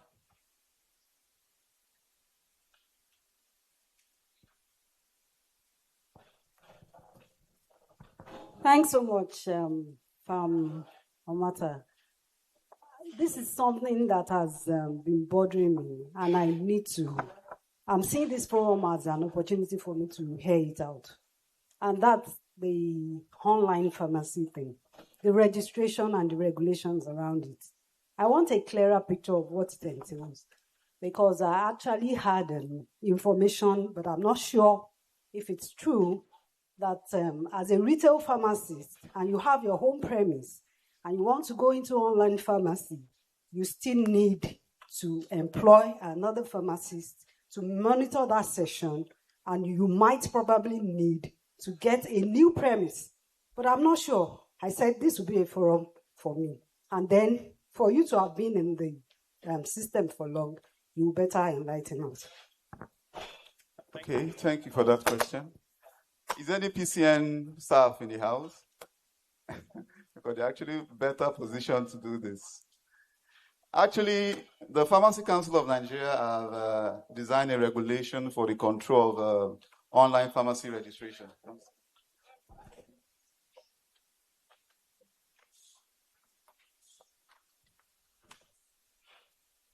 So, once you have a registered or a licensed premise, you don't need another license to run your online pharmacy. You can use the same superintendent pharmacist to do your online stuff. Maybe that will summarize that. For more clarification, you can visit the PCN office.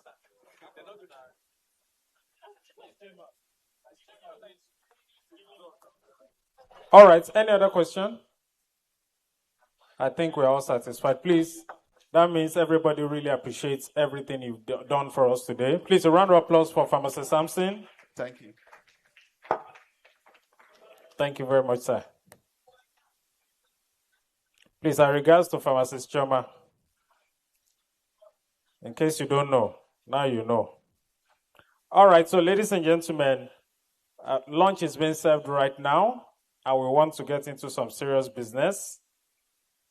I want to confirm from my chairman if the announcement for the zonal dynamics, the first 4 is ready. From Tolu, zonal dynamics.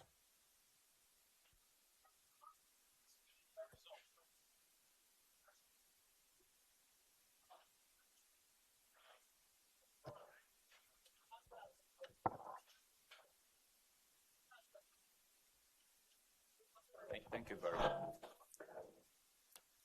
Good afternoon, dear colleagues. I'm sure we're enjoying ourselves. Lunch is being served, and we hope it won't drain or divert the direction of flow of energy. We want to quickly appreciate Pharmacist Samson Omata for that wonderful, wonderful presentation. It's not just what he read, but what he practices. And that's why there's a flow in the delivery.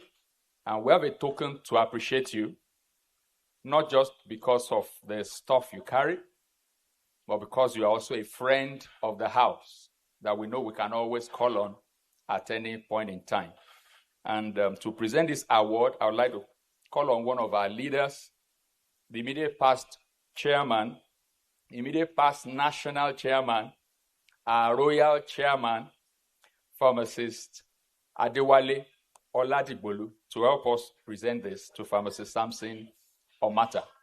So Pharmacist Omata, please kindly come up stage.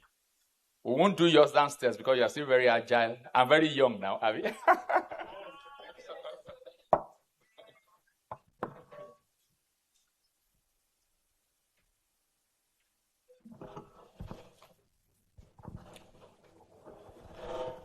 Good afternoon, everyone. It is my pleasure to present this appreciation award to Pharmacist Samson Omata for being the facilitator at this Acpn Lagos Continuing Education Program. Congratulations, please. Thank you, sir.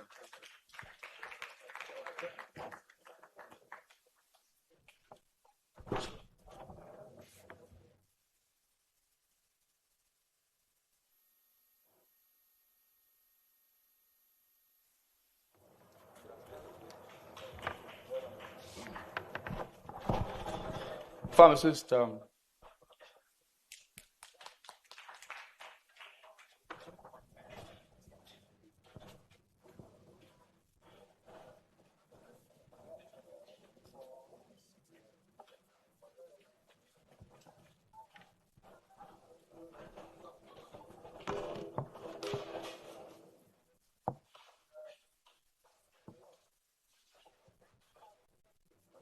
All right, distinguished colleagues.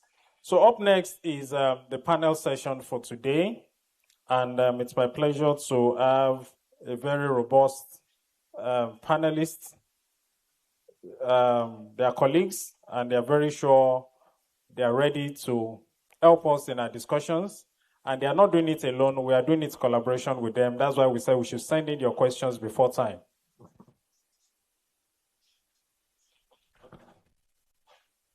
So please, in case you've not sent in your question, the number was displayed before, but it's going to be displayed again. Please send in those questions. Because of time constraints, we will not be able to take, we might not be able, I'm not saying we won't be able, we might not be able to take live questions, but we've curated some of them, particularly online. So I'll be bringing the moderator and the panelists shortly on stage. But before that, we have the final presentation from today. Please, a round of applause for O Shield as they come for their 10 minutes presentation. And we summarize that everything is just going to be giveaway. Please put your hands together for Mr. Giveaway as he comes to do the giveaway.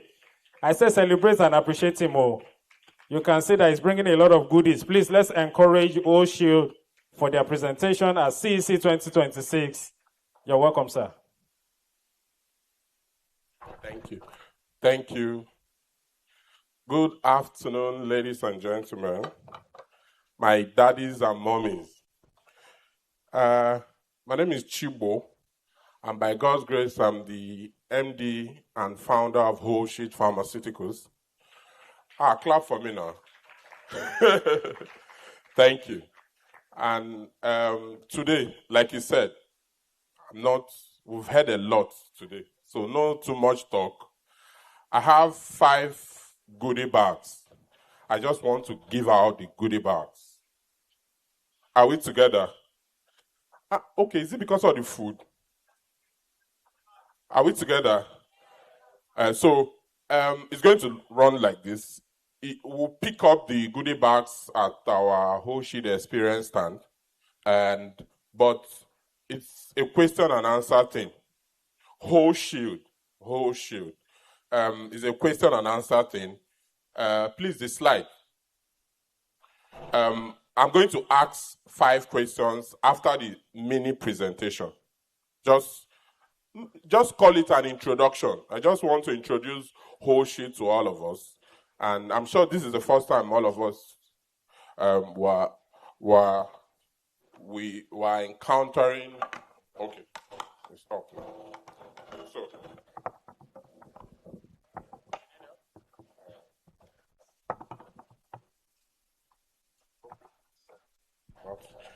Okay. Maybe.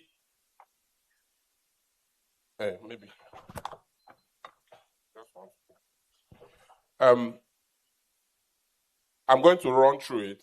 Then I have 5 questions for 5 people that win the goodie bags. Just pay attention to the presentation. All the questions will come from the presentation slides, and you win the goodie bags.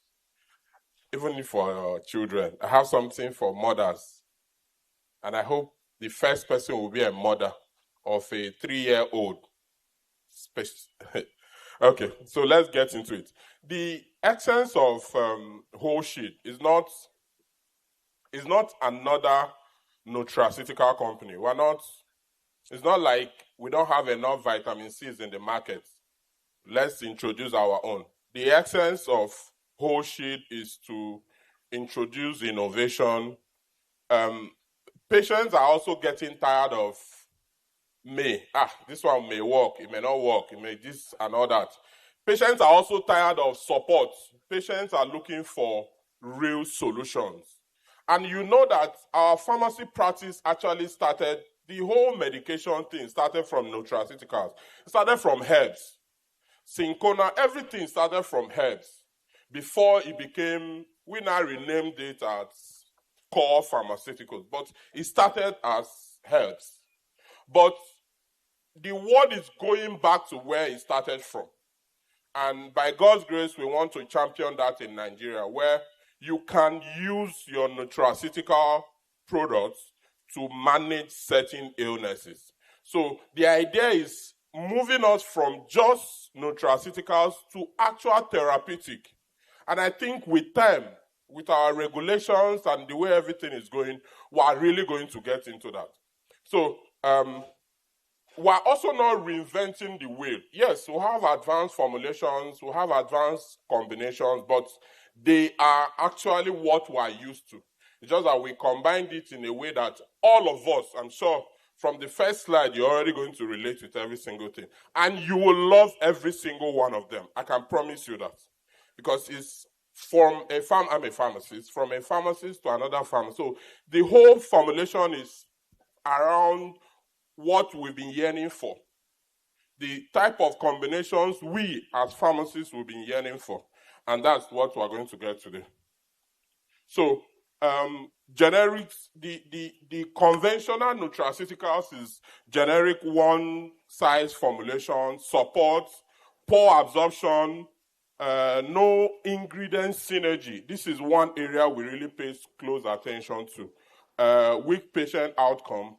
The whole sheet approach is condition-specific, designed like therapeutic protocol. It's not only supportive. Yes, it's supportive, but it goes beyond that. High bioavailability actives, synergistic multi-ingredient blend. This is also our strength. You will see it shortly. And everything is all together to give you that edge as a pharmacist. You know, there's a pharmacist, all of us, we bring this extreme professionalism in our practice. And it's also good to have a product that supports that. And I think you will see now. Oh, sorry.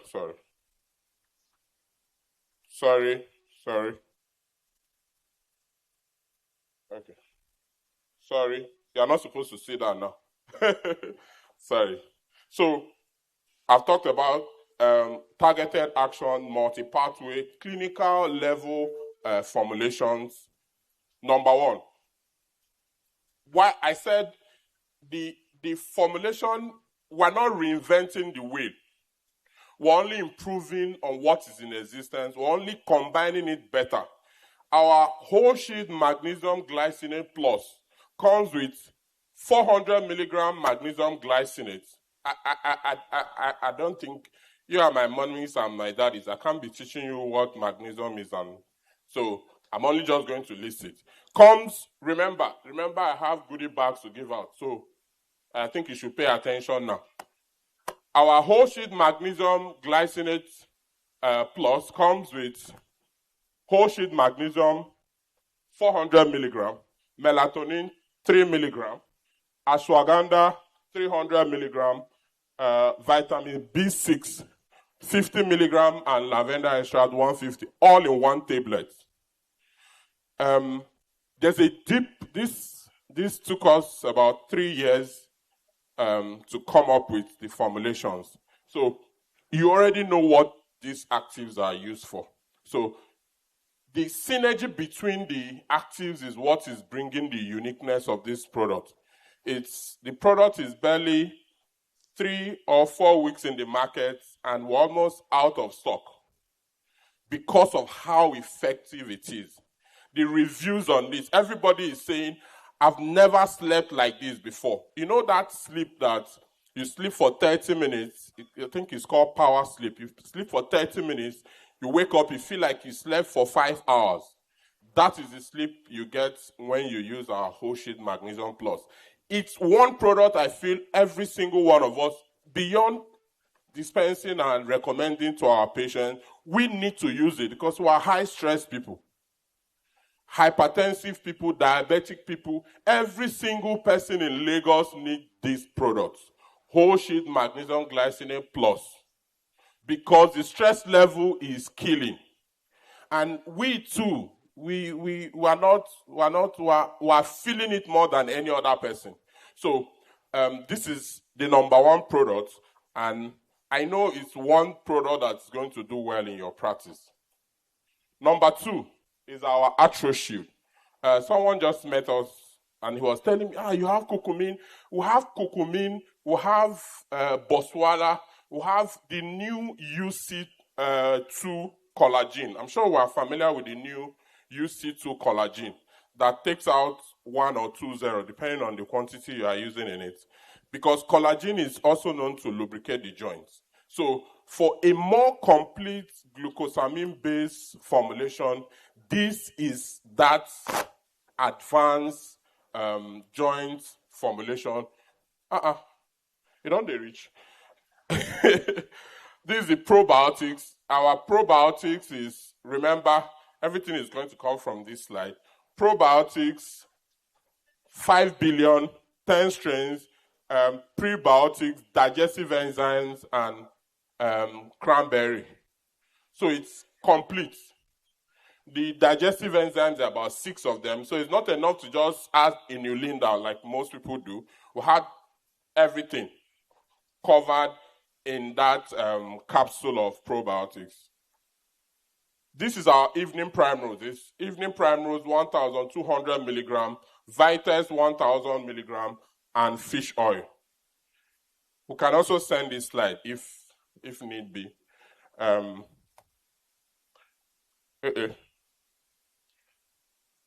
Okay. Then I think this is the last one.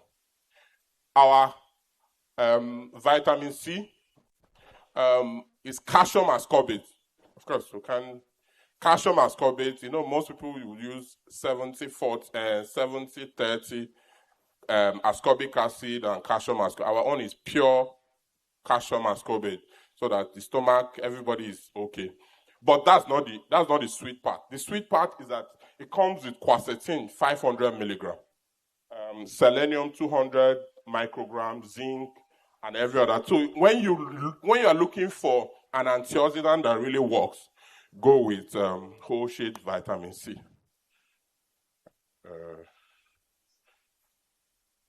Our vitamin E comes with CoQ10 and fish oil. The CoQ10 is the new the ubiquinol CoQ10. This Oga. Is it me? Okay, is it time? Okay. Sorry, I just want to see the last one before. Thank you. Now let's get the reason I came. I never reach you. Just 2 minutes.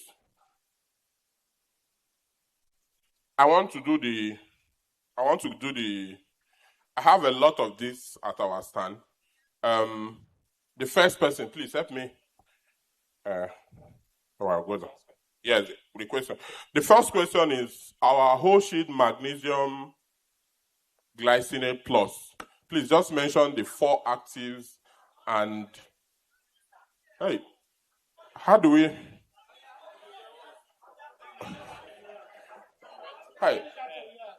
How we do this one now? Abi. Okay. Abi, let me ask from Tolu. How do we say that? Okay, how many? No, like everybody seems to know this question. Check. Okay. Check. First. Okay. The person with 3-year-old child. Everybody will know. No. Okay, let me just this answer. Just answer. Now you're using extra Magnesium, time. melatonin, ashwagandha, the strength. Magnesium 400 milligram. I jotted it now. Go on. Let her go on. Encourage her. Melatonin 3 milligram, lavender, ashwagandha, vitamin B6. Okay, please note. Sir, Half goodie bag. Sir, I want the this side. The concentration of each. This side.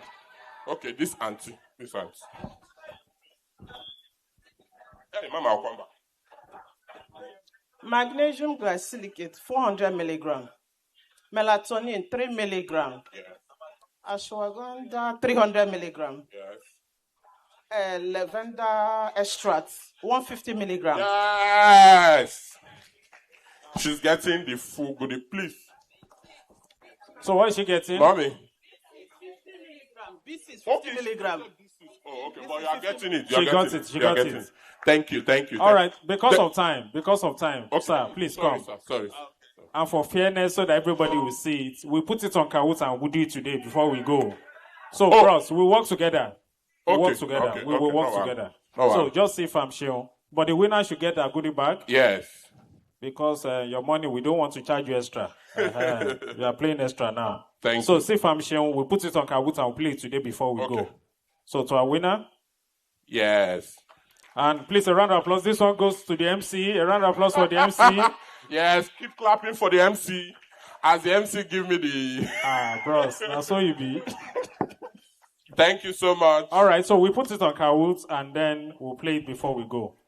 Thank you. Please, a round of applause for Oshield. Thank you for your support. And thank you for these fantastic combinations that we are seeing. I'm sure many people are still wondering, wow, this is fantastic. All right, thank you. Now we want to move to the panel session. And the moderator for this session is the Managing Director of Pharma Solutions Limited. Please help me welcome the delectable pharmacist Olabisi Oyeleye. Please, a round of applause for her. She comes up on stage. Please, let's celebrate her now. Come on. You need to know her to know her. When you see her works, you know that she is wonderfully made for this profession.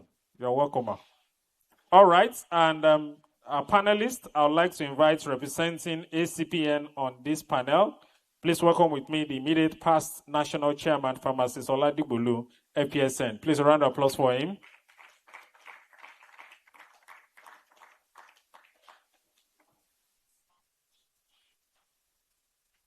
You're welcome, sir.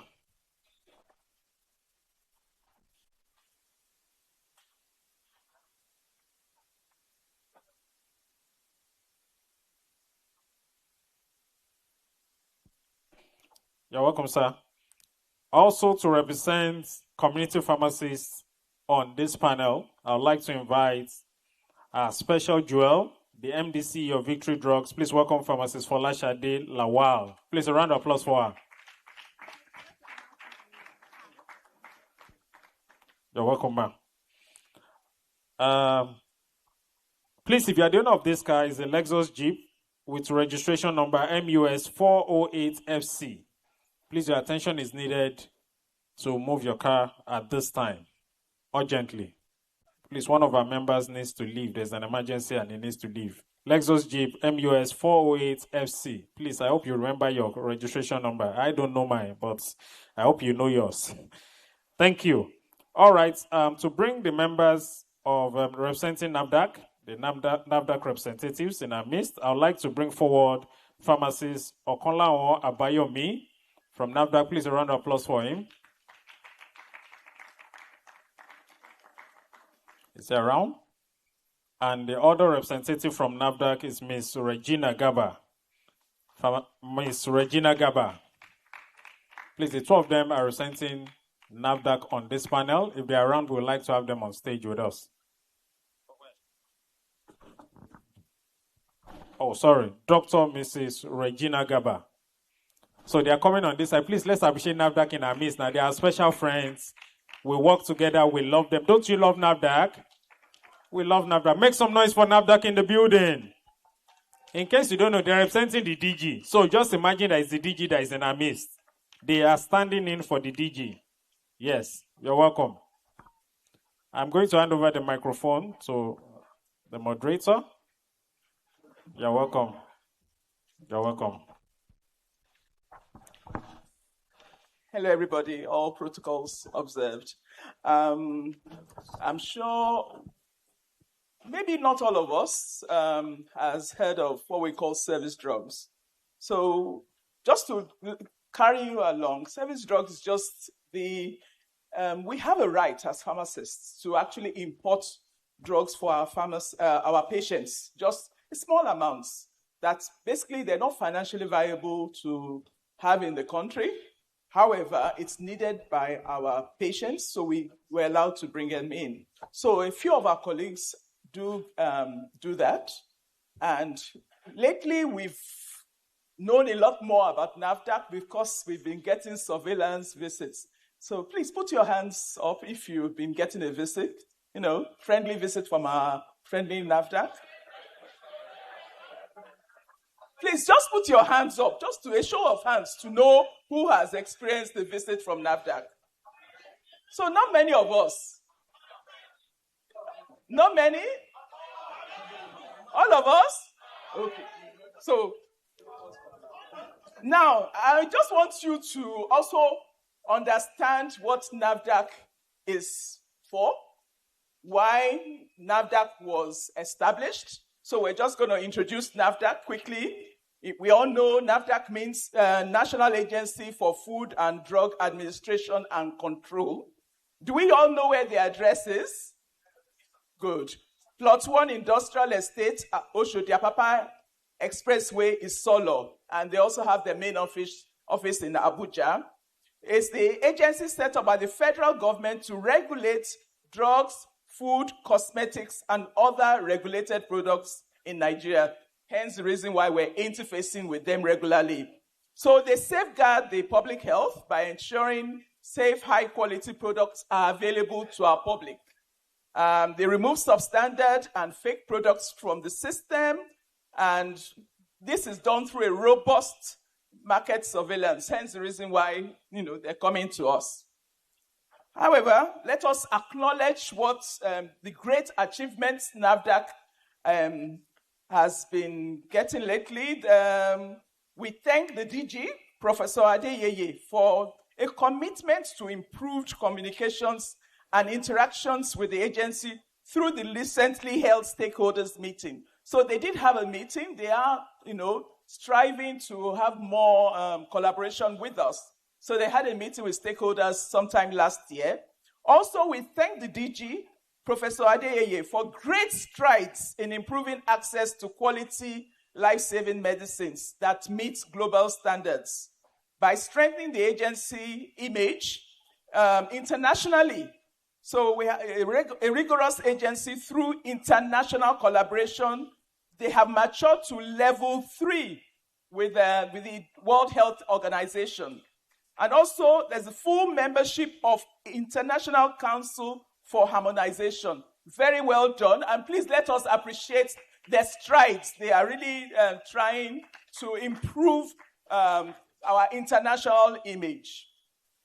So we have both the Acpn, Association of Community Pharmacists, and NAFDAC. We are actually striving for the same thing.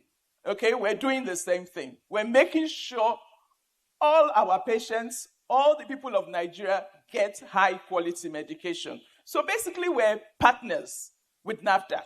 So this is all about us meeting together, getting to know each other better, and see how we can improve the collaboration and the partnership. So we'll start with my colleagues here. So from representing the Acpn, Farm Adewale, please go on with your questions. Thank you. All right, thank you so much. Sometimes when you talk about NAFDAC, one wants to go a bit emotional. And when it comes to service drug, what are we talking about? The mother out there struggling to get a medication for the child, a cancer patient out there struggling to get a medication that will save his or her life. So on that point, we are saying the same thing. We want access to medication. But what are the challenges and what are the problems that we have with NAFDAC? I will start by listing them in terms of process, relationship, and the overall management of the service drug scheme. So starting with the process, it is important that when NAFDAC is creating policies, important stakeholders like Acpn are carried along. And I'm shocked that this policy was reviewed in 2025. I'm not too sure whether there are stakeholders meetings, first stakeholders meetings, second stakeholders meeting before the policy was reviewed. As national chairman of Acpn, I was part of the task shifting and task sharing policy of the federal government. The review took almost 3 sessions of discussion, of negotiation before we arrive at that. The same thing goes to the NHIA when they were drafting their operational guidelines. Important stakeholders like Acpn was carried along. But when you look at NAFDAC review, all they will tell you is on our website, we advertise it, and stakeholders should just, Federal Ministry of Health is reviewing regulations, and important stakeholders like Acpn are carried along. That's number one problem. The number 2 challenge is the whole program itself. how do we assess? How do we apply? We find it that we can say it's cumbersome. I've interviewed so many people who import service medications, and they will tell you, in spite of the fact that on your own guideline, you put 3 months there, sometimes it takes these people over 1 year to even get approval. And when you see the definition of service medicine, when you see the definition of orphan medications, you see critical. You see very few people who need them. And that means, that critical means needs urgency. 3 months already is no. Because in this country, people have done it for 1 week before. So why are we saying 3 months to assess it? So government needs to be held responsible. The process does not need to take up to 3 months to get critical medicine that will save people's life, because we believe we are saying the same thing. So it takes too much time. And we are wondering, in these days where technology is disgracing a whole lot of processing, the user journey for pharmacists who want to import service drug is too long, too cumbersome, and it's opaque, it's not so visible. What about if you have an arrangement that enables me to sit in my room, early in the morning, wake up, submit my application, and by the second or third day, I can track stage to stage where my applications are. So again, for the avoidance of doubt, I think government agencies needs to be a bit more responsive by saying that, yes, this timeline is too long, and we are giving you just 1 week or 2 weeks for processing, and we are giving you feasibility on a platform where you can tag and track your applications. The second one is on relationship. Over the years, NAFDAC has really improved, and I will let my colleagues join me in appreciating their improvements. In those days, they used to come to your pharmacy and seal it now. They don't do that again, so that's a big improvement. However, the relationship is still very adversarial, whereas we are supposed to have deep-seated relationship, respecting each other. You are the regulator. We are the people who people trust. We are the ones that will provide the medications for them. So we are playing very critical and important role. But yet, once it happens, the relationship turns against the community pharmacy. And you need to know that it's a push and pull thing. We are trying to guarantee access to medication to the people. You are trying to ensure that genuine medication are distributed. Our goals are not exclusive. They are the same kind of goal that we have. However, once you see 2 packets of one service medication that has not passed through the necessary approval, it turns the other way around. And then we want it to be more collaborative relationship. The last one that I want to talk about is about the management of the whole process. And it's still come to relationship. One, how much do people pay when they apply for service drugs? 5% of the totality of what they are trying to import. And in my role as the senior vice president at Advantage Health Africa, trying to guarantee that people have access to medication. Of recent, we are looking for one cancer medication for a patient. And guess how much? 2.3 million naira. And I'm importing 5 for that, and you want to take 5% of it? And you think the patient will not die before we even get the medication to the patient? All right? So we have to see our role as being a very compassionate role. For goodness sake, if Acpn had been represented, there is no way we will allow that 5% to pass through your guideline. It is too much, it is excessive, and it is even putting further danger on the patients who need this medication. We need to compare ourselves with other countries. In other countries, what do they want to do with service medicine? When you don't have medication in country, what they want to do is to encourage local people to produce it. They want to give them tax incentives. But yeah, you are taxing us rather than giving us tax incentives. We feel that that's not good enough. Let me pause at that, because if you leave this microphone with me, I won't stop. Thank you. Thank you.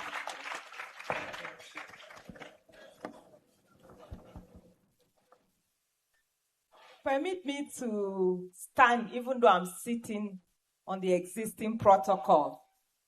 I bring greetings from NAFDAC, DG, Professor Adeyeye. I'm here with my colleague, Okonlao Abayomi, to speak. First of all, I would like to say we don't feel welcomed. If somebody visits your house and you are happy for that visit, you give him a warm welcome. In this gathering, I don't think if we have been welcomed. And if we are welcomed, I will need a round of applause.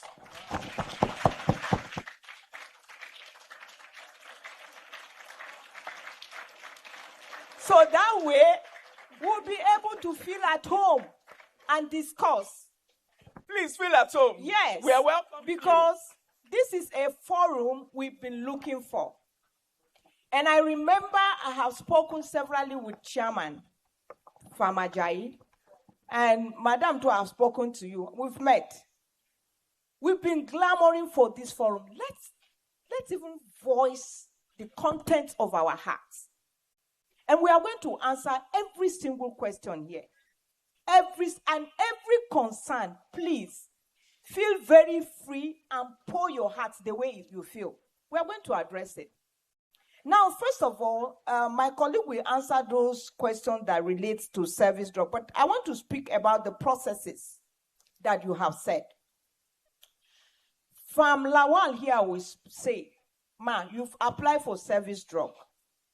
You remember during applications, there was a time we suspended. And I'm going to speak this sincerely.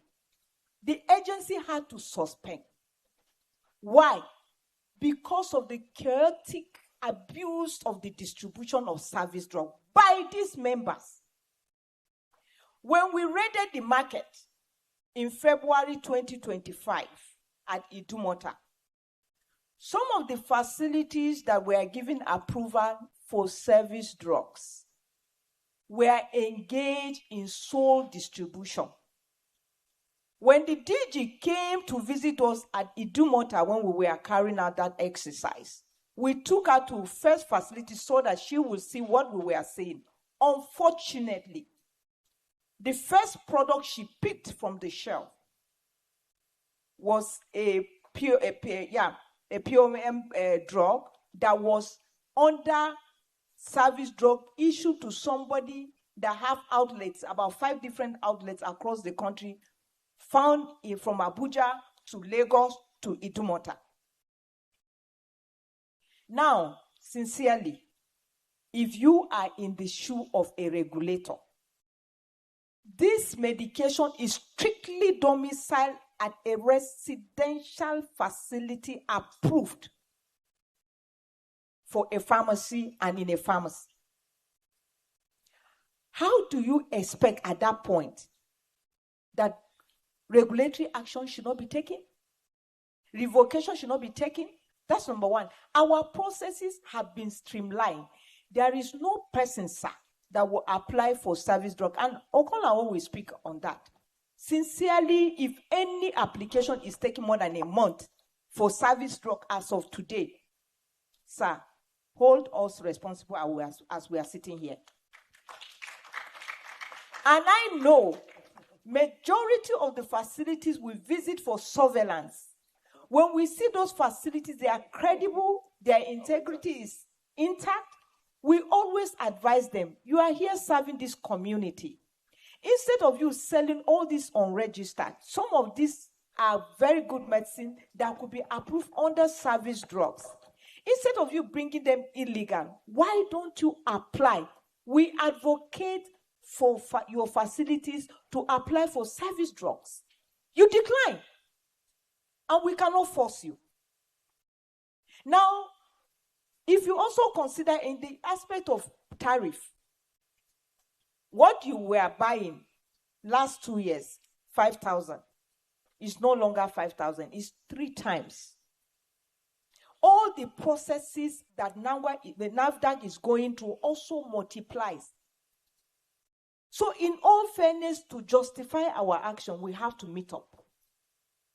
And so if, again, you have reservations, there is nothing wrong in applying or writing a notification. You want to sit with the management of the agency. DG is 101% available. The chairman sorted, he came to look for, he booked an appointment with his team to meet the DG. These were issues that would have been discussed and should be discussed. The law is made for you and you for the law. Without you, NAFDAC cannot operate. So if there are concerned issues, bring them up and discuss with the management. You are not forthcoming. And you don't expect us to read or x-ray your hearts. So for the processes, sir, it has changed. And if you find otherwise, hold us responsible. Then the issue of the application for service drug, Mr. Okonlawe is going to respond to that. Application is very easy. Oftentimes when we visit your facility and then we invite you for a consultative meeting, I know a number of pharmacists here that I have handed them over to pharmacist Pongri for guidance and then to take up processes. A lot of you have seen your faces here, so if there are any issues, we are here to answer that. Then in terms of relationship, now, sir, I'm going to straight, because this is also a concern to us. If we go to the market as an agency, we are bound to meet literate, illiterate, all categories of people. And so there is tendency of the people booing NAFDAC. They don't want to hear about NAFDAC. But come to see us discussing with professionals who understand what we are facing with chaotic drug distribution, and they don't want to hear NAFDAC. I'm surprised. We need this strong collaboration. We must tie this knot today because we are representing NAFDAC. We must tie the knot today. And we are going to take every feedback to the agency. But, sir, to address your issue, your members violate more than you can ever imagine. They violate, and I have reported this issue severally. If you want to see people who are dealing in unregistered, counterfeit, suspected, fake, parallel importations, these members are guilty. And like I said, we are going to speak very, very open. Let's tell ourselves the truth. Now, if an illiterate, somebody who have not gone to school, is involved in this, you can say, okay, ignorance, he didn't know, he doesn't know, we should advise. But you that understand the implication, and you are doing it. So if you don't want us to regulate, or you want us to take off our eyes from it, we are going to discuss it here.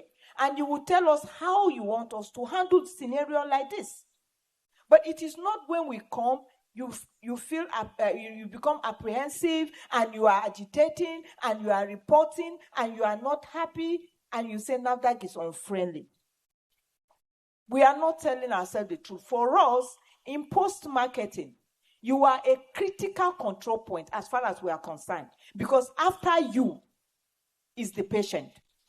For us, manufacturer have done his bit, importer have done his bit, distributor have done, a wholesaler have done his bit, distributor or wholesaler, whatever. But you are the last to the patient. Whatever quality expectation lies on you. If the patient is getting good and safe medication, is you. If it is bad, is you. Everything that have to do with that particular medication lies on you. So you are responsible for the safety of every patient. And so you are the one that we must closely collaborate. So if we are not having a friction of relationship, it's sad. We have to strengthen our relationship after this meeting today. Thank you. Thank you. Quickly, I have an announcement. Please, while food was being served, there's a key to the store that fell in one of the bags. Please help us look at your bag. There's a key. That key is very important. The store where we kept water, a lot of people don't have water. It's not because we don't have water. The key to open the store is in the bag. We pray the person has not gone. Just check your bag. It's just one key like that. So if you see a strange key that is not yours, just wave. We'll come and collect it. And also the car I announced the other time, you've not picked the car. The color is cream. Lexus with registration number MUS 408FC. Please, your attention is needed. Cream. We've seen a key here. Please, praise the Lord. Yes, thank you very much. Thank you. Sorry, sir. Go ahead. Okay. Thank you very much for the opportunity. Permit me to, just in collaboration with my senior colleague, to appreciate the management or the president of the committee or ESCO of the Acpn who have organized this program. I'm going to speak in trying to bring something to fore for as many who probably are not aware of the various developments or transformation that we have experienced in the agency recently. But before then, I need to call to fact, just to add to what Madam said. In this big industry of patient care, we all are stakeholders, and the patient remains the king. However, the challenge we have is that some people feel they do not want to comply with the rules and regulations. If I'm speaking as a regulator, I'm not speaking with the mindset of I want to defend where I stand today. That's why I started by telling you the patient is the key. Now, I beg to differ because there are some things I personally will want to take home as facts and figures. If anybody actually says he has submitted an application of service drug and is standing for 1 year, sorry, there must have been a problem, probably that the client has failed to comply with some CDs that were raised. The agency presently is ML3 mature level 3, which means it's stable and well-functioning national regulatory authority. And one of the things that is an advantage for us is the fact that we also are being audited by WHO.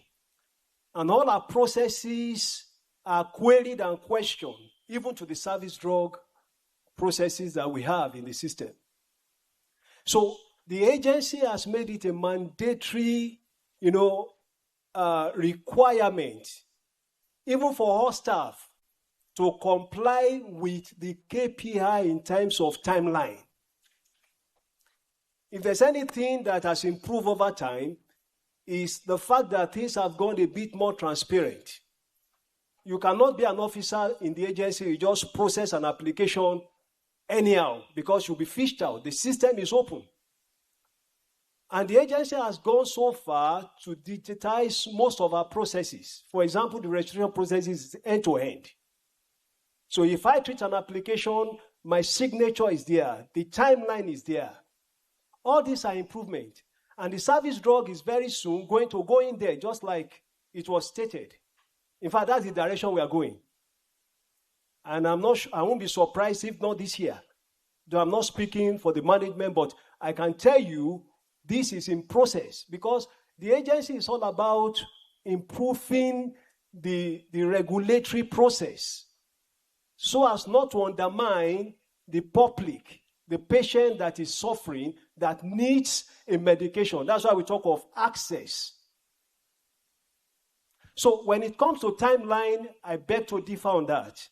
And we need to take it. If there's anyone, I stand to be corrected, you can bring it up. We take it up from there. And then we visit it and find out what exactly is holding that application. Because that's one of the things I've seen the management as a driving force to ensure, that's why we talk of customer focus, agency minded. Not in terms of the economic per se, but in terms of meeting the requirement needs of whoever has submitted any application. That's number one. Number two, I recall that the Acpn called for a meeting, which the management honored and invited. I was in that meeting. And that's to also show you the openness and the open-minded that the open hand the agency is giving to whoever comes that has any grievance on any issue.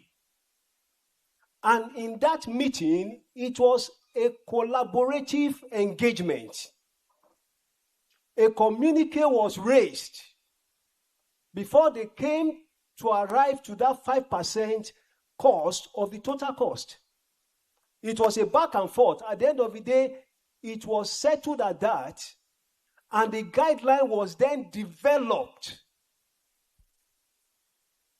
So most of the things you see there on the guidelines were things that was not done in one way. It was both ways. That's number 2. Number 3, if you look at this service drug scheme, it is exclusively made even for the community pharmacy. Mark my word, exclusively. If you are an importer, you are not privileged to partake in this scheme. If you are registering a product, you are not given that access. Because we don't want to give you a situation you register a product and become the distributor of such service drug. Once it's registered, it's taken off that scheme. So it is to meet all these real needs, which we agree are not produced locally or are not easily available for the patient to use. So the scheme is for you to access. But the problem we have is in complying with the stated guidelines, like my senior colleague actually mentioned. One of the things we stated, if I can recall many of them, I will just state to show you how, open it is. One, you must have a premise owned by a pharmacist, licensed by PCN, which I know all of us, we are qualified. But there's a clause there, owned and operated by pharmacists.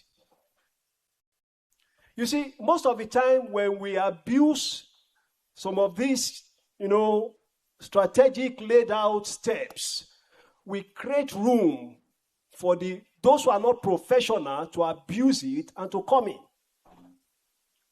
We also said you must have evidence as a registered member of Acpn. That's collaboration. If you are not registered, you are not entertained on that scheme. You are not given access.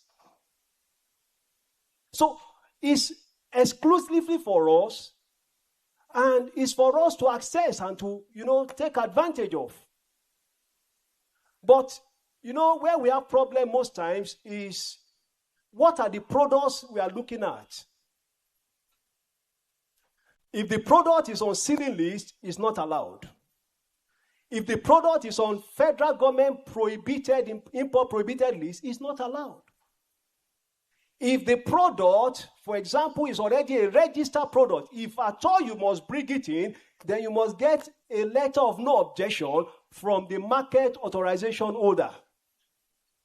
These are simple, basic requirements that make for seamless flow of this particular scheme. Not only that, we now look at the patient as the ultimate gain or benefit of this scheme. Why will I give you an approval for a product that I cannot assure the source? If I cannot assure the source, because you need it, I should just give approval. No, sir. The regulatory system cut across all the products that are regulated. So, and that's why in that scheme, it was stated, if that product will pass this approval, number one, let it come from WHO listed authority member countries. Because by so doing, remember when this product comes, we are not going to take it through the normal routine of evaluation, taking it to the lab, doing all the analysis, ensuring everything is in order, because we want to rely on the regulatory performance that has been carried out by this body that we also are signatory to.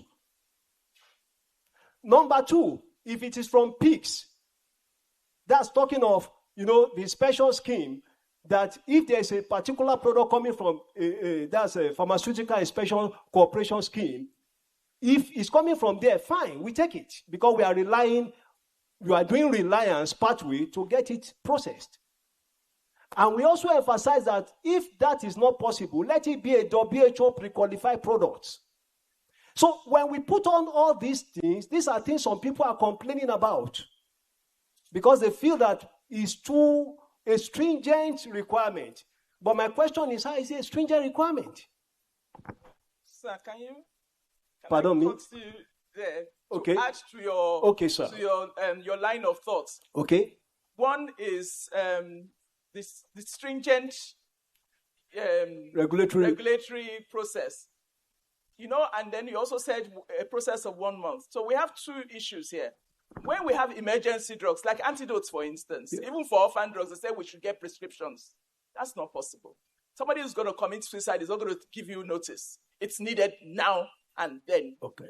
And the way you've put it, we have to give you 1 month. Nobody's going to wait for you. Then you say that we need prescriptions. Really, Okay. what is the situation with that? Let me speak Please to that. take that one. Yeah, very Then good. also, there should be allowance for these emergency drugs. Because you say 1 month. We cannot take 1 month. This is urgent. How can we do it like they do for when you're doing a proper registration? You can get an emergency NAFDAC number to do your packaging. But this is a matter of life and death. Is there a possibility of us getting temporary NAFDAC numbers and you see how you can handle that? Please, sir, take that. Let me speak then. My senior colleague may want to add 1 or 2 things. Fine. The issue of drug. I want to please put this for the record. I recall when we did our benchmarking, one of the query on service drug, they had to ask the process. Now, the issue of orphan drugs, we are going to look at the timeline. It's a well-taken fact that emergency is not something you just put on necessary timeline. Agreed. I talked to you just now that we have what we call reliance pathway. Most of the products that come through that pathway does not necessarily go through the 240 windows that we talk about for other products.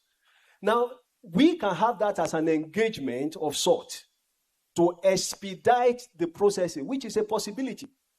But when you talk of the prescription, number one, understand when you talk of the healthcare, I talk of the patients, starting from diagnosis to prescription and administration is a chain of process.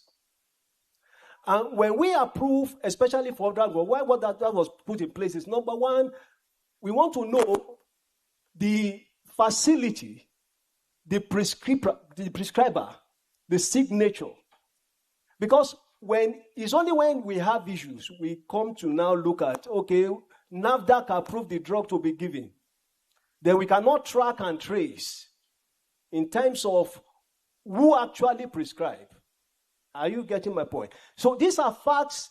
I don't think that should be a big deal if there is a prescription. I'm just speaking, but it's a thing we can engage. I'm saying an antidote, for instance. Usually you don't have, it's emergency. Yes. And you cannot if wait. the emergency, recall, I will bring this to bear. During COVID-19, there was an emergency. The agency had to devise EUA process, emergency use authorization, which is totally out of the norm. But that does not mean we still neglected the regulatory evaluation required. We had to do everything to streamline. So it's for you to give us recommendation of what you think should be. Are you with me? Then we take it and escalate. But I've given you what are the requirements and why it was stated. Because if I say orphan drug, remember we are in a society whereby everything can be abused. That we cannot deny. Anybody can come up with anything and say, I need this. But it's part of just to be very sure if actually this is a need.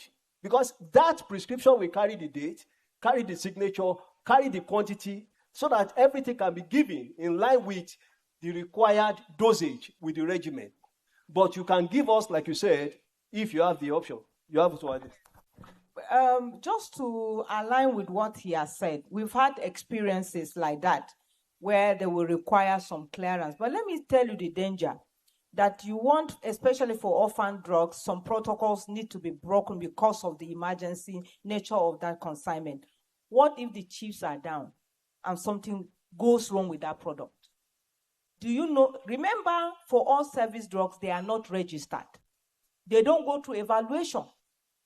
And that is why NAFDAC put that caveat. It must come from a stringent regulatory authority so that we too will be safe in case the chiefs are down. We'll be able to defend, and that country will be able to collaborate. So stringent authority is a reliance for NAFDAC. But in scenario of emergency, again, it brings me back to collaboration. At that point, there and then you put a call. I know severally where a consignment is being impounded at the airport, that is coming for prescription. There and then we issue clearance, utilization. They will always come to PMS for utilization. There and then we will put a call. If it is coming from a stringent, but you don't expect us to give a clearance because of emergency if it's coming from a country that we have doubts. Okay, so just to be clear, as long as we use the countries that you've said we should use, then we are fine with emergency medication. Is that clear to everybody?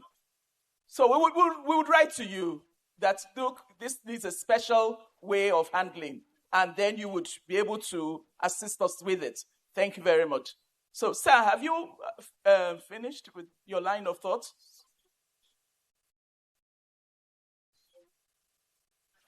Use mine. My apology. Just to close my thoughts, we should not forget where we all started. This is about engagement to make progress. In fact, we operate the QMS that talks of continuous improvement. It's not about, stiffening the system. So we have just suggested we have cases like that. We make expedite,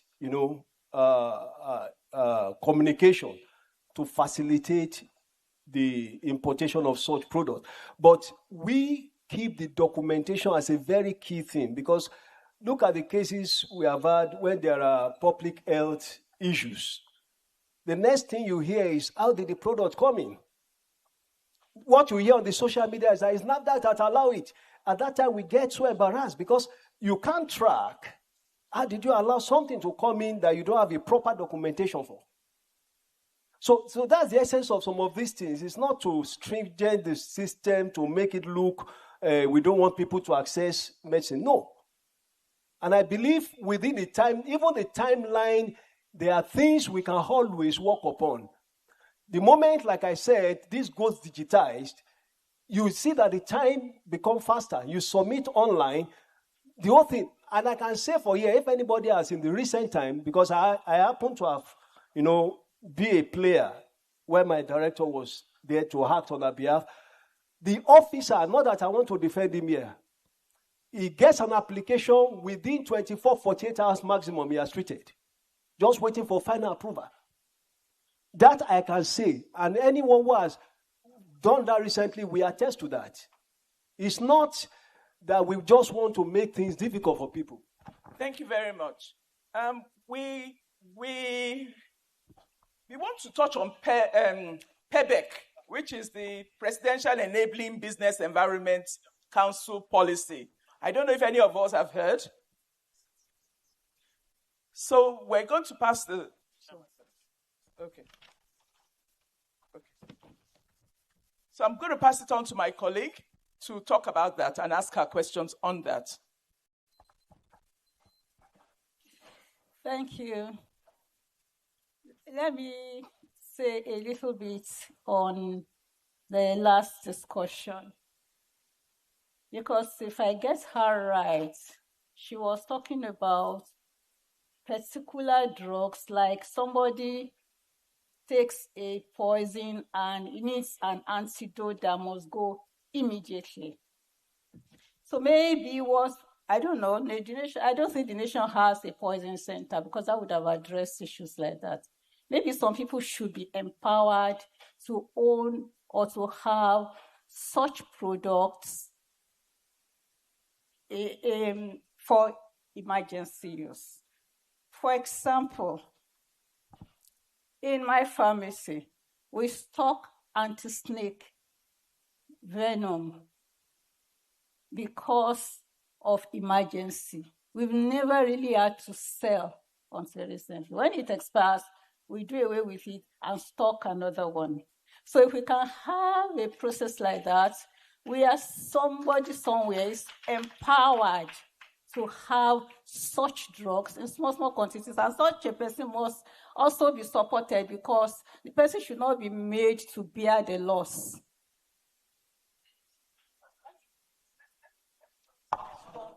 Let me just respond to this. You see, before, service drug was not in existence. Before. It was through discussion, collaboration, need that it was established and agreed many years ago. If there are peculiar scenarios like this, you bring it up, we put it on the table for a discussion. There is nothing that is impossible so long as it concerns the public health. Bring it up, come with your thoughts, your modalities, your suggestion, and we'll sit down. Thank you. That is why we are here. So we'll take this as a feedback, and then you bring it up. Thank you. And the management will look at it. Thank you. Thank you. You have made my day. I'm particularly happy that we have seen that we are on the same level. Yeah, we are all protecting the nation. Pharmacists, empowering pharmacists, protecting the nation. And you are safeguarding the health of the nation. So we are on the same place. There may be communication errors. I think there have been some communication errors, and we are together today to resolve them or start the resolving processes. It's a continuum. It's not going to end here. Thank you, Ma. So I got to know that there is a policy called Presidential Enabling Business Environment Council. And that policy was brought to bear to simplify processes, to grow businesses with ease, and to enhance regulation in a more transparent and efficient way. From what you have said, NAFDAC is already looking at that. And NAFDAC, I'm sure you will perfect it, and you will apply it to service drugs as well.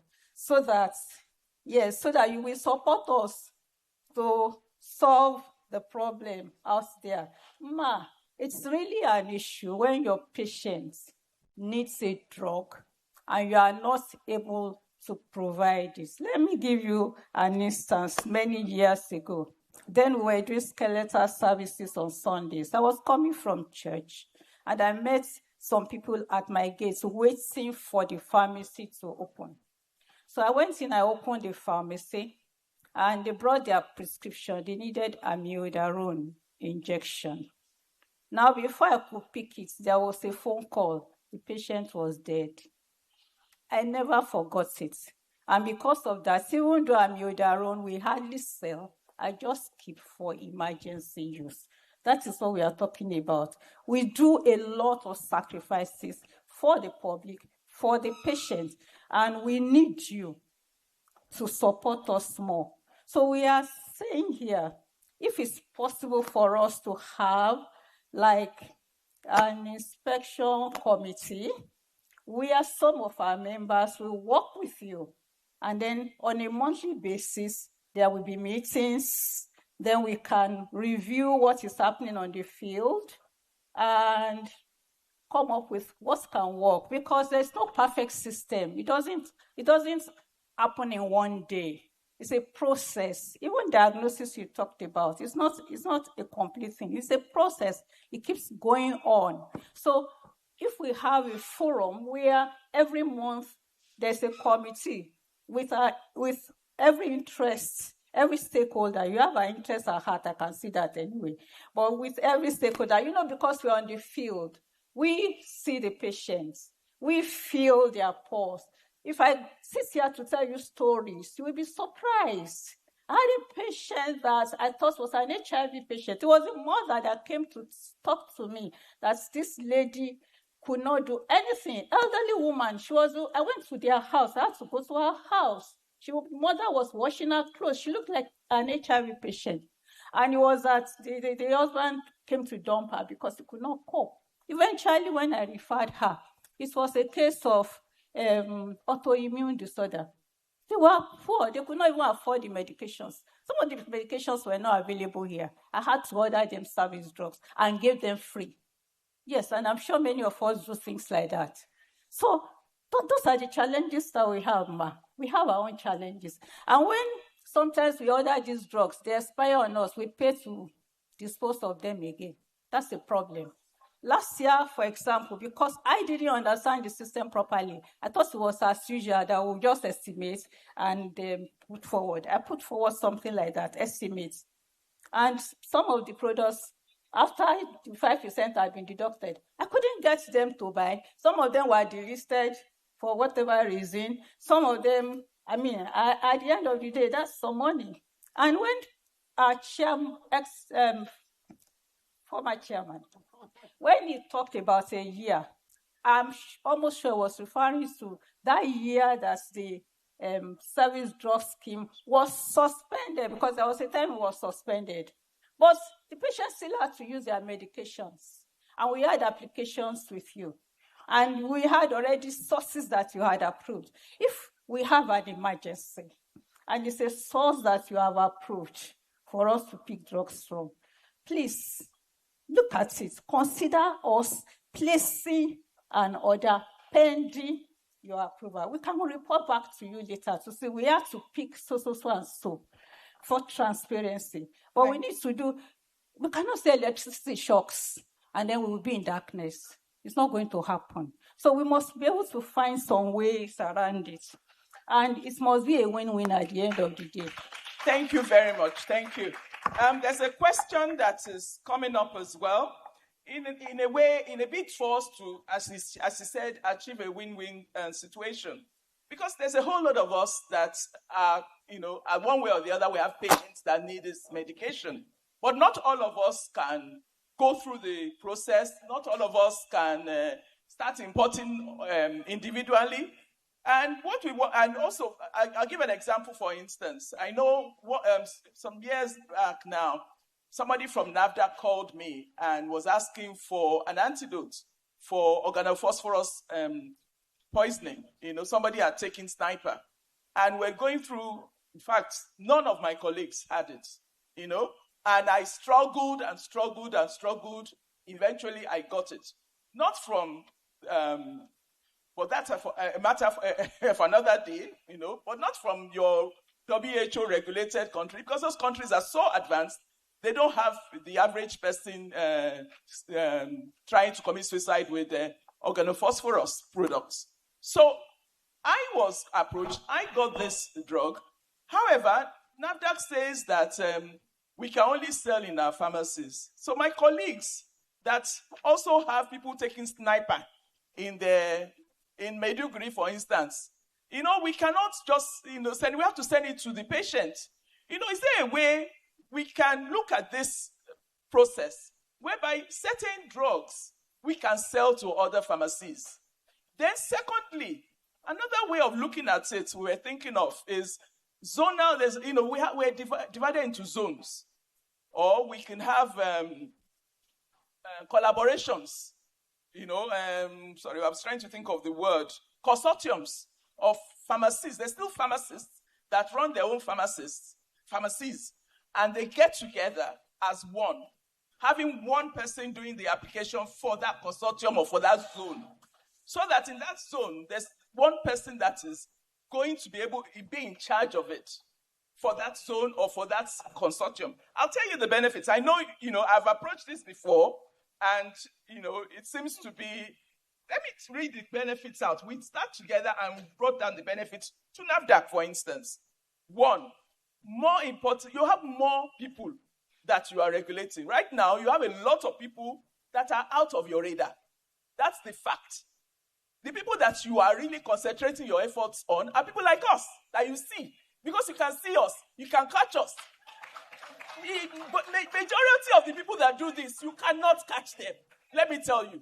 But if you allow us to do this as a consortium, we have a lot more to lose, that I can assure you. So if you can have a consortium, let me read the benefits out. There might be more. One, where you have more regulations. the more people that you actually have under your net. 1. 2, there's a likelihood of your mandate being successful. So instead of us sort of loggerheads all the time, you're likely to be successful. High quality, affordable medicines will now reach the people of Nigeria. Right now, I get a fine of 5 million naira. Do you think I'm going to sit down and bear that loss? No, I am not.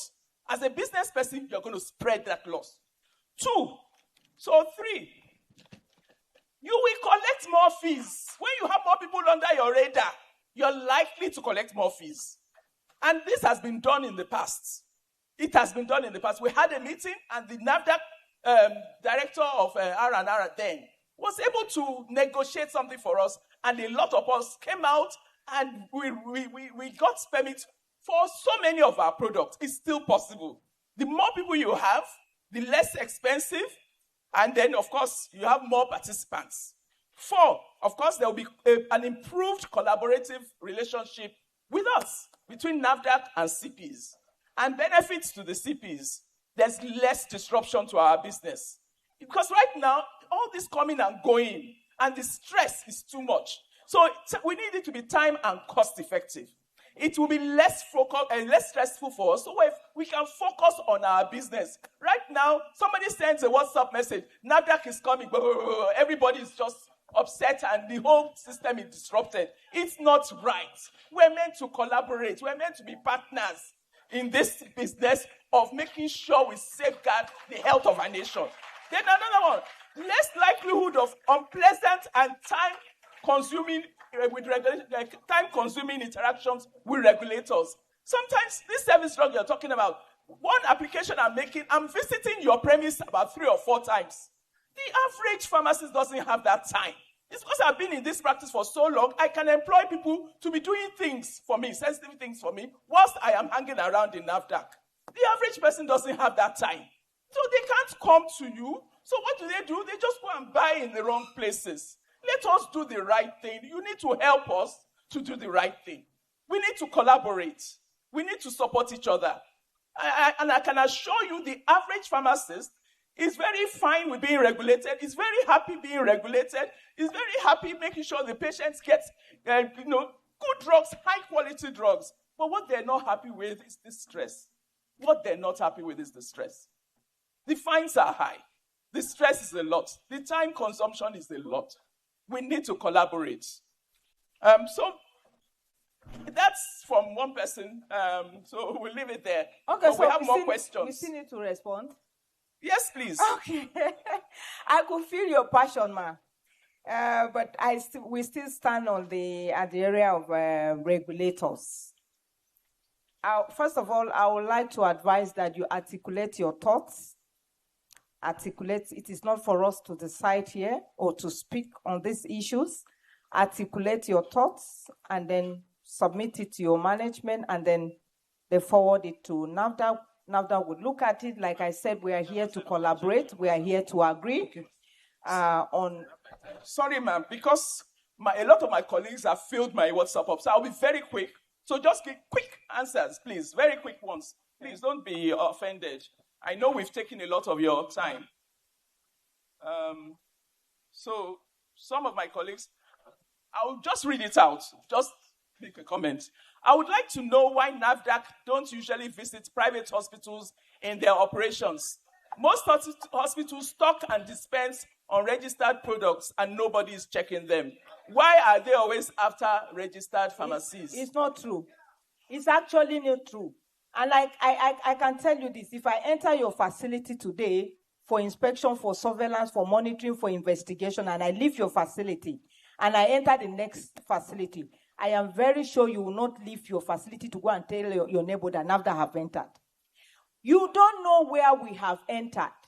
You don't know. Don't say that and don't conclude. And I remember there was a letter to the DG that we are leaving out the pharmacy in the hospital. It is not true. We go to all the pharmacies in the hospitals. We have engaged them. We are still engaging them just like the way we are engaging you. In fact, we are not even having engagement with Acpn like hospital pharmacies. Last year, all of them across Nigeria, we had meetings with them. We visit them. I particularly have visited so many. So don't conclude that, please. Okay, you don't know, you don't know. Thank you, ma'am. The next one, is there a formal complaints mechanism for pharmacists who experience misconduct and harassment during NAFDAC inspections? How transparent is the follow-up process?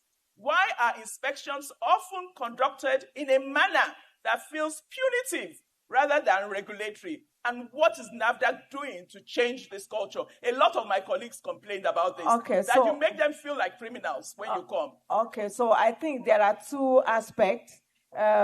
Post-market surveillance and enforcement are the two, apart from inspectors. And inspectors don't have much to do with your facilities, apart from PCN. But those people that visit your facilities are two directorate, PMS and then enforcement. And I will be surprised, like you always know that once they hear now that they are agitating. But I can speak for the conduct of officers that come to your facilities. But when it has to do with investigation from enforcement, that is why they are enforcement. They are coming for strict investigation. And definitely they will come with all their forces. So naturally and officiously, you might not find those pleasantries, especially if you are violated. But for post-market, our NAFDAC, the contact number on the internet, you can click it. The email is there, pms.lagos.agnafdac.gov.ng, pms.abuja@nafdac. And then registration directorate. But for such complaint, it's PMS and I&A. Please forward all your concerns. And I can tell you, ma, everyone here, I can tell you any misconduct, anything investigated, we will always write you a feedback of the action taken. We are civil, we are collaborating, we are collaborators, and we'll continue to collaborate. So our processes is not to intimidate or to despise any pharmacy outlet. Any observation, any experience, please, I give you these emails, write it, and feel very free. If you like, remain anonymous. After investigation, we will send a feedback to that email. Action will be taken. Thank you. Thank you, ma'am. Good day. This is another one about NAFDAC visitation. So I think the person is saying that is your visitation and designed to embarrass pharmacists or monitor things. It's still on the same line. They feel you're embarrassing them. Anyone that have experienced embarrassment, please meet me after this meeting. Another one, it says, why are drugs taken from the pharmacy and not returned after inspection? When you violate, there is no way we can return it. It's a violation and then it will go for destruction. Another is when what you seize that was violated, why don't your charge just be that?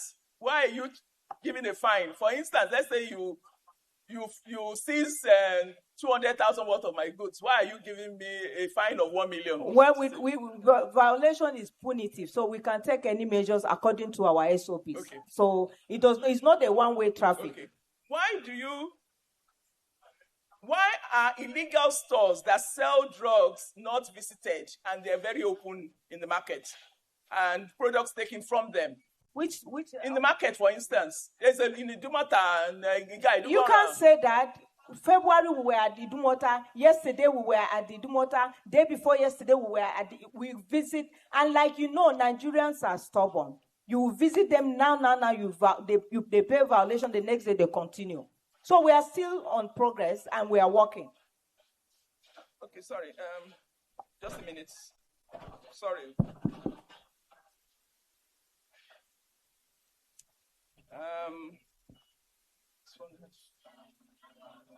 So I'll quickly go through it. Can I put it This on? lady is asking for a verification system. Does NAFDAC recommend for ensuring product authenticity beyond standard supplier checks? What? Verification system. Do you have a verification system? Verification? I don't understand. To ensure product authenticity beyond standard supplier checks. You see, just to speak to that, then I make one or 2 points just to support what my senior colleague said. The NAFDAC Green Book is a digital database which you can access to know the status of every registered pharmaceutical in Nigeria. If it is not there, then it is not registered. Now, that's to give you a kind of open access, like I said, to the entire public. Yeah. Now, I'm sorry, I want to just add to one or two things to back the earlier issue. Yes. I will appreciate if we can look at issues from both prism, the dimension of the prism. You will agree with me, Nigeria is a nation that is very big and vast. Yes. In terms of population, land mass. Have you ever sat down to think and ask yourself a question, what is the capacity of NAFDAC staff in this nation?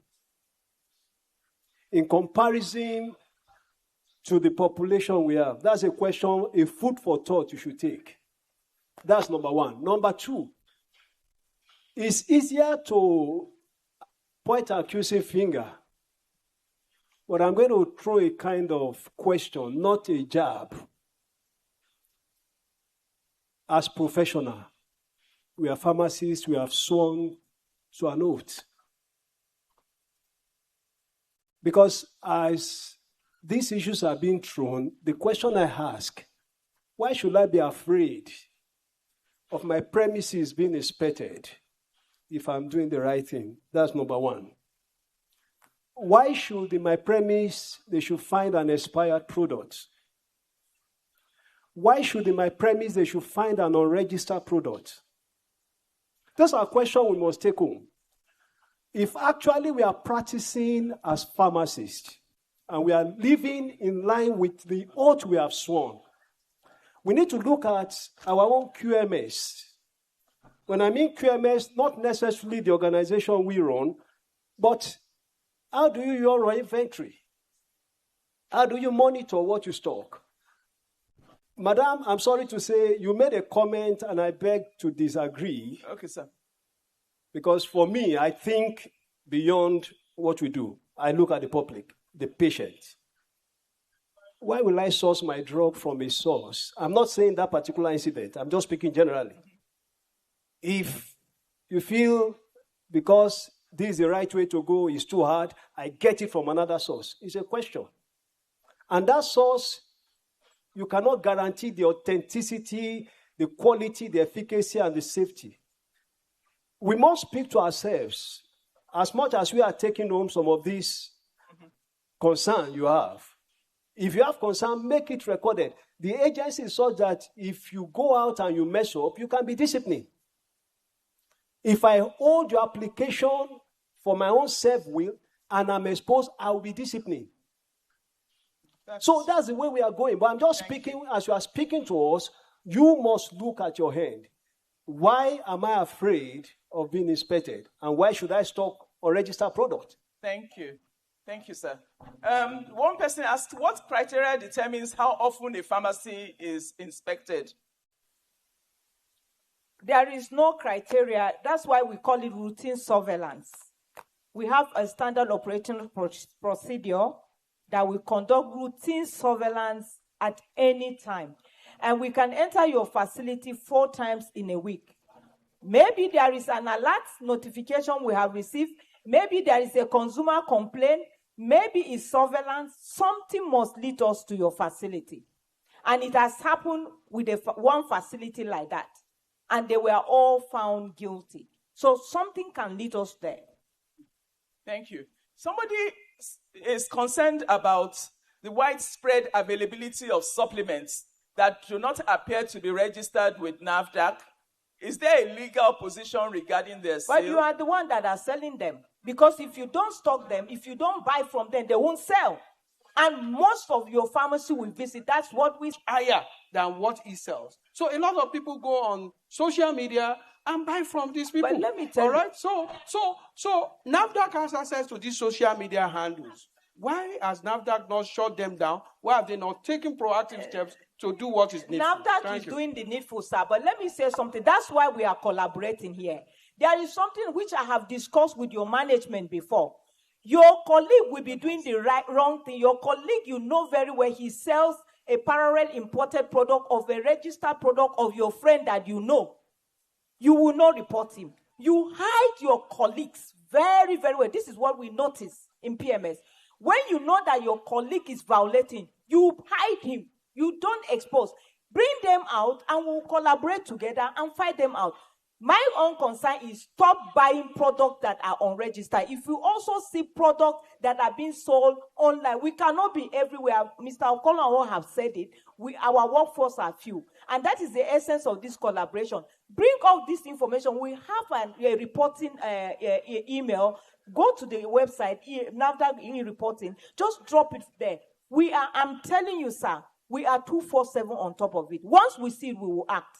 So that's the essence of this collaboration. Drop the information and we'll act and revert back to you. Thank you, ma'am. Rounding up now. One question says, is NAFDAC permitted to seal up a premises on the ground of unregistered drugs prior to invitations of the superintendent pharmacist? No, there must be an issue. If we seal out a place, there is an issue. Once there is obstruction during visit, we'll close that place. You are not supposed to obstruct. Like he said, if you don't have anything hiding, why are you afraid, apprehensive when NAFDAC is visiting your place? So once there is obstruction, we close the place. Once the investigation sample is found in large quantity that we cannot move, we seal the place. So there are scenarios, it all depends, it works with its merits, actually. So this is another one still concerned about being surrounded by nonchalant and different hospitals, dispensing drugs by doctors without the presence of pharmacists in their premises, yet NAFDAC does not visit it's them. Man, let me tell you something. We might not tell you here. Only in this Ikeja, I cannot count number of hospitals we have closed because they don't have superintendent pharmacists. And we cannot come and start telling you here. I mean, we have sworn an oath of secrecy and confidentiality. We cannot tell you. Otherwise, if you know number of big renowned hospitals, only in this Ikeja that we have closed down, and we insist they must have a superintendent pharmacist, and that facility must be registered, and we report them to PCN to follow up and monitor them to ensure compliance. But we can't come in here and start telling you. We do that. Thank you. And the last question is... Sorry, man, just to buttress yes, our point. Yes, sir. You recall that the last audit that was done, the WHO, PCN, NAFDAC, under regulatory inspection, were benchmarked. So that collaboration has facilitated this action she just mentioned. All we required most time is to notify. Once we have information, just like we are not God that is everywhere, you notice something happening that is not too right on ethical practice, that's why we have the reporting channel. It's all you need is notify, inform, and the agency will do the needful. That I can tell, at least from the little I've seen and have happened.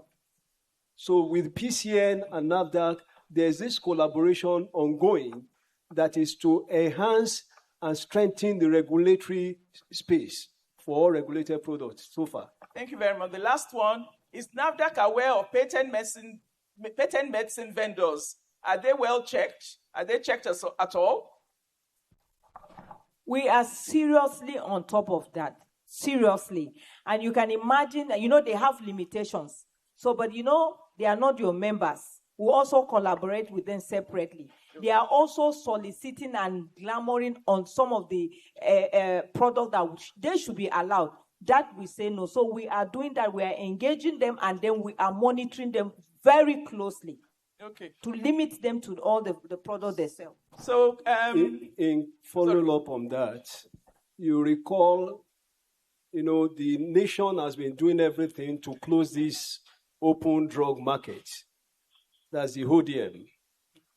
Kano is an example, which the agency, there's this CWC center that has been created while the open drug market was closed. These are part of the steps that have been taken in the recent time, which is still being, worked upon for other critical areas in the nation.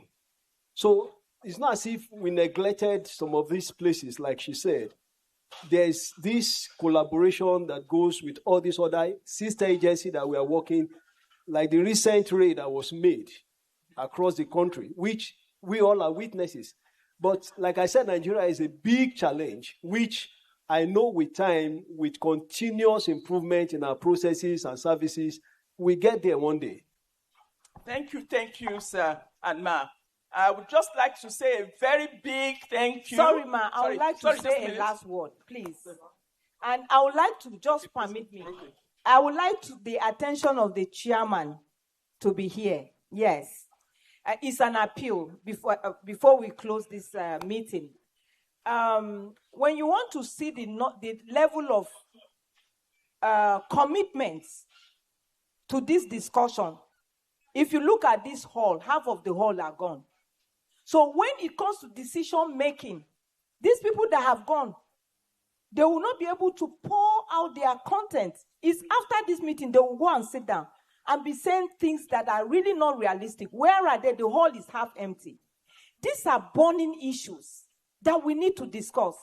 Let me say something. While I'm drawing the attention of chairman, we are carrying out a lot of sensitization on traceability and green book across 36 states. For every state, I was always insisting, Acpn members must be there and be trained and step down. Most of the facilities we have visited, they will tell you they don't know anything about scan to verify. They don't know anything about traceability. Now it's a concern, chairman. You need to, other groups are collaborating closely with DG. DG is passionate about clusters groups. We have been having meetings with different associations that are into pharmaceuticals.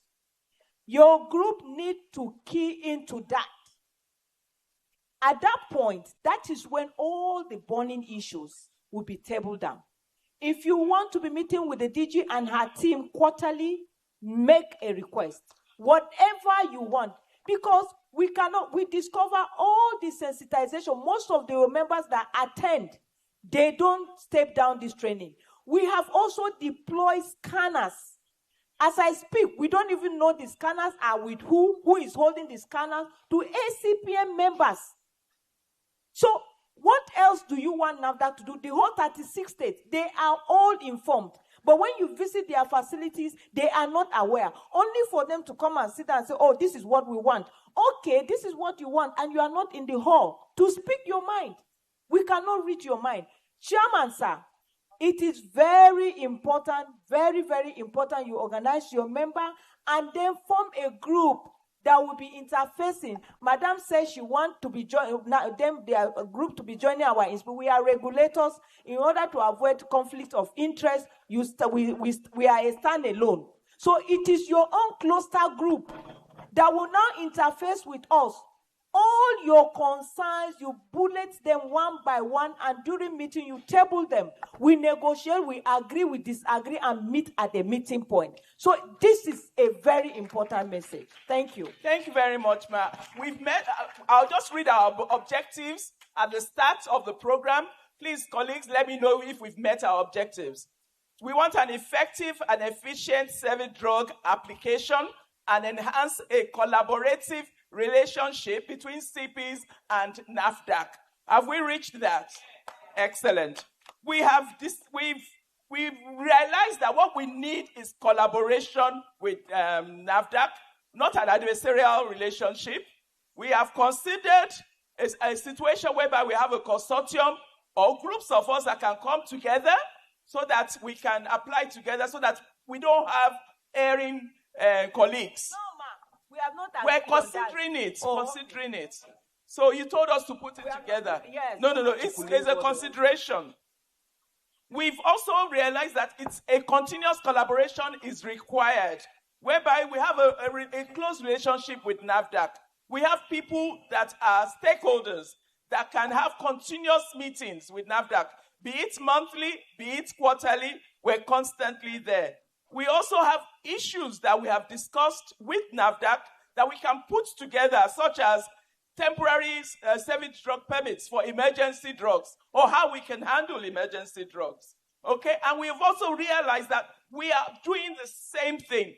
Acpn and NAFDAC both ultimately have the same objectives, providing access to high-quality medicines to Nigerians, ensuring consumer protection through safe medicines, ethical corporate governance, and global best practices. We are doing the same thing, and we want to continually collaborate and want everybody, every one of us as community pharmacists to join hands with NAFDAC to make this a success. So thank you, everybody. I appreciate your being here. And I know it's been a long one. Thank you for staying to the end. Thank you very much, NAFDAC. We appreciate you. We like your openness. We appreciate your openness. We're coming back very soon with Chairman. We're coming back very, very soon.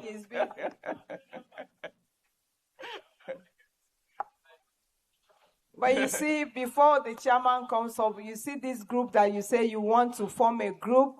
I can tell you, regulatorily, it's tough to avoid abuse of distribution, which we are battling to control in NAFDAC. So have a rethink when you are sitting down to articulate your thoughts. Please, thank you.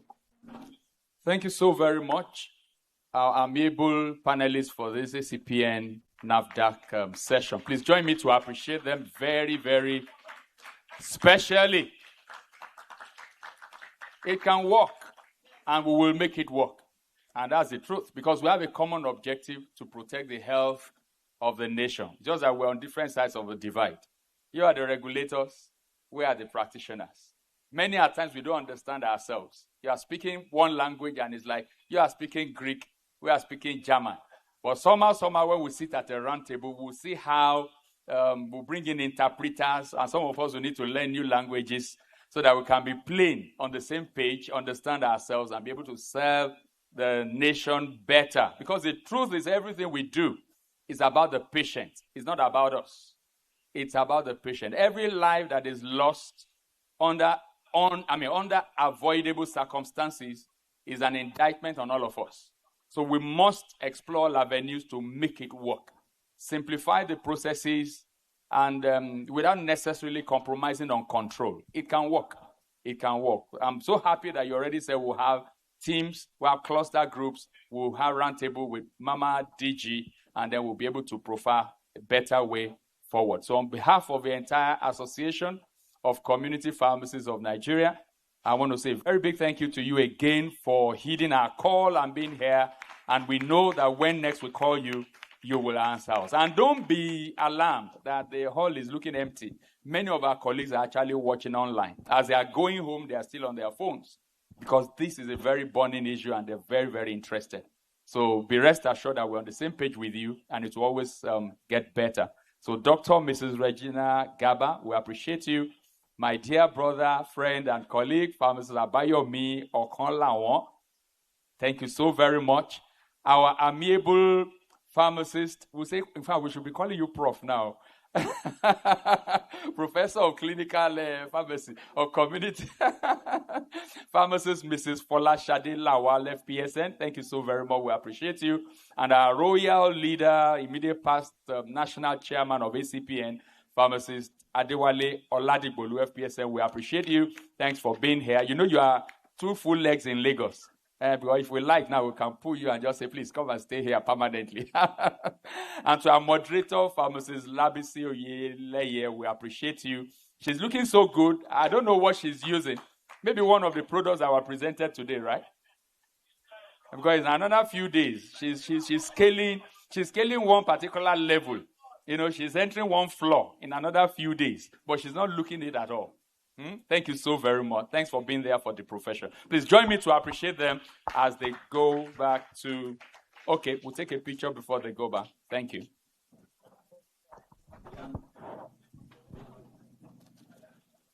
Please, let's gather for a group picture. Picture, sir.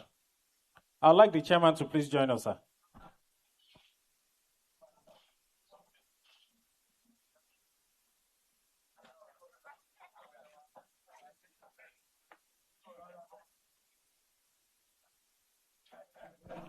Sir, the chairman should be close to you.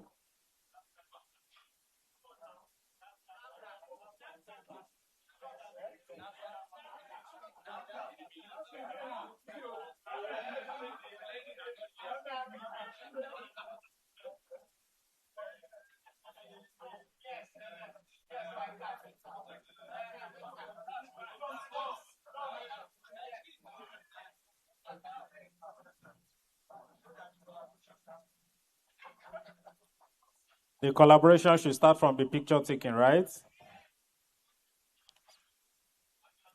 Thank you. Please, I want the pharmacists to remain. The NAFDAC officials can leave. We have some presentations on stage. Just quickly do that. Please, a round of applause for the NAFDAC, the representative of NAFDAC DG.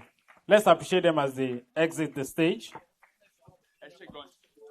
Please, I would like you to stay. Chairman, please stay, sir.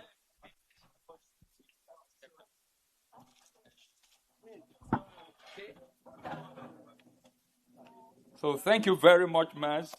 We already presented that of Mama DG yesterday, and we'll take it up from there.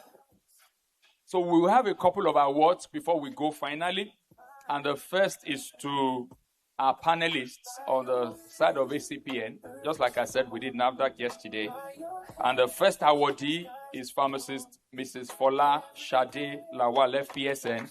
We thank you for always being there for pharmacy. And to present this, permit me to, my chairman, sir.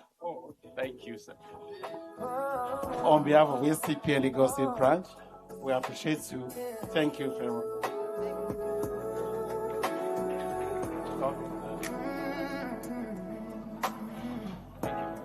The oceans know how far to reach. By majesty, by your wisdom, earth was formed. Your hands, the skies adorn. We breathe in life's first. Last but not the least, we have our moderator, pharmacist Mrs. Labisi Oyeleye, the gentle giant. We have this on behalf of the association. On behalf of Lagos State Acpn, we sent this to you. Chairman, also. By every word your hands have made.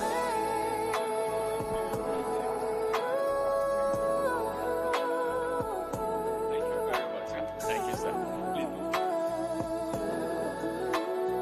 And then we have this last presentation to the chairman of day 2 of our conference. Our brother, our friend, our partner, our sponsor, he's always been there for the association. Pharmacist Pastor Sheye Agbuola. And to present this, I would like to call on Pharmacist Ola Banji Obideyi, a past chairman of Acpn Lagos. Please help us to appreciate the chairman for day 2 of our conference.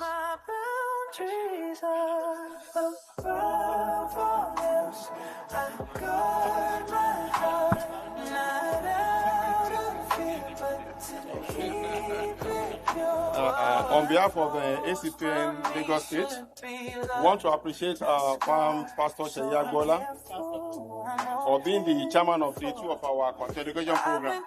We really appreciate you, and we hope that when next we call on you, you honor us with your attendance. Thank you very much. Now I pray before I give my all, 'cause peace is worth more than it costs. All right, so I would like to call on our past chairman, pharmacist Aminu Abdusalam Yinka, to give us a much awaited result of our zonal dynamics. Some of our colleagues didn't sleep overnight because they had to prepare their poster banners and all that to be ready. So I'll hand over to him so that all the panic will be over. Good evening, colleagues. It has been a long way. This year's dynamics is very impressive. The participation was good. In all, we have 15 zones that participated in this dynamics.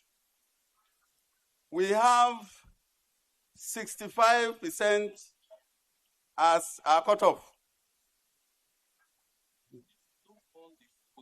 No.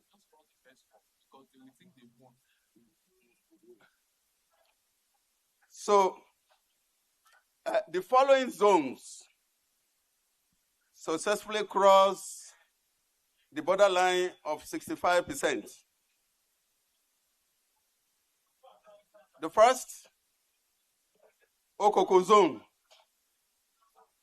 score above 65%. Ejigbo zone, above 65%. King zone, above 65%. Ikeja zone,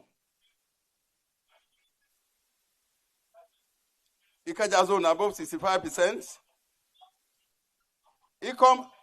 Icom zone, also above 65%.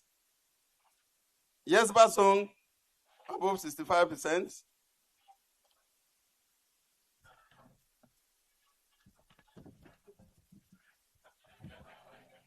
Idea zone, above 65%. ICOT zone, still above 65%. Then Badagry zone, not above 65%. Another, all the zones that I won't mention.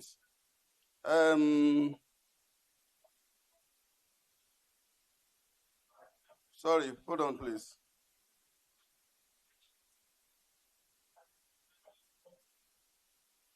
Sorry. Please come.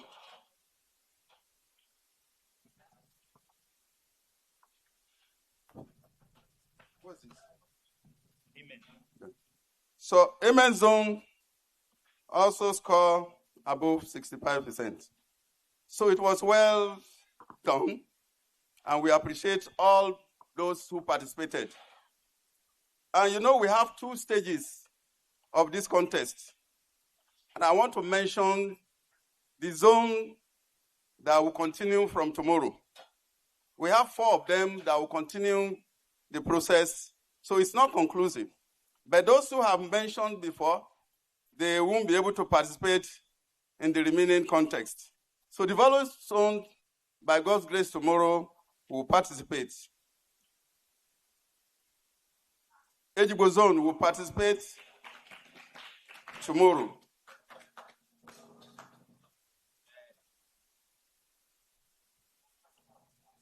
Amen zone will participate tomorrow. Idea zone will participate tomorrow.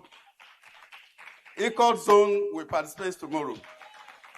So we will advise that those zones that I mentioned now to get prepared for tomorrow.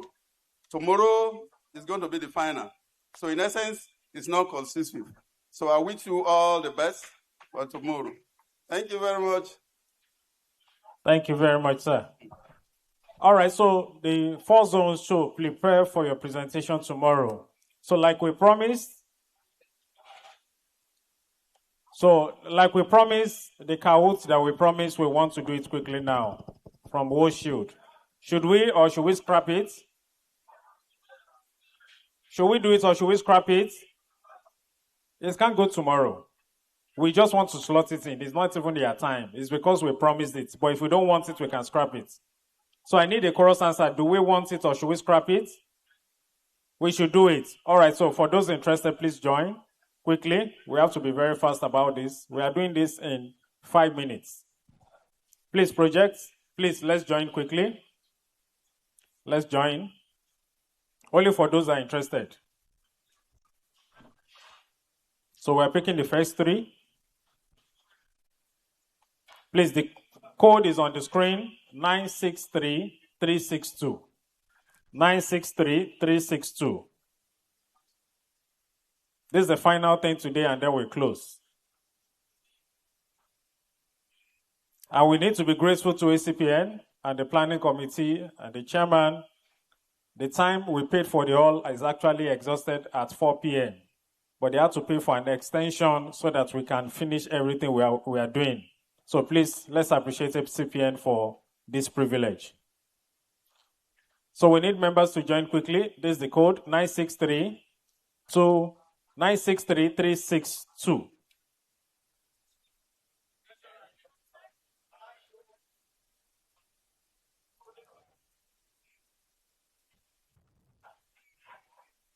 So is there any other person that wants to join? Say aye. That wants to join that will not join. Say aye. So I think everybody that wants to join has joined. We don't have the time. Can we fire on? You can see that means I'm sitting down playing this. Because I don't know the question, so let me play. I'm not part of this. This one is powered by, not by Acpn. This one is by Oshield. Means I want to win a car. I don't even know anything. If I win, don't give me my award. You will see. Are we ready? If you want to join and you have not joined, please let me see your hand. You don't come, yes. Just keep the bags here. How many goodie bags? 4. So please don't forget, the screen will display the first 3. If you are the 4th winner, we need to see it on your phone. So you can see Oshield is talk and do. They don't just promise, they fulfill their promise. Oshield, I'm selling your market too. Are we ready? All right, let's start.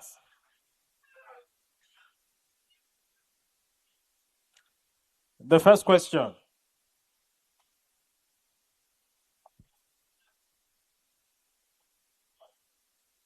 What form of vitamin C is used in Oshield vitamin C?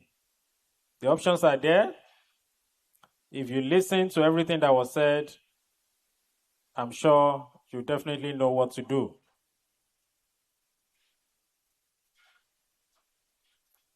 Calcium ascorbate, gluconate ascorbate, sulfate ascorbate, ascorbic acid. And the answer is calcium ascorbate. So who is currently leading? Next. Ashake, you have started again.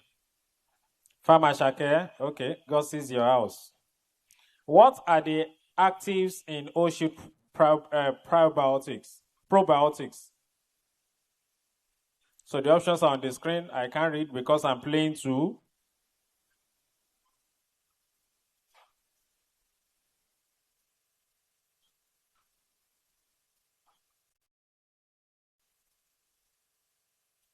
The answer is probiotics, digestive enzyme, cranberry, and prebiotics. Next, who is leading? Now, Vivian is leading. Next. What is the strength of evening primrose and Vitex chestberry in wholesale evening primrose? Is it 120 milligram and 1,000 milligram respectively, 1,000, 120 respectively, 1,000, 1,000 respectively, or 1,002, 1,002 respectively?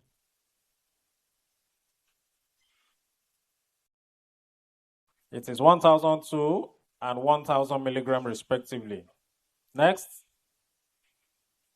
See, as people are just dropping. Lawrence is leading.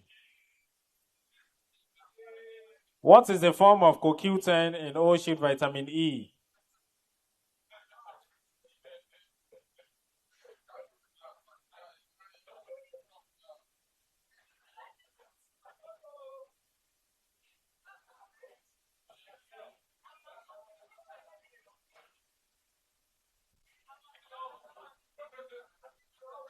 The answer is ubiquinol.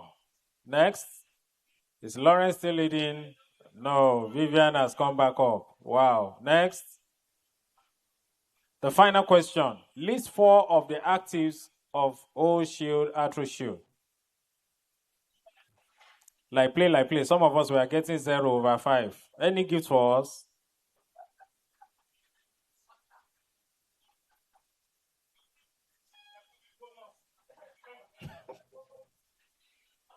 Well, this is the final question. We have 4 goodie bags. Wow. Now, the 3rd position goes to Precious. Please, a round of applause for Precious. Please come forward. 2nd position goes to Aragbajo. Okay, just come. Please come with your phone so we can confirm And the winner is Sandra Wynn. The fourth position is Vivian. Fourth position is Vivian.